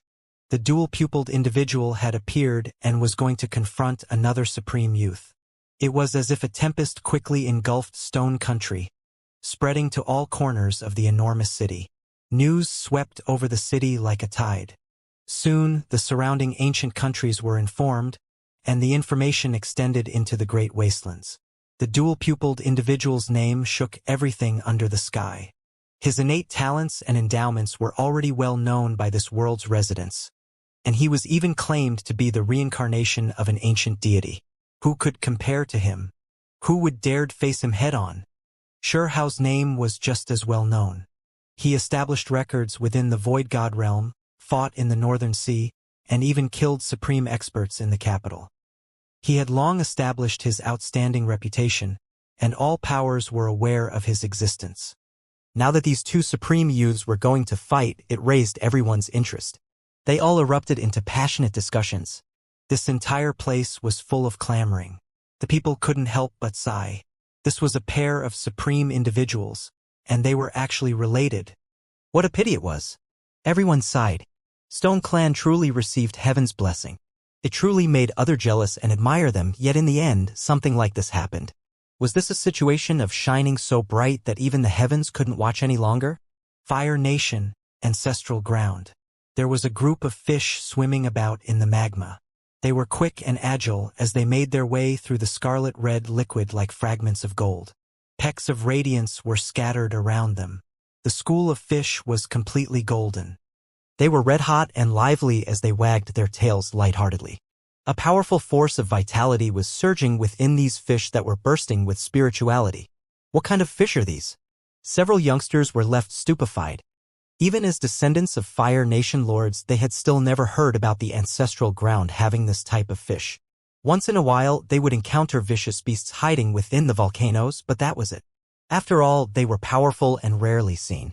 However, now they were actually witnessing an entire race of fish that lived within the magma. This definitely overturned everything they knew. "Hush!" Shurhao hinted for them to be quiet. He led them backwards behind an enormous rock in fear of startling the school of fish. His eyes were burning passionately. Seeing these fish had raised his spirits greatly, because these were the legendary creatures that were rarely seen. They truly appeared here, making him extremely happy and excited. There is a total of 40 to 50 of them. Shurhao calculated a bit in his head. It wasn't a large number, but wasn't too few either. After all, this was an incredibly rare race. However, how was he supposed to catch them? The school of fish's speed became a bit shocking. There was quite a bit of food, so they swam from the depths of the Great Lake all the way to the shore. A large portion of the sparkling bone marrow was consumed. Regardless of whether it was the barbaric ox or the silver lion, they were all like small mountains. It was also worth noting that they were creatures close to the noble king level. When their bone marrow was dried, a large amount of the essence-rich bait was produced, yet a large portion had already been eaten. These fish weren't that large, only the length of a finger. The largest one was only half a foot in length. Their bodies were entirely golden and full of spirituality. It was as if an expanse of lightning was dancing about. He took out the heaven-transforming bowl and got ready to activate it. However, the school of fish were incredibly vigilant, and their spiritual awareness were sharp. They would not approach the shore unless there was a certain distance between them. The fish in the lead were about half a foot in length. When they opened their mouths, an astonishing fluctuation was stirred up. Several spirals appeared, causing the lake of magma to surge violently. All of the fragrant bait was drawn in. These fish aren't even as long as a hand, yet they actually possess such an astonishing ability. The girl with large eyes was astonished. However, she calmed down soon after because fish that were able to live within the magma were definitely unordinary. Xianxia was still waiting. If he was able to get a bit closer, then he would be able to move with much more assurance and catch everything in one go. Suddenly, a figure appeared ashore. Someone cried out in shock, could these be the legendary young fish? Xianxia knew that things were going bad and that he couldn't wait any longer. He activated the heaven-transforming bowl and sent it flying towards the lake. He wanted to collect all of these fish. Lava erupted, and the crimson liquid continuously soared into the sky towards the bowl. Several dozen fish began to panic as they shot upwards.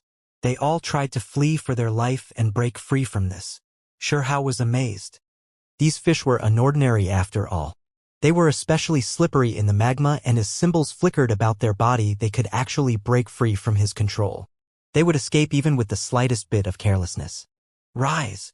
The heaven-transforming bowl was still, after all, an amazing item. Xianxia released a shout, and the bowl began to release strand after strand of auspicious light into the scorching magma to lock the school of fish in place. Some of the finger-length young fish had already left the lake surface and were collected into the heaven-transforming bowl. Xianxia was speechless.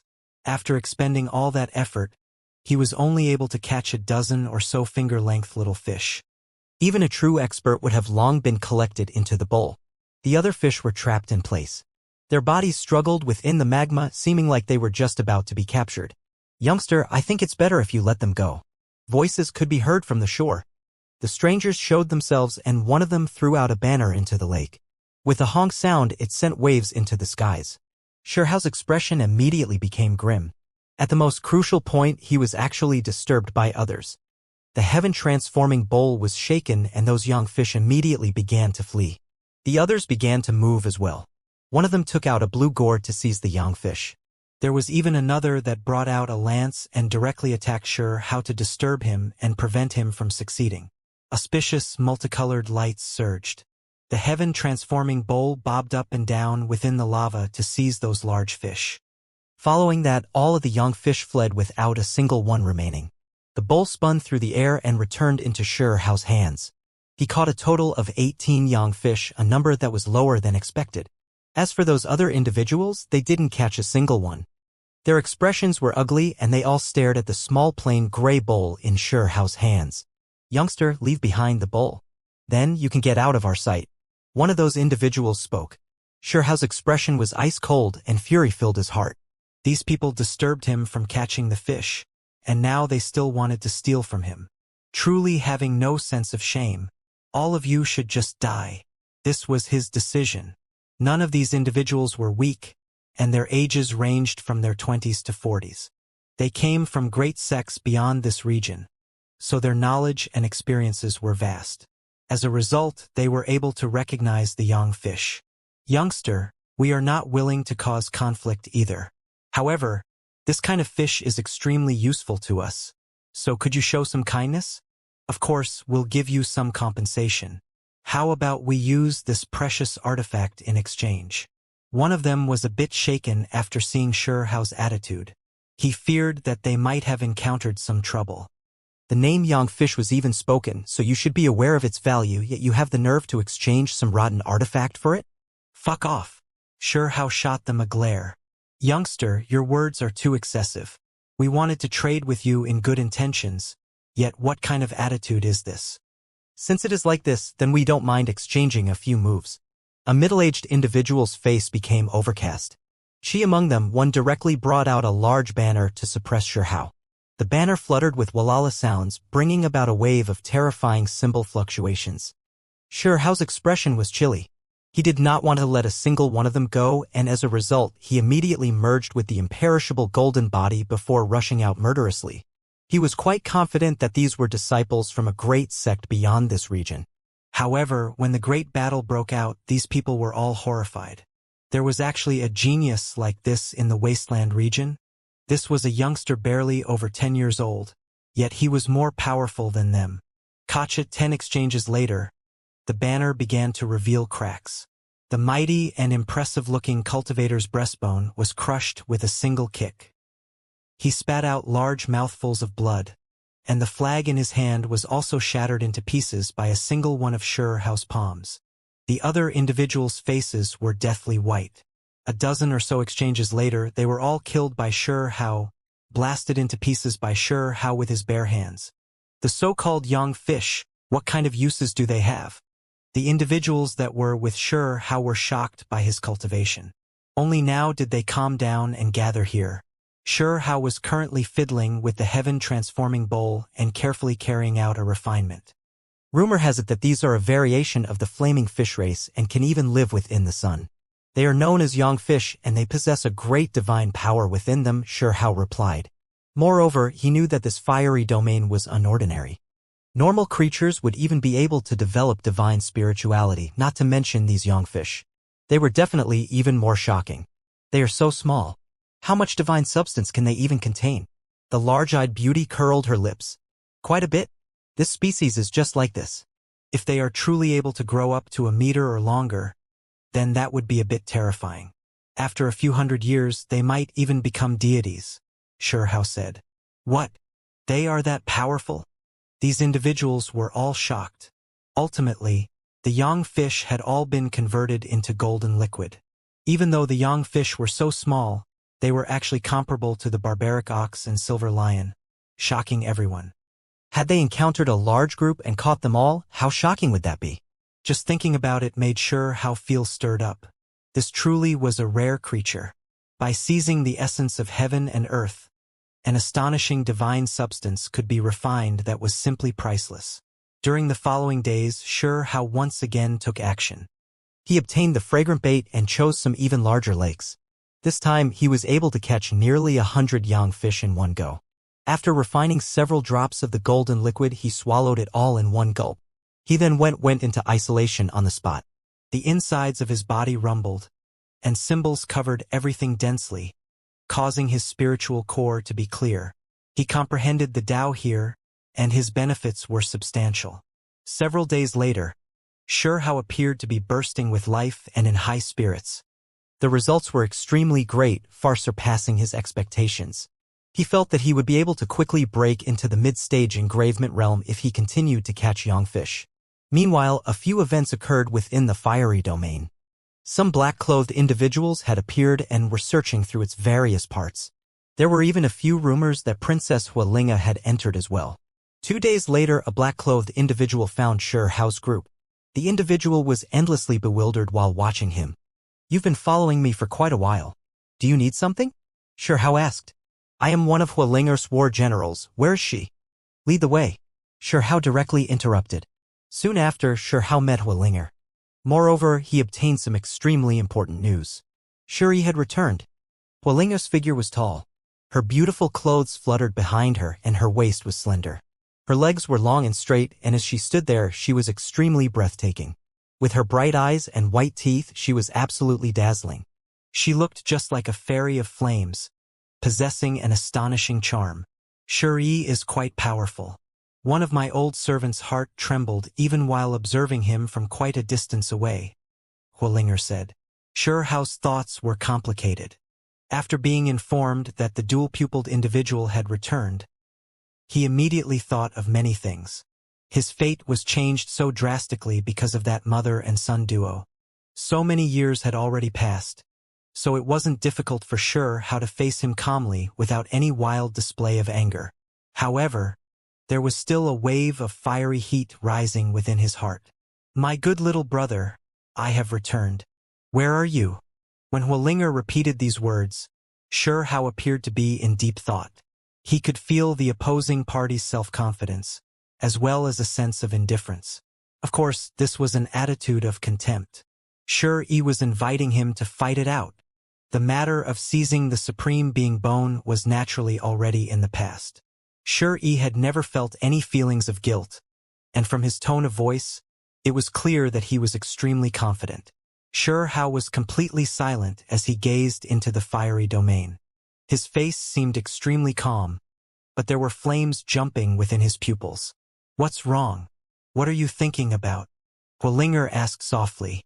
In the distance, the young lady with large eyes and those other youngsters' eyes were all focused. Just now, they had already discovered Shi's identity. This fellow was that savage, devilish child. It really was someone they had wanted to take a look at. These fellows have almost rubbed their ears swollen and never expected to have ended up encountering him.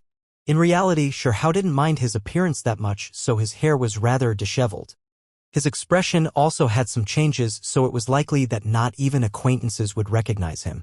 Huolinger could only find him based on his unyielding aura by looking for traces of his oppressive behavior. Otherwise, it truly would have been hard for her to find him. The large-eyed young lady and those youngsters' thoughts were wildly jumping about.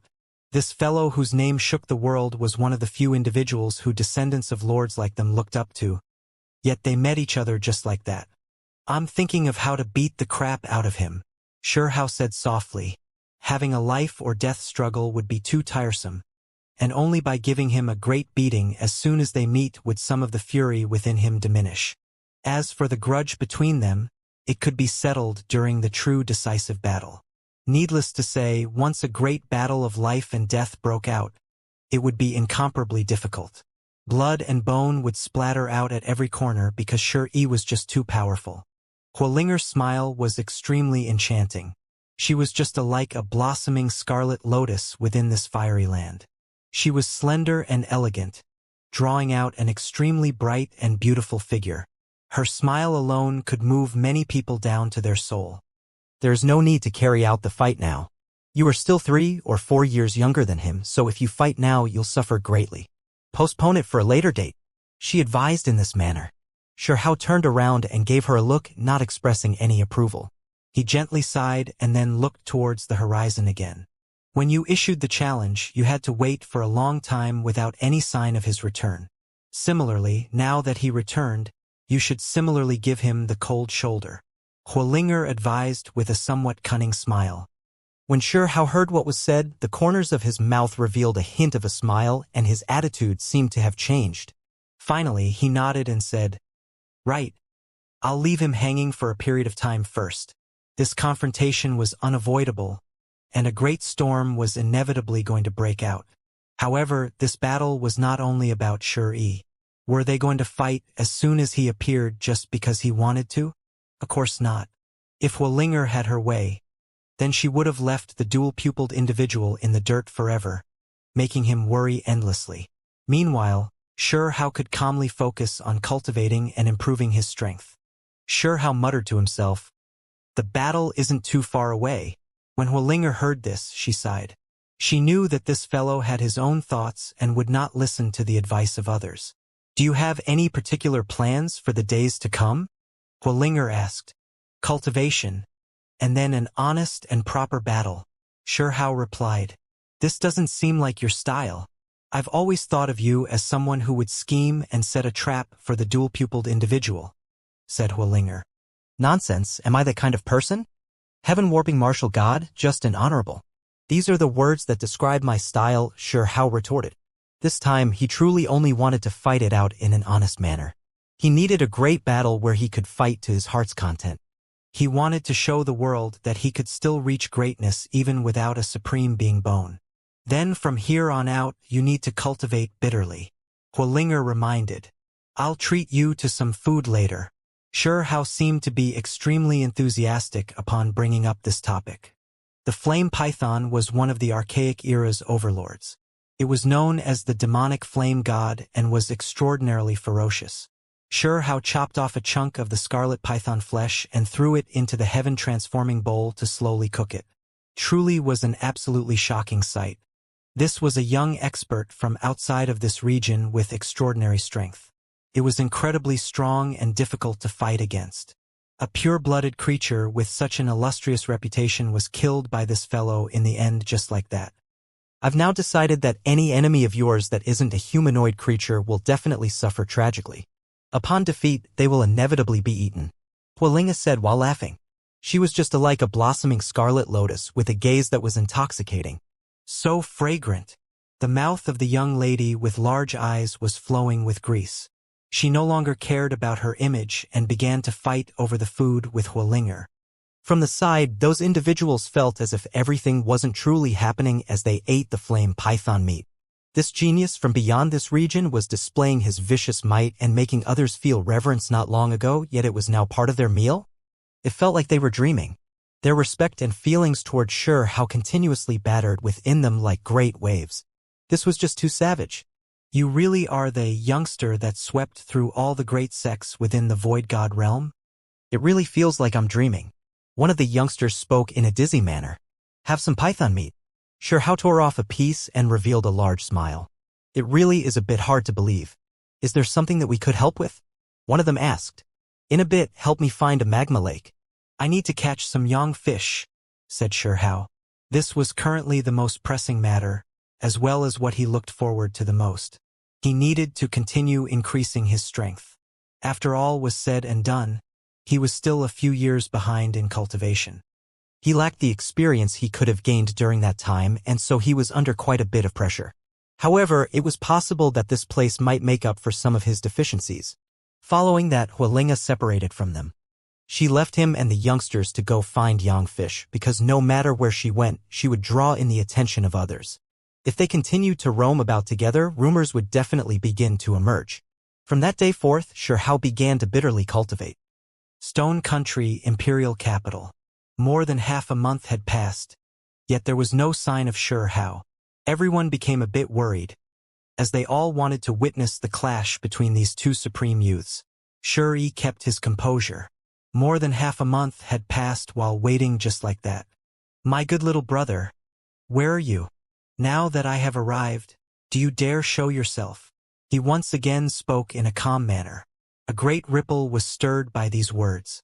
Shuri took the initiative to issue a challenge, drawing attention from all sides. All of the great powers were watching closely. He currently overlooked the martial imperial manner. Each day, if he wasn't chanting sutras, then he was strolling about. He did not go out of his way to cultivate. There was an otherworldly and outstanding style to him, making even the older generations apprehensive. There were some who could tell that his strength had advanced by leaps and bounds, becoming extremely powerful. At this moment, he was reciting a scripture that allowed himself to return to a natural state. This was a type of stabilization following a great advancement. A month had gone by, and Hao still had not appeared. In the end, Shuri left and entered the Void God realm. He quaked the path that he walked, burning the air around him. A month had passed, but Hao still hadn't made an appearance. In the end, Shuri got up and left for the Void God realm. Wherever he went, a huge commotion would be raised. The entire place was in an uproar as a result. Fire Nation, ancestral ground. During the past month, Hao was always busy cultivating.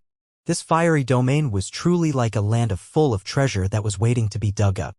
It was to a point where Hao wanted to completely dig up this ancestral ground and find out exactly what there was at its core. Why did this place possess substances with such abundant divinity? Only after several attempts, only magma could be seen wherever he dug. He swam down and almost tired himself to death without seeing any real end. In the end, he tossed these matters aside. He was going to cultivate and obtain the things he needed first. This time, Hao killed a total of 5 powerful creatures, all of which were close to the noble king level. Their bone marrow were dried and collected. He was going for a large harvest this time. In addition, he even grinded some of the pure-blooded flame python's flesh and mixed it within as fragrant bait. The girl with large eyes and her party led him to a boiling lake. This lake of lava was enormous, occupying an extremely vast area. The scarlet multicolored radiance was extremely beautiful. They all felt like they were being cooked alive even from far away. This is a demonic lake. Some strange things have happened in the past and quite a few people died. These were all past events that the youngsters brought up. However, based on Xiao's speculation, there was most likely some kind of powerful creature dwelling here, and from various clues, he had his suspicions that there might be a giant yangfish. In other words, there might be a profound Dao path involved. The extremely terrifying yangfish possessed incredible powers and could easily behead the strong. Xiao's preparations were sufficient. He scattered the dried bone marrow into the lake and patiently waited. These types of yangfish were extremely cunning. If they were alarmed, they definitely wouldn't fall for the same trick again. After 4 entire hours passed, when even Xiao was about to give up, the surface of the lake began to ripple. With a pa sound, an arc of lightning hacked apart the magma. A large portion of the sparkling bone marrow was sent into the air. A golden yangfish soared up and devoured it all. So big! The girl with large eyes cried out in alarm. This yangfish was at a foot in length, larger than anything they had hunted in the past. This was still not what was strange. A group followed behind it, and they were all roughly a foot in size. Golden light shone resplendently. 1, 2. There were at least 100. This entire place was extremely beautiful as golden light shone brilliantly. The school of beautiful young fish swam within the lava, creating a miraculous sight. Just how many times more precious were these than the finger-length young fish? They all possessed abilities that weren't weak, and who knew just how many times more powerful their divine efficacies would be.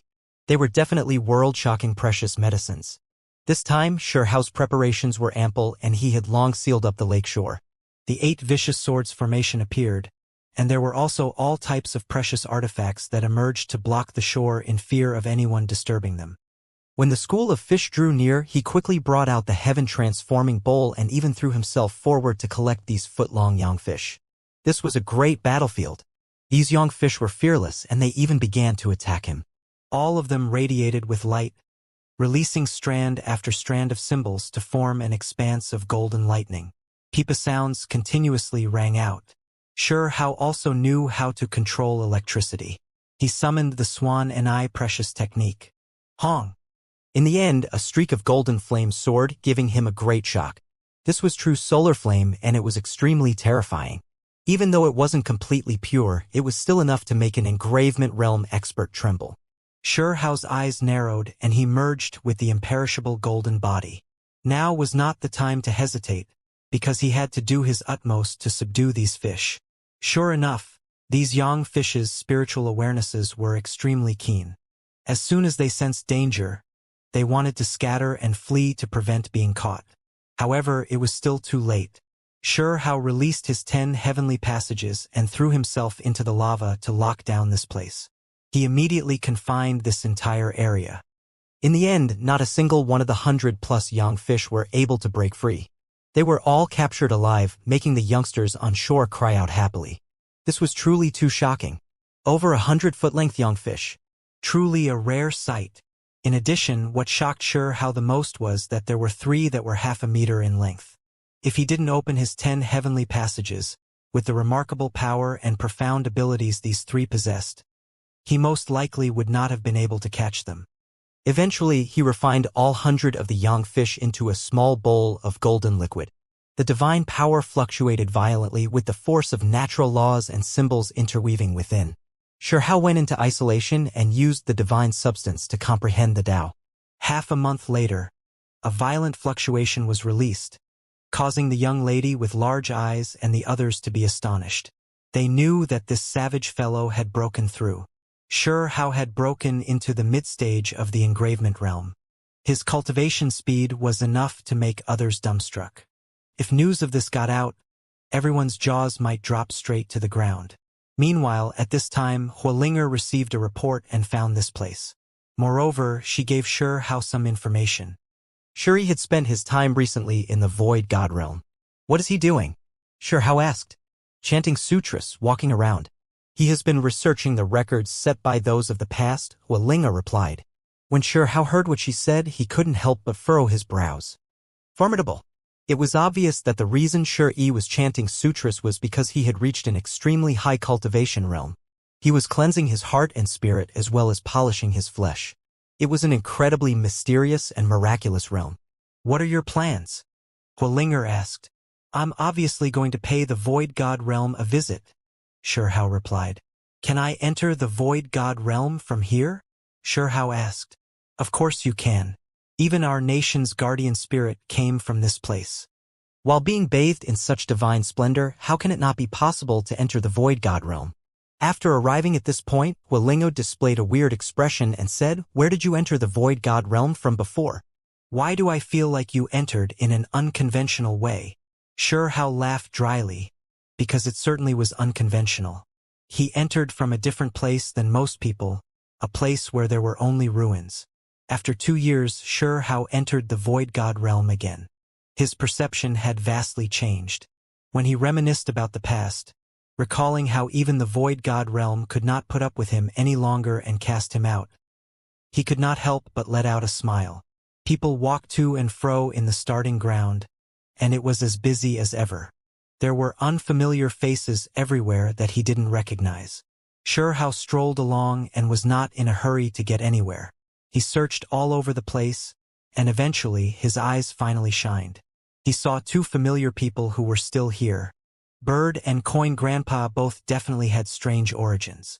Otherwise, how could they guard the starting ground year in, year out? Shihao was surprised. Have you 2 elders been well all this time?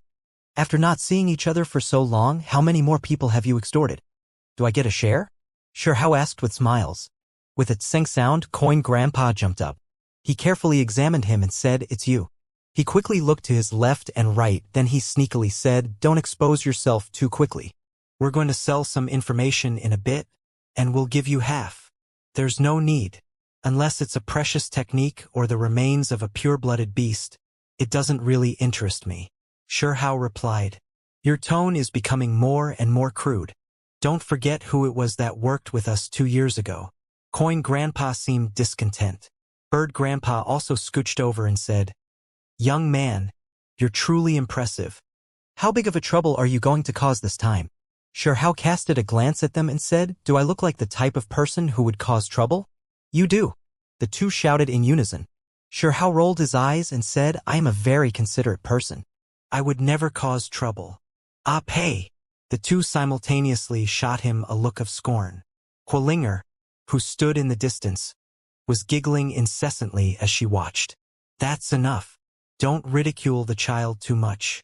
Seeing him today is enough of a sign to know that something big is going to happen. The appearance of a person like him who is basically the devil's incarnate is bound to stir up a huge commotion in this world. You don't have to be modest, leave everything to us, Coin Grandpa said. These 2 old fellows? Shihao cursed inwardly, because they truly matched well. He would allow them to do what they wished, since the ones paying would be his enemies anyway. After a short while, news got out that the savage child had returned to perhaps do battle with Shuri. Immediately afterwards, some more news were released, claiming that Shihao was in isolation and would not appear for another half a year. These 2 completely different pieces of information stirred up a huge controversy. Everyone erupted into heated debates, and the Void God realm immediately bustled with excitement as they looked forward to Shihao's appearance. Okay, warm-up's ready. The next step is to rake in some fat sheep, the 2 old good-for-nothings said. These 2 were repeat offenders. With their manipulation, they easily hung the bait by people's mouths.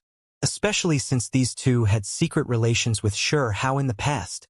They were able to draw everyone's attention. My goodness, this is big. Even pure-blooded creatures are looking for us. This definitely isn't some small business. Shihao did not participate. He only knew that those 2 rotten old men were cheating people again and that they would gain a lot of profit as even various great powers and pure-blooded creatures appeared. We're dealing business fairly. Pay up the primordial symbol bones and we'll give the information. Otherwise, get out of the way. Finally, there were even golden beasts that appeared. These were servants from divine mountains, and they were astonishingly powerful. Golden fur covered their bodies, and a terrifying aura circulated around them. The group of golden beasts surrounded the 2 old men. Yet the 2 just blinked, staying calm and unperturbed. They were ready to extort the creatures from the archaic divine mountains until they bled. In the end, Shihao appeared. The starting grounds roiled with noise when Shihao emerged within the Void God realm, and a huge commotion was stirred up. Everyone knew that a battle between the 2 young supreme beings was coming due. All kinds of experts and golden beasts of archaic divine mountain made their majestic entrance. Yet they retreated in shock due to Shi Hao. They dropped a pile of primordial precious bones as they retreated in fear. The news of Shi Hao's reappearance had spread everywhere. All eyes were focused on him. In reality, since Shi Hao was still in a low-level region, no one actually dared to cause him trouble, including creatures from the archaic divine mountains. He could force his way through anyone. Soon, he left this place and entered the heavenly paradise. Everyone here was an expert in the heavenly passage realm. Seeing the remains of his old battlefields made him feel rather moved. Shi Hao did not stop and quickly made his way into the spirit transformation domain. This was a place that he could not step into before, but he had descended here today, drawing gazes from every direction. It was worth mentioning that Coin Grandpa and Bird Grandpa had followed him and were stirring trouble from behind. These two had immeasurable strength and were incredibly strong. "Don't you two only stay in the starting grounds?" Shi Hao asked. The two erupted into laughter. Business was knocking on their doors, and this so-called business was naturally going to follow Shi Hao. They wanted to set up a casino and attract experts from all over the place to gamble. A battle might break out between two supreme youths, so they wouldn't want to miss that. Stone Nation Imperial Capital, Martial Imperial Manor. Shi opened his eyes. He had received a report. With a calm expression he said, "I'll go take a look." The divine light usually around him was currently being restrained and the rhythm of heavenly Tao could be heard. Currently, there seemed to be a restorative aura around him as he chanted sutras every day, allowing his body and spirit to undergo a baptism. Shi came. Heavens! The dual-pupiled individual appeared. The void god realm was clamoring and shaking in every direction. The other leading character of the two young supreme beings showed up. Every area was trembling, and even the people's breathing became exasperated. These were two sharp blades that opposed each other. Could also be said that they were two comets colliding into this great earth. During these past few days, Shi showed up many times, but he wasn't always here. The reason he came today was obviously for that younger clan mate. Raging waves roiled over tens of thousands of mountains. Not only was the void god realm in disorder, this was true for the outside world as well. This topic was being discussed everywhere. "Have you heard? The two young supreme beings both entered the void god realm. We should hurry over and watch. Who knows? A battle might even break out. We can't miss an event like this. A world-changing battle might be starting." In the past few years, there were some events that stirred up the void god realm, but none were as exciting as this. People burst onto the scene and there were truly too many figures trying to crowd in. This day, it was impossible to count just how many practitioners watched. The void god realm was packed. Shi arrived. First, he entered the starting ground, then entered the heavenly passage's paradise. Following that, he entered the spiritual transformation before finally stepping into the engraving realm's domain. The two were acting in a rather strange manner. They were in different regions and did not take their first chance to meet. This made everyone nervous yet expectant. They were now more anxious than the participants themselves. What was the meaning of this? Why didn't they meet immediately? In reality, Shi Hao was aware when Shi passed through the spiritual transformation domain. However, the two did not walk towards each other. Was a battle going to happen? Everyone was doubtful since these two didn't seem to be in a hurry at all. Many people were trying to guess the reason why they didn't fight. If they fought, they would most likely break the records concerning battles. The two were preparing for an astonishingly great battle. At this moment, the void god realm had separated into two large groups. One group was in the spiritual transformation region, and the other went to where Shi was as they all waited for the battle. "Younger brother, we've been apart for many years. Have you been well?" Finally, Shi spoke into the air in a calm manner. Some people brought back these words, causing many to reveal a strange expression. "There's no need for your worry. I have been quite well." This was Shi Hao's answer. Could be said that this scene was quite strange. They had not met and were talking into thin air. Everybody thought that this was rather weird. After many years of not seeing each other, "I've missed you. When will you come to see me?" Shi asked. If you want to meet, then you should just come over, Xianxia answered. Everyone's teeth and stomach ached. What was happening? Will these two young supreme youths just talk while being separated by an entire region? When will there be a fight? At this time, many have guessed that both these two were mutually afraid and did not want to act rashly. If they actually fought, the results would definitely be thunderous. Is Uncle Xiling well? Xianxia asked. When Xianxia heard, his gaze suddenly became incomparably terrifying. Back then, his father was trapped by a piece of the Rain clan's divine decree and suffered injuries. For the sake of finding divine medicine for him, he journeyed far and his whereabouts were still unknown to this date. Everything was caused by that mother and son duo. Was Xianxia's current question a provocation or a proper etiquette? Is Uncle in good health? Xianxia asked indifferently. He once defeated Zeding during the imperial capital battle and inflicted serious injuries. Now that this matter was brought up again, it was similarly both etiquette and provocation at the same time. When will we fight? Xianxia asked straight to the point. This time Xianxia did not appear. He took out a piece of primordial symbol bone. On it were a few engraved words which people delivered. We can fight at any time. The words were simple, but it emitted an extremely powerful pressure as Xianxia read it. It burst out with unparalleled rays of light before exploding. The outstanding people in the surroundings trembled. This contained a person's own imprint of power, yet it was just like an overwhelming vast sea. Other than Xianxia, not many others could resist. This was clearly going to be a dark battle. Xianxia was measuring his own brother's power. If he could not even resist a simple letter, then there was not much more to talk about. Xianxia strolled forward. Within the spiritual transformation realm, no one dared to block him. He arrived at the Rain clan's mansion, a vast pure land. At this moment, everyone from the Rain clan was trembling. Could this place end up becoming a barren land as well? The Rain clan's roots in the heavenly passage paradise were destroyed by this very same person. With a chong sound, Xianxia removed the bronze inscription board from the Rain clan's gates. Everyone from the clan's expression changed, but they did not dare express their anger. How is my bone useful? Xianxia engraved these words before throwing it inside Rain Mansion. This tablet was quickly delivered to Xianxia and exploded with divine light. These words clanged like heavenly swords. They illuminated this entire area, and many people were able to see them. It's excellent and is quite compatible with me. It isn't much weaker than my dual pupils, Xianxia answered. He engraved the row of words and they contained a bit of his arrogance and also a bit of indifference. His message was clear. First, he was not guilty or ashamed, and second, the supreme being bone was weaker than the dual pupils. Are dual pupils that powerful? I never would have thought that they were. Otherwise, why would you have so little self-confidence that you would need to implant someone else's bone? Xianxia replied. The two young supreme beings were opposing each other with equal harshness. Although they were still considered calm, they could instantly set off a huge storm. When is the battle? Xianxia asked. With this sentence uttered, everyone's attention was focused in. Everyone held their breath. Both now and the future is all fine. I am in the engravement realm, so whenever it is convenient for you, Xianxia replied.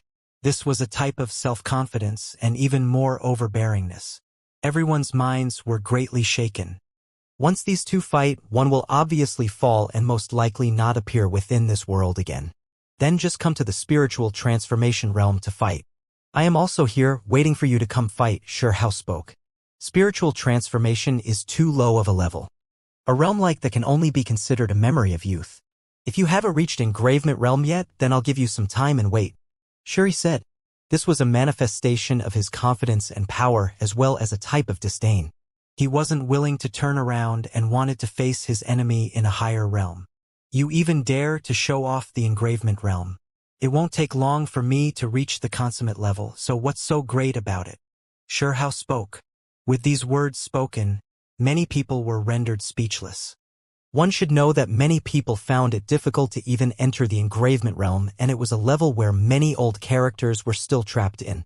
Many of them wouldn't even break through it in their lifetime. When he spoke out those words like that, it truly dealt a heavy blow to many people's confidence. Everyone knew that what he said wasn't exaggerated and that he truly had that kind of talent. They believed that the time when another young heavenly lord would emerge was not too far off. That wasn't just a title, but that he truly had this kind of strength. My little brother, your words are a bit too great. As someone who lives in this world, you should remember the word modesty. Shuri spoke. Why would I need your advice? Listen to your own words, Shurhao replied. It was clear that even more sparks began to flare between the two. It made everyone even more hopeful for a great battle. Shurhao spoke again. You aren't confident enough in the spiritual transformation realm. If you are so keen on modesty, then return. I will show you who is stronger. Everyone was speechless. This brat really was forceful. Even though he lost his supreme being bone, he was still incomparably powerful. Everyone knew that there was a clump of anger sitting within his heart. He wasn't willing to yield to the dual-pupiled individual, and he was going to use his ordinary body to fight against his opponent's divine gifts. You are still a child. I'll wait for you, Shuri said, his calm voice carrying a hint of his might. He treated the other party like a child not deserving of equal treatment. I only have one sentence for you. In any realm that I am able to perfect myself in, I am unrivaled, Shurhao said. This sentence was not spoken in a loud voice, and could even be said to be rather soft. However, it made everyone reveal looks of shock. Everyone felt their hearts and minds shake when they thought about the past. This little fellow's words really were bold. He was extremely confident and seemed even more overbearing than Shuri. He could actually say words like these. His intentions were clear. He stated that he was unrivaled in any realm he could achieve, implying that if Shuri was in the same realm as him, then he naturally wouldn't be his opponent. This was a completely undisguised challenge. Is that self-proclaimed? Ear won't lower himself to your level. He is waiting for you to reach the engravement realm and even giving you some time to cultivate. Yet you don't even know how to show gratitude. In the distance, a middle-aged man darkened his face and said to himself. He had thought that his voice was extremely soft and that only people within his clan could hear him. He never expected that Shurhao would still be able to pick up his words. Bring him back here to fight it out then. Let's see what happens. Shurhao spoke coldly. That was someone from the Rain clan, and upon hearing what was said, his face fell ashen. He didn't say any more in fear that he would bring another disaster to his clansmen. If this rotten brat uproots their foundation in the spiritual transformation realm as well, then he truly wouldn't be able to cry even if he wanted to. My good little brother, you are too self-confident. Not even a true deity will dare to say that they are unrivaled under the heavens. Shuri replied in a cold manner. I dare to say it. Shurhao's words were extremely clear-cut. Everyone heard those words. This little fellow from the Stone clan was truly brave, daring to say anything. Was this a reflection of his nature, or did he truly believe these words? The belief of being unrivaled has accompanied me from birth until this day. Now I truly want to have a battle against you. Shuri said to himself. Then what are you waiting for? Come here and fight, Shurhao said. Fight? You are only an insignificant spiritual transformation realm cultivators, yet you dare to order me over? That will be too much of a joke. A hint of ridicule appeared at the corner of Shuri's lips.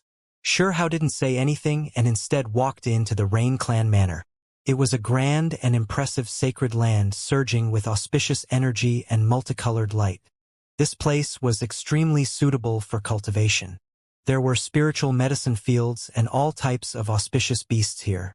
They were all formed from the Void God realm's essence energy and weren't any different from their real-life counterparts.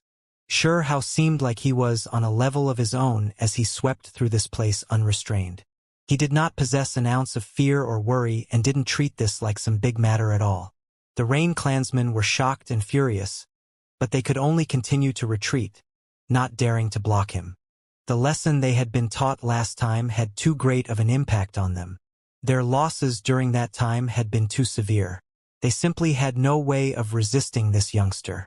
Go fetch the divine decree or invite Shuri over. Shurhao spoke.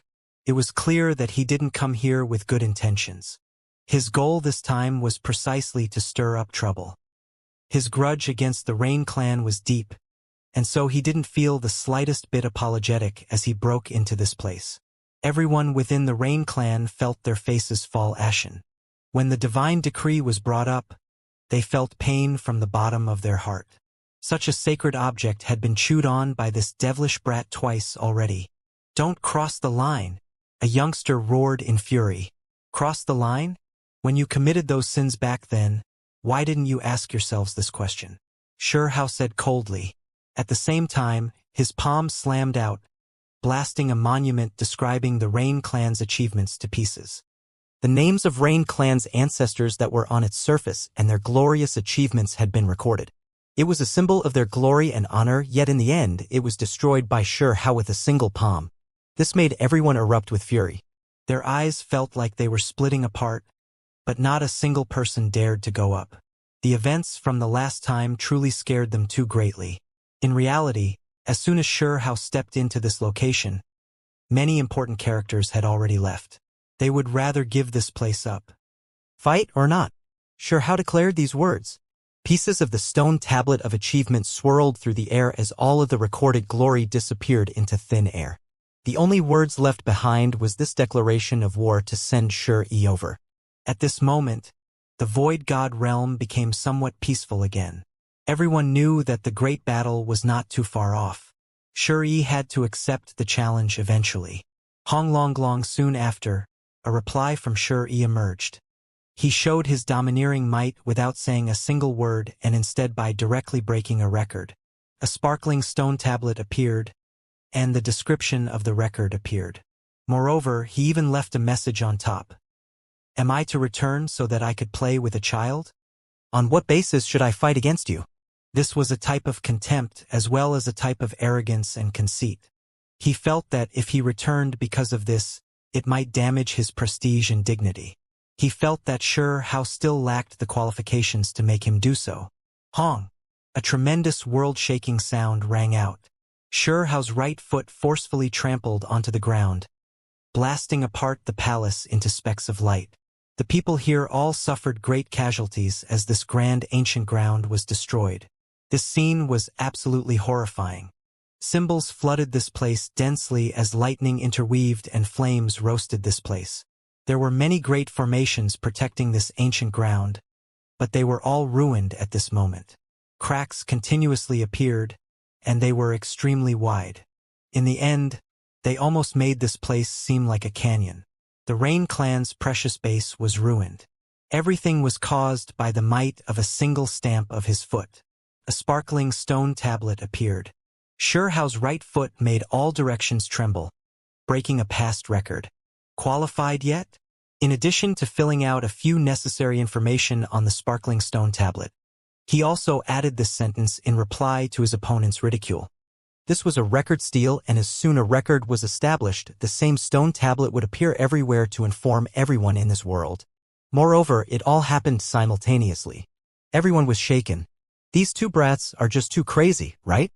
They actually used this kind of method to communicate with each other. This was too ridiculously powerful. Sparkling specks drifted as another stone tablet appeared. Xianxia was breaking records within the engravement realm, and there were only a few words on top. "Are you trying to force me?" Symbols covered Xianxia's entire body. Violent fluctuations engulfed this place, and his entire body became like a great furnace. His fist slammed out, erupting with a heaven-overflowing aura. His body resonated with his spirit, releasing his body's power. This entire place began to tremble. A stone tablet emerged, and only a single word was written on top. "Correct." Everyone was stupefied. This truly was too extravagant, breaking records to talk to each other. This was just like something from a heavenly book, making everyone here tremble. They were all completely shaken. They had never seen people like this before, nor have they seen this kind of confrontation. It made normal people feel incomparably ashamed. How shocking was this type of opposition? At this moment, forget about the Void God realm, every part of the real world was even greatly shaken. When people received news of this, they called all of their friends and quickly entered the Void God realm to witness this historical confrontation. With a wong sound, Xianxia left these ruins. This time, he stepped on top of a formation to enter a particular region that was quite far away. It could be said that this was a restricted land. Normally, no humans would go there to cause trouble and would stay far away. It was because this was the archaic divine mountains region. The pure land of humans would be built far away, and only by using the formation platform to open up a golden passageway would one be able to quickly arrive here. This, Everyone felt a wave of hesitation, but in the end, they gathered their courage and followed. They wanted to see this to the end. This was an extremely peaceful area and no one would dare to stir up trouble here normally. However, today there were many creatures that quickly followed Xianxia to this region. An extremely large lake stretched out in front. Green ripples could be seen on its surface. Spiritual essence wafted about and multicolored lights flickered in this extremely beautiful place. Ancient structures lined the great lake's shore. They seemed like temples from the ancient era, grand and imposing. Even the aura of deities was emitted from this place. On top of an enormous gate, there was a horizontal inscribed board. There were 3 words on top, Demonic Spirit Lake. Xianxia actually came to a place like this. It made everyone's minds jump about anxiously. None of them dared to draw near, and they all watched from afar. Pa! In the next moment, Xianxia took action. He shattered that enormous door with a single palm and took down that sign. Hong! The inscribed board shone, sending auspicious light in all directions and a demonic mist to rise. This was actually a strange treasure that was extremely powerful. It wanted to shatter Xiao's palm and fingers. Break apart! Xiao roared and released his 10 heavenly passages to lock this place down. The Kunpeng's power was displayed as he crushed this bronze board into pieces with his bare hands. Every inch of it was obliterated. During this process, a divine flame that was burning and pulsing about violently disappeared into the void. A trace of a deity's power. Everyone trembled. That board was definitely not an ordinary object, but it was destroyed just like that. Everyone was horrified. This fellow was just too domineering. He rushed here to provoke the demonic spirit lake's people, destroying their entrance. This truly was too daring. In that instant, a sparking stone tablet appeared. By destroying the demonic spirit lake's inscribed board, a bronze board transformed by a deity, he established a record. Everyone felt their scalps going numb. Was this fellow trying to defy the heavens? Xiao's expression was calm. He left behind 3 words on the stone tablet. Fight or not. Hong! Someone established a record within the engravement realm, making a stone tablet appear. There was a single word on top, fight. After a moment of silence, everyone went into uproar. Xianxia had accepted the challenge. It was clear that he was going to descend into the spiritual transformation region to fight against Xiao.